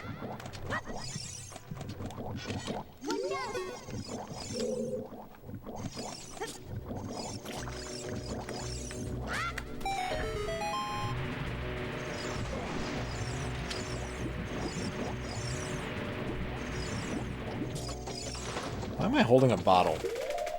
Get that bottle out of my hands. Give me...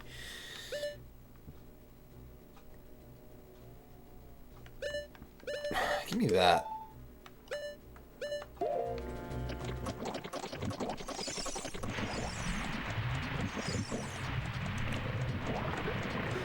I have a bad habit of bottling things up. I'm working on it, though, Gear Strike. How inconsiderate. How could you leave me behind? If you're a man, act like one. Take responsibility.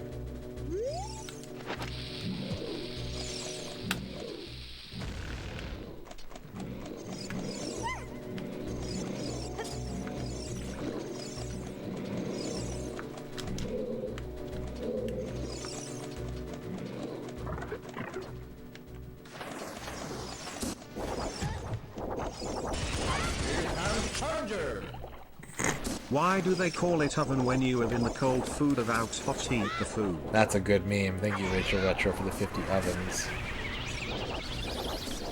Wait, what?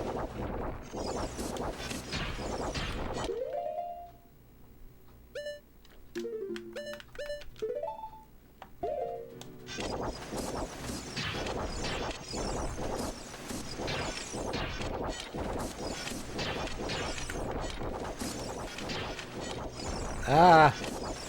The atmosphere!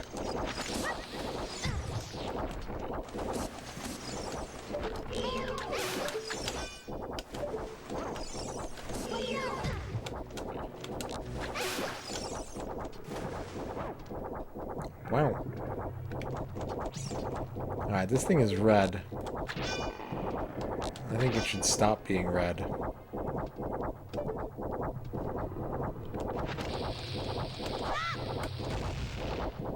That does not calm it down.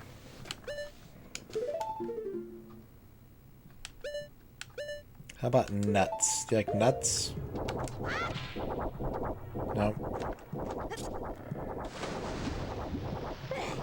That's not gonna work. Do you like soothing lullabies?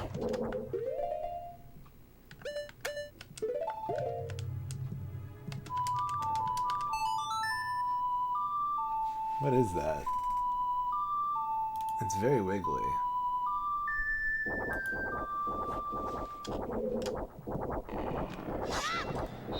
I feel like I'm...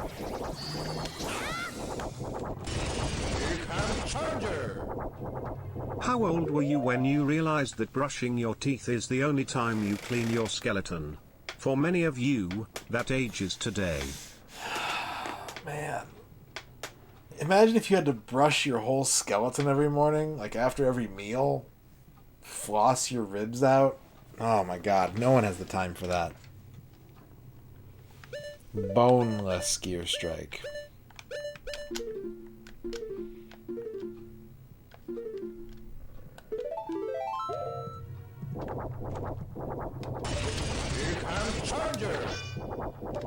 You've got to be kidding me. I've been further even more decided to use even go need to do look more as anyone can.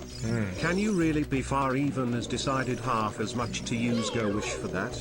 My guess is that when one really being far even as decided wants to use even go want, it is then that he has really been far even as decided to use even go want to do look more like. It's just common sense. Okay, yeah, fair enough. That's a good point, and very eloquently stated, Sabletooth.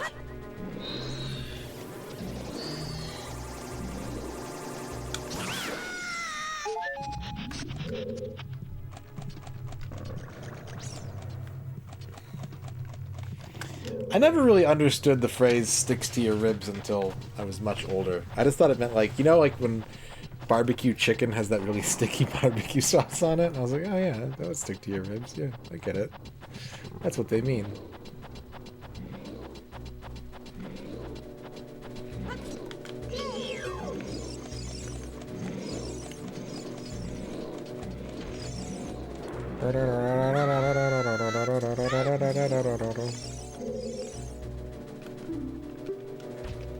Look, I don't know what we're doing or where we're going, okay?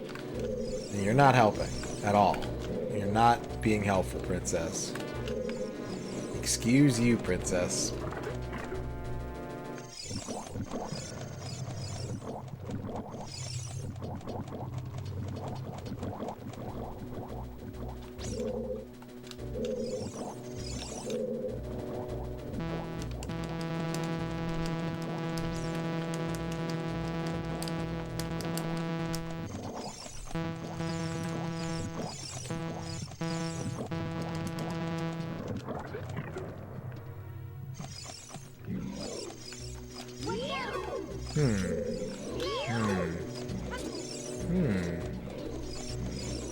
Really ribs to my sticks. Oh, wait. Oh, wait. Oh, wait. Hup! Stupendous. Magnificent.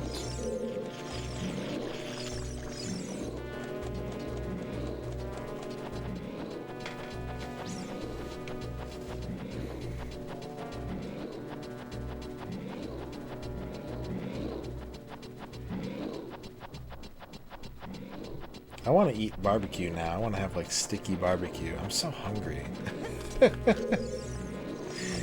Shit. I'm so hungry.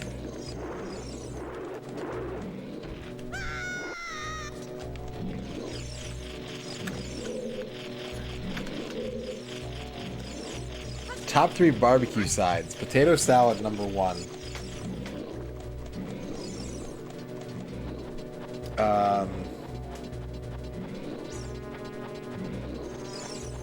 Cream corn 2? 2?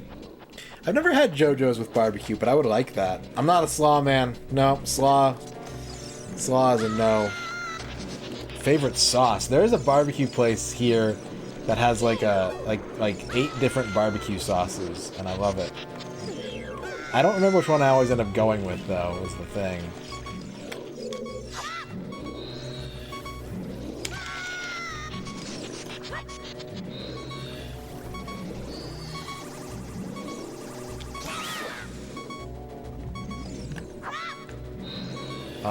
New potatoes are pretty good, but they're kind of too buttery.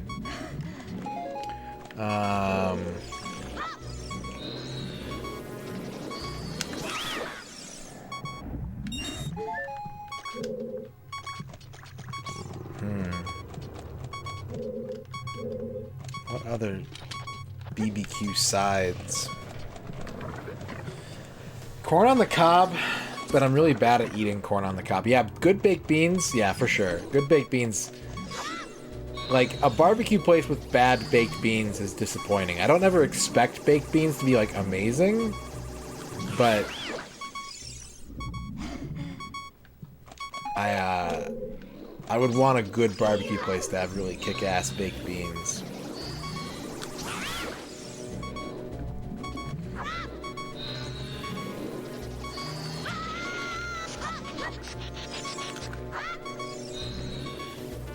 Fried jellyfish bites.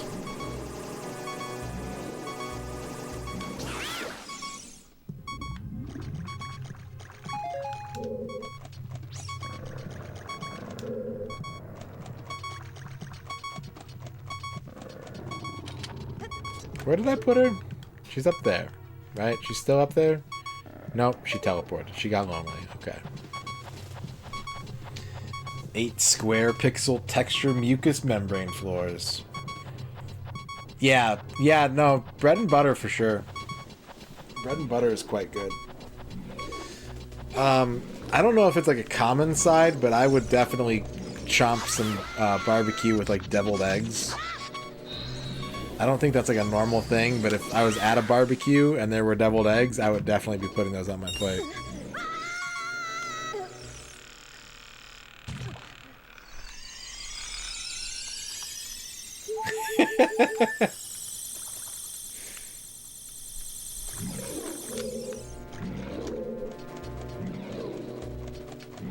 Why don't I understand this dungeon yet? Why am I just like... It's not clicking anywhere up here. It's nothing's really...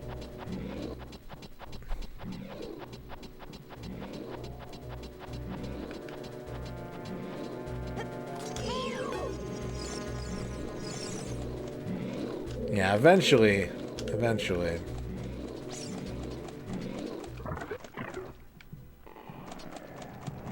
I haven't been in this room yet. We got boxes.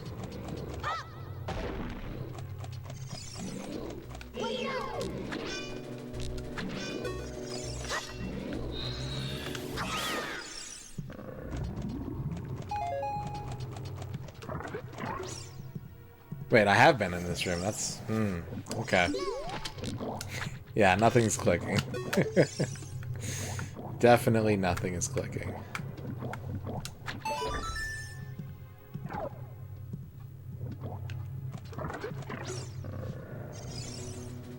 Let's look at Gear Strike's son. I hope it's a big white duck. That is also good. That is also a good son. Hit the meat button for me, please. Please press the meat button.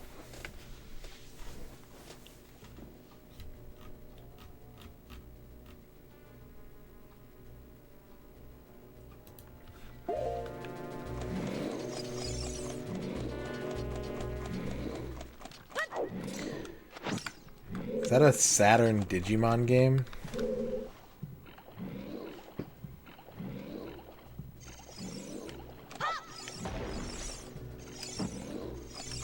Digital Mon. Mon. Digital Mon.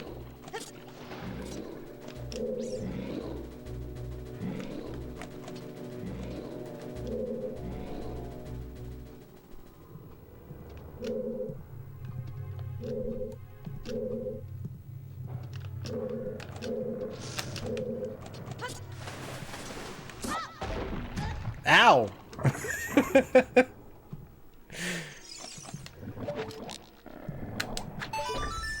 Oh, that was dumb. That's just gonna open the door behind me.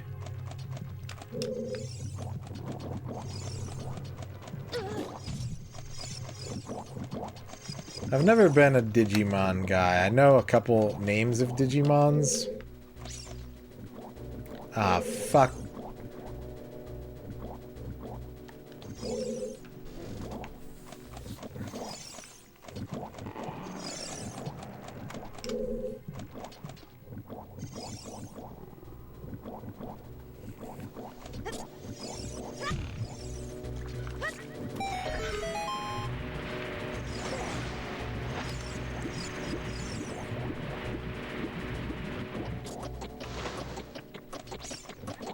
Azure Cloudheart wants a Jabu Jabu haiku.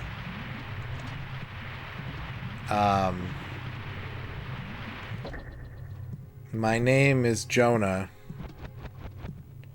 No, wait. It is Star Tropics. Why are fish so big? There you go. There's your Jabu Jabu haiku.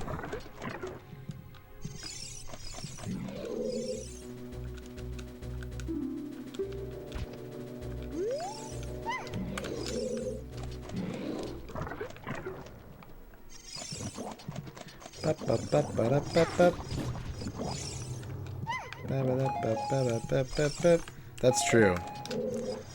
That's true, Rachel. Also, don't a lot of like Digimon have Digivolutions where they just kind of turn into humans? Or, like humanoid type creatures? Wow, I'm an idiot. I'm not smart at 2:30 in the morning.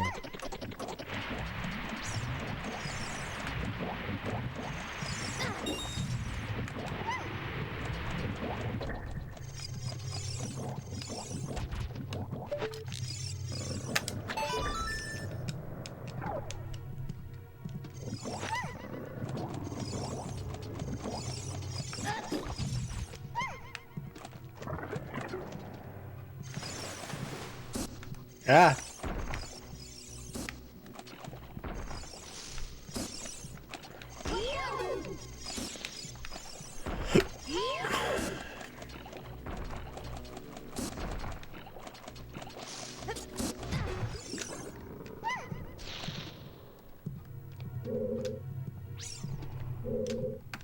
I remember watching somebody on Twitch play one of the PlayStation Digimon Worlds, and they just looked like... Oh, I made a mistake. It looked like the most complicated, inscrutable games. Here comes Challenger. I am not smart. I am not smart. SMART. I mean SMRT. Reverse Homerisms. Thank you very much, Ghost Hall, for the 50 smirts.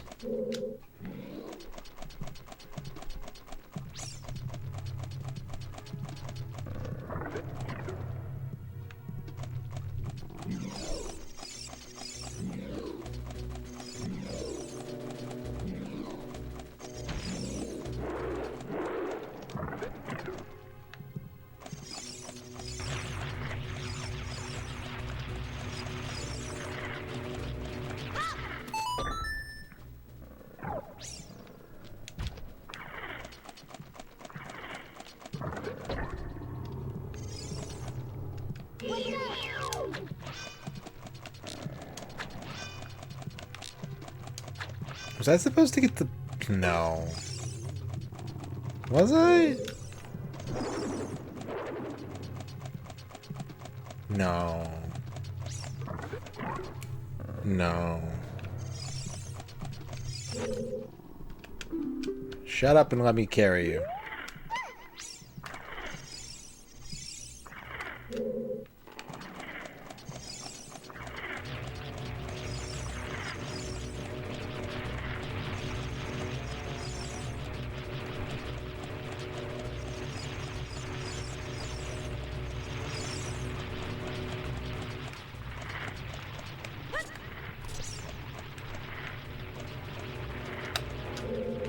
Ow.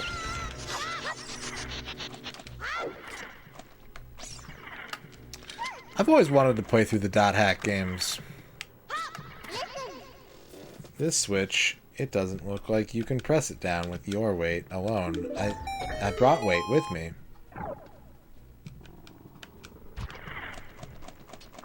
Dead weight.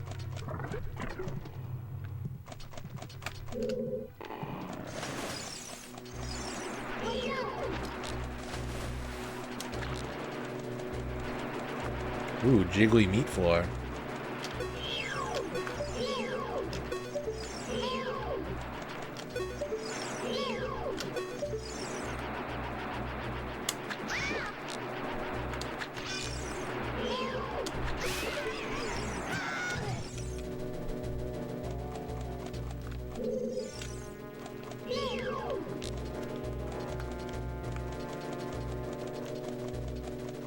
Navi Jack knows.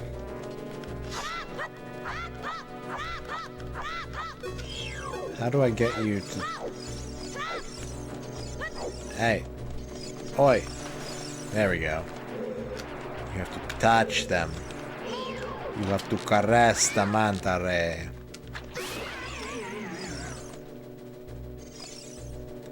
Maybe for a heart you could drop?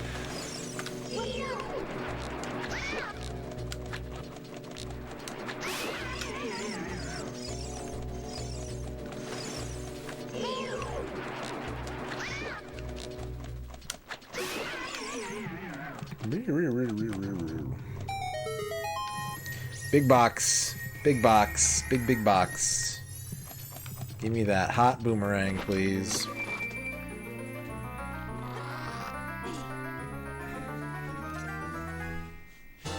Yes.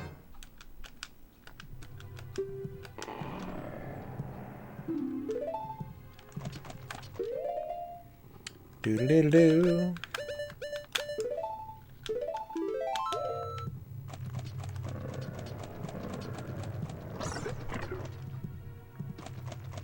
Princess.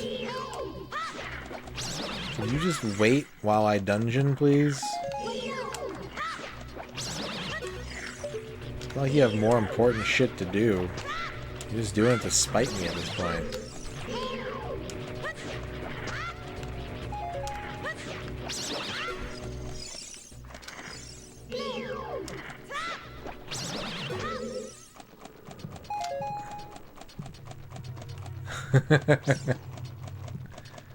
Watch your magic meter.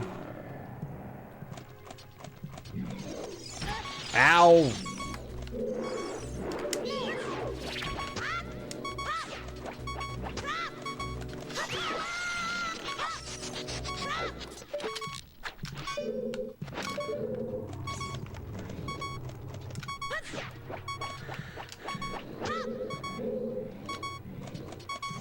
I think it's very likely, yeah.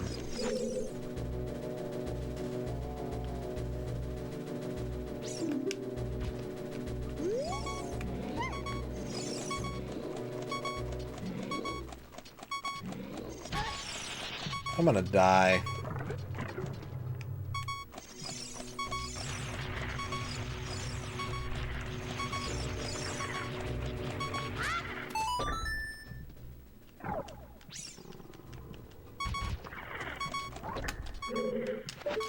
That's fine.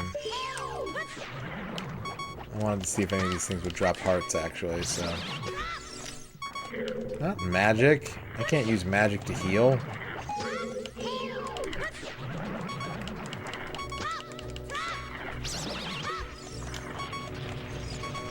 Give me that. Thank you.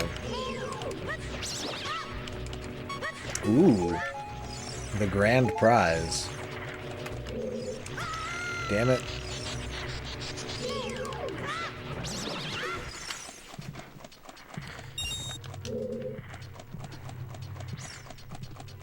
Saturn games.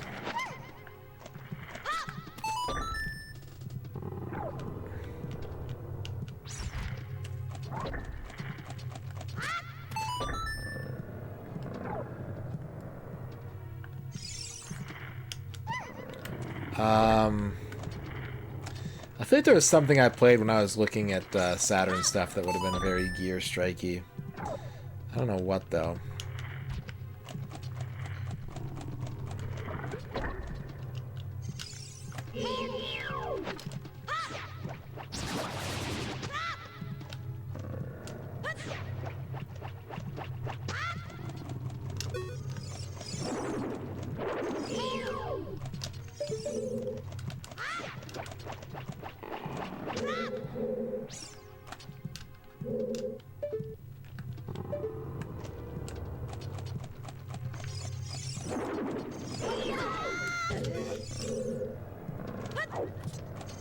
You scratched all your Saturn games. Yuck, yuck, yuck.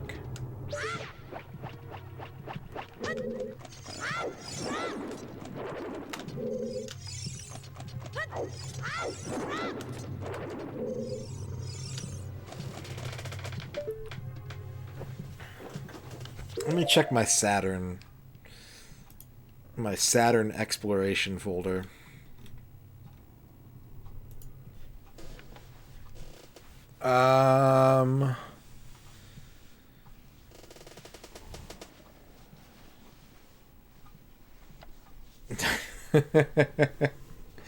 Gaia Breeder.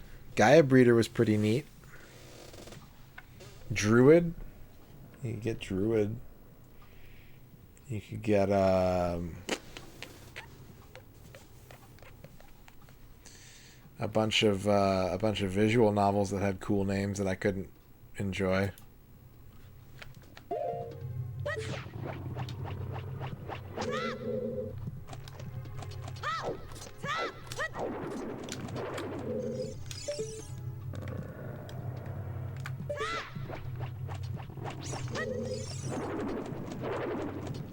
Why is this thing being a colossal hating ass hater?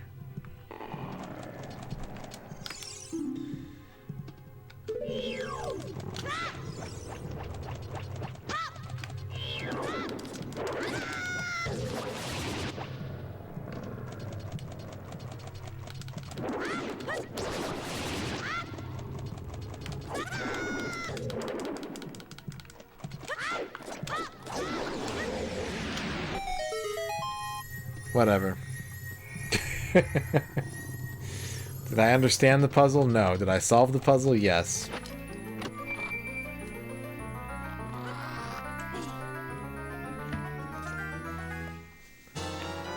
Mep.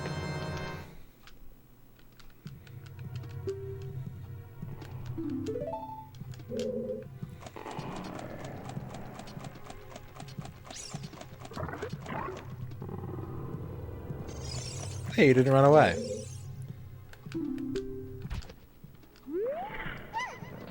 Type stuff. Thank you for the follow.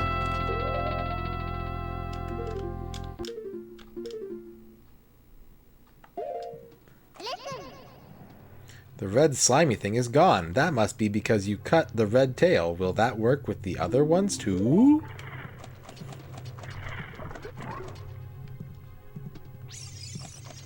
Timer? Oh, no, you don't.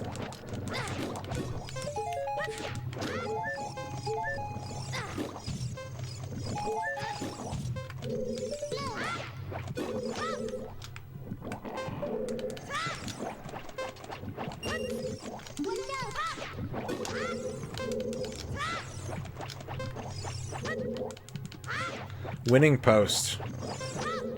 You should get winning post. Why am I stuck?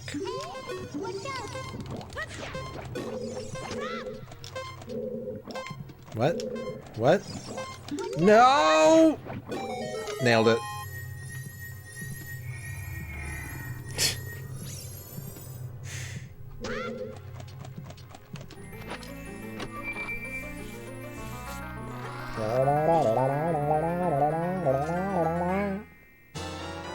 Cump ass.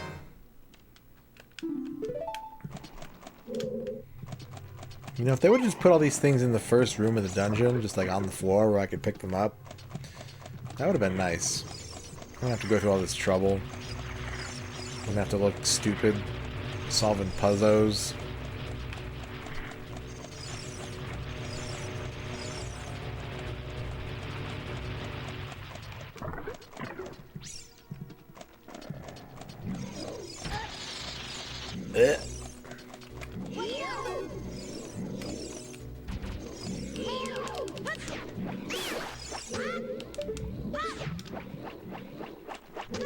Do you have, I really wish Liz was here. I don't know shit about Saturn games, man.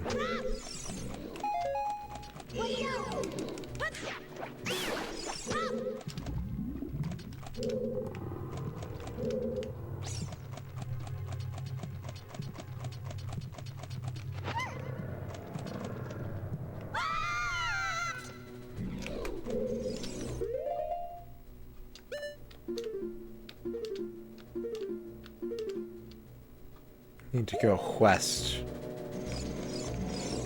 Which one of you is west? This one? That's southwest.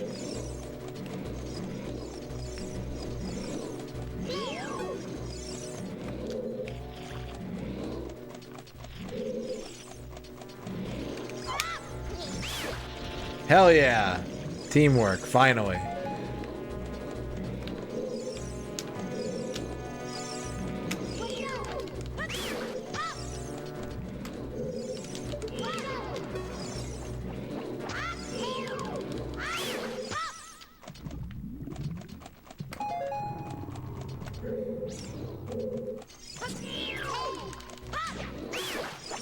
Isn't the first, like, Toge game on, Saturn? High Velocity or whatever is the English name for it?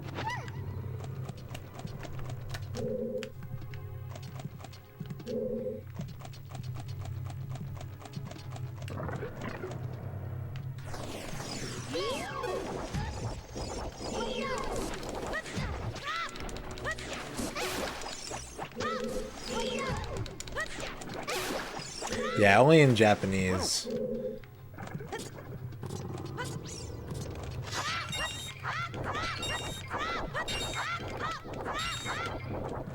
I could use that fairy.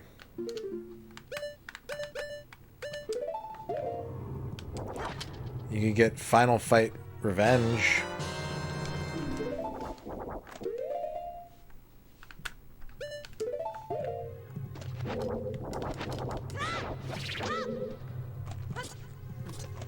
Do you have Galactic Attack Gear Strike? That's a good shmup. Ray... Is that Ray Force, I think? He's shmupping.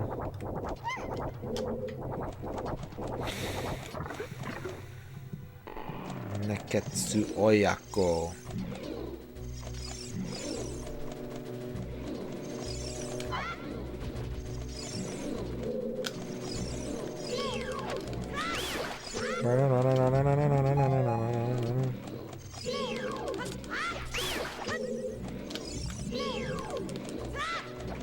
Wait, how do I have 99 rupees already?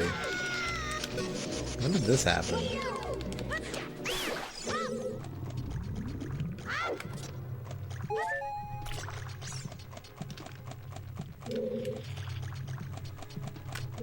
Wait a second. If I have the boomerang...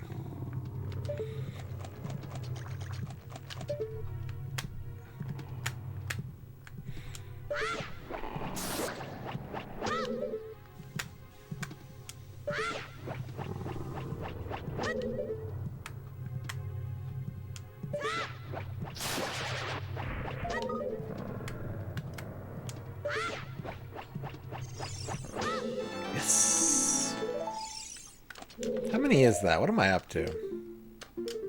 11?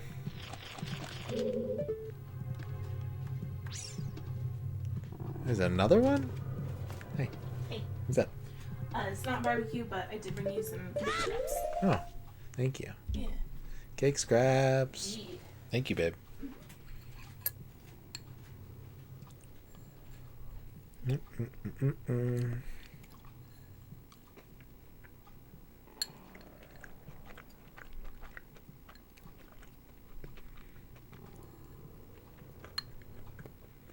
Yeah.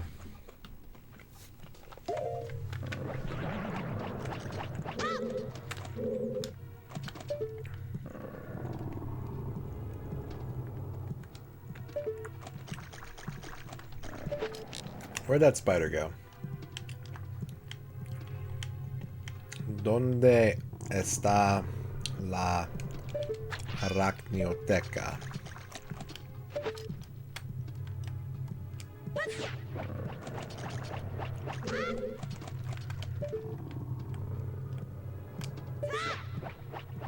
Nope, slightly off mark. Yeah.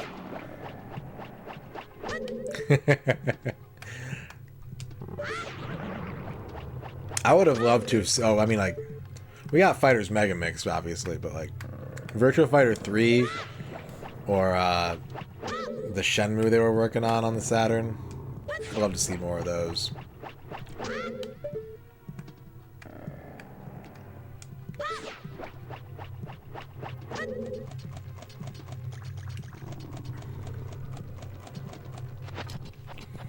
Boo boo boo boo boo. Ba ba ba da ba.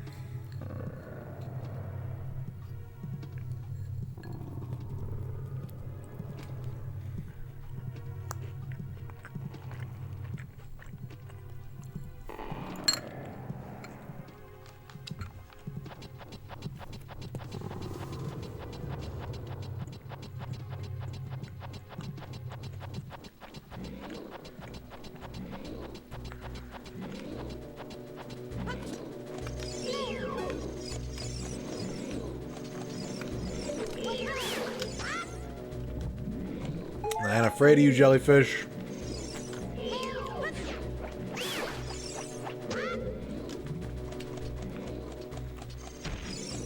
Ah!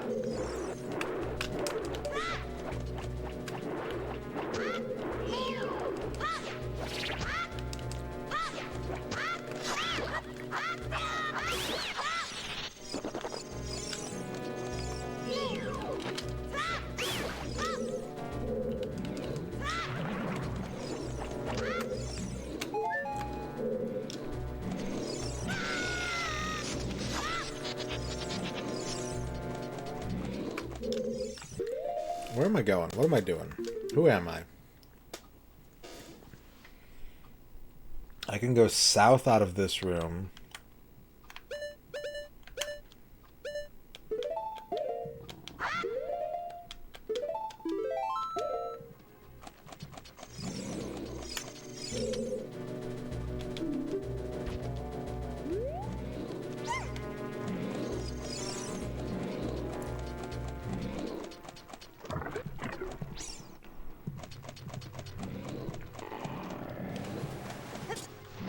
Oh no!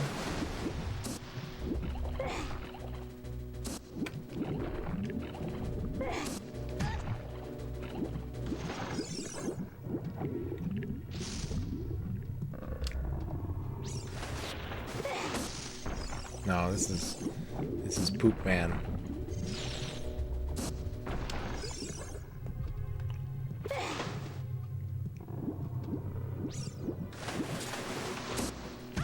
Ow, my head. Ow.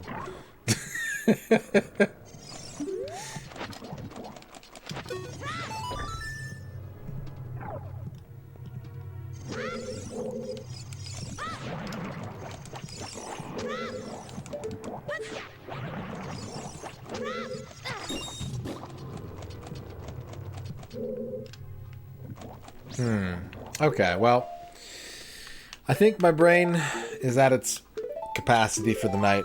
I think we end the stream here. I'll be back tomorrow at 1 for Pachinko.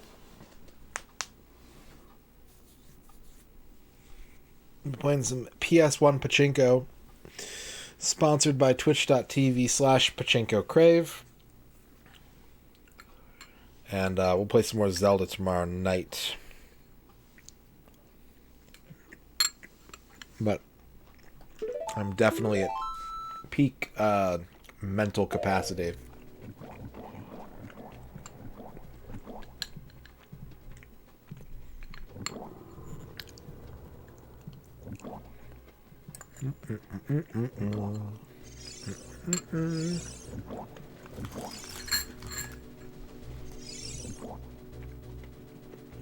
All right. Thank you, everybody, for watching. Thanks for joining me for the new schedule release, the tier list update for N64 games. I'll get those posted to Twitter and Discord sometime this weekend. Watching some Zelda. I gotta stop the timer.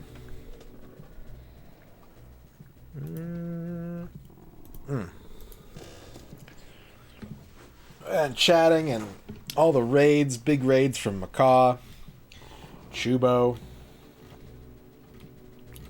subs, donations, bits, chats, lurks, sick peel outs, beans, and all that good stuff. Okay, I freaked out for a second there. My Twitch raids are behind. Oh, ho, ho, ho. I was talking about supporting Kleben Splurknurch. Cleveland Sporknich is playing a game that I feel deserves more love than it gets. I don't know that it gets hate. I think most people just kind of forget that this game exists, but I'm actually a big fan of this game. This is a Star Wars game. It's a prequel Star Wars game. Cleveland Sporknich is playing fucking Jedi Power Battles on the PS1. I really like this game. I haven't played it since I was a teenager, but I really, really, really like this game. So if you want to support Cleveland, go check him out. Go see what he's doing. Check out this game if you haven't seen it before. It's got Plo Koon in it. How do you spell that? Plo...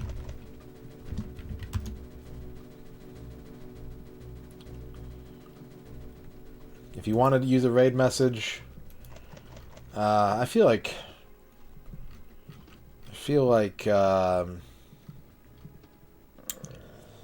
let's look at the character roster for Jedi Power Battles real quick here.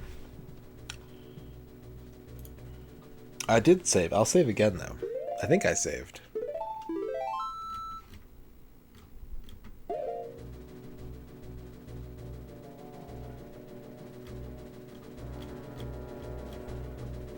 I thought there were way more characters in this game than there are. Huh. Well, you can just use your favorite Star Wars character name, like Dexter Jetster, or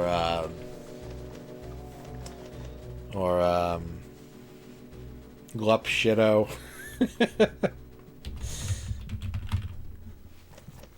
Check out Cleveland. Check out Jedi Power Battles. Snice Noodles. Yeah.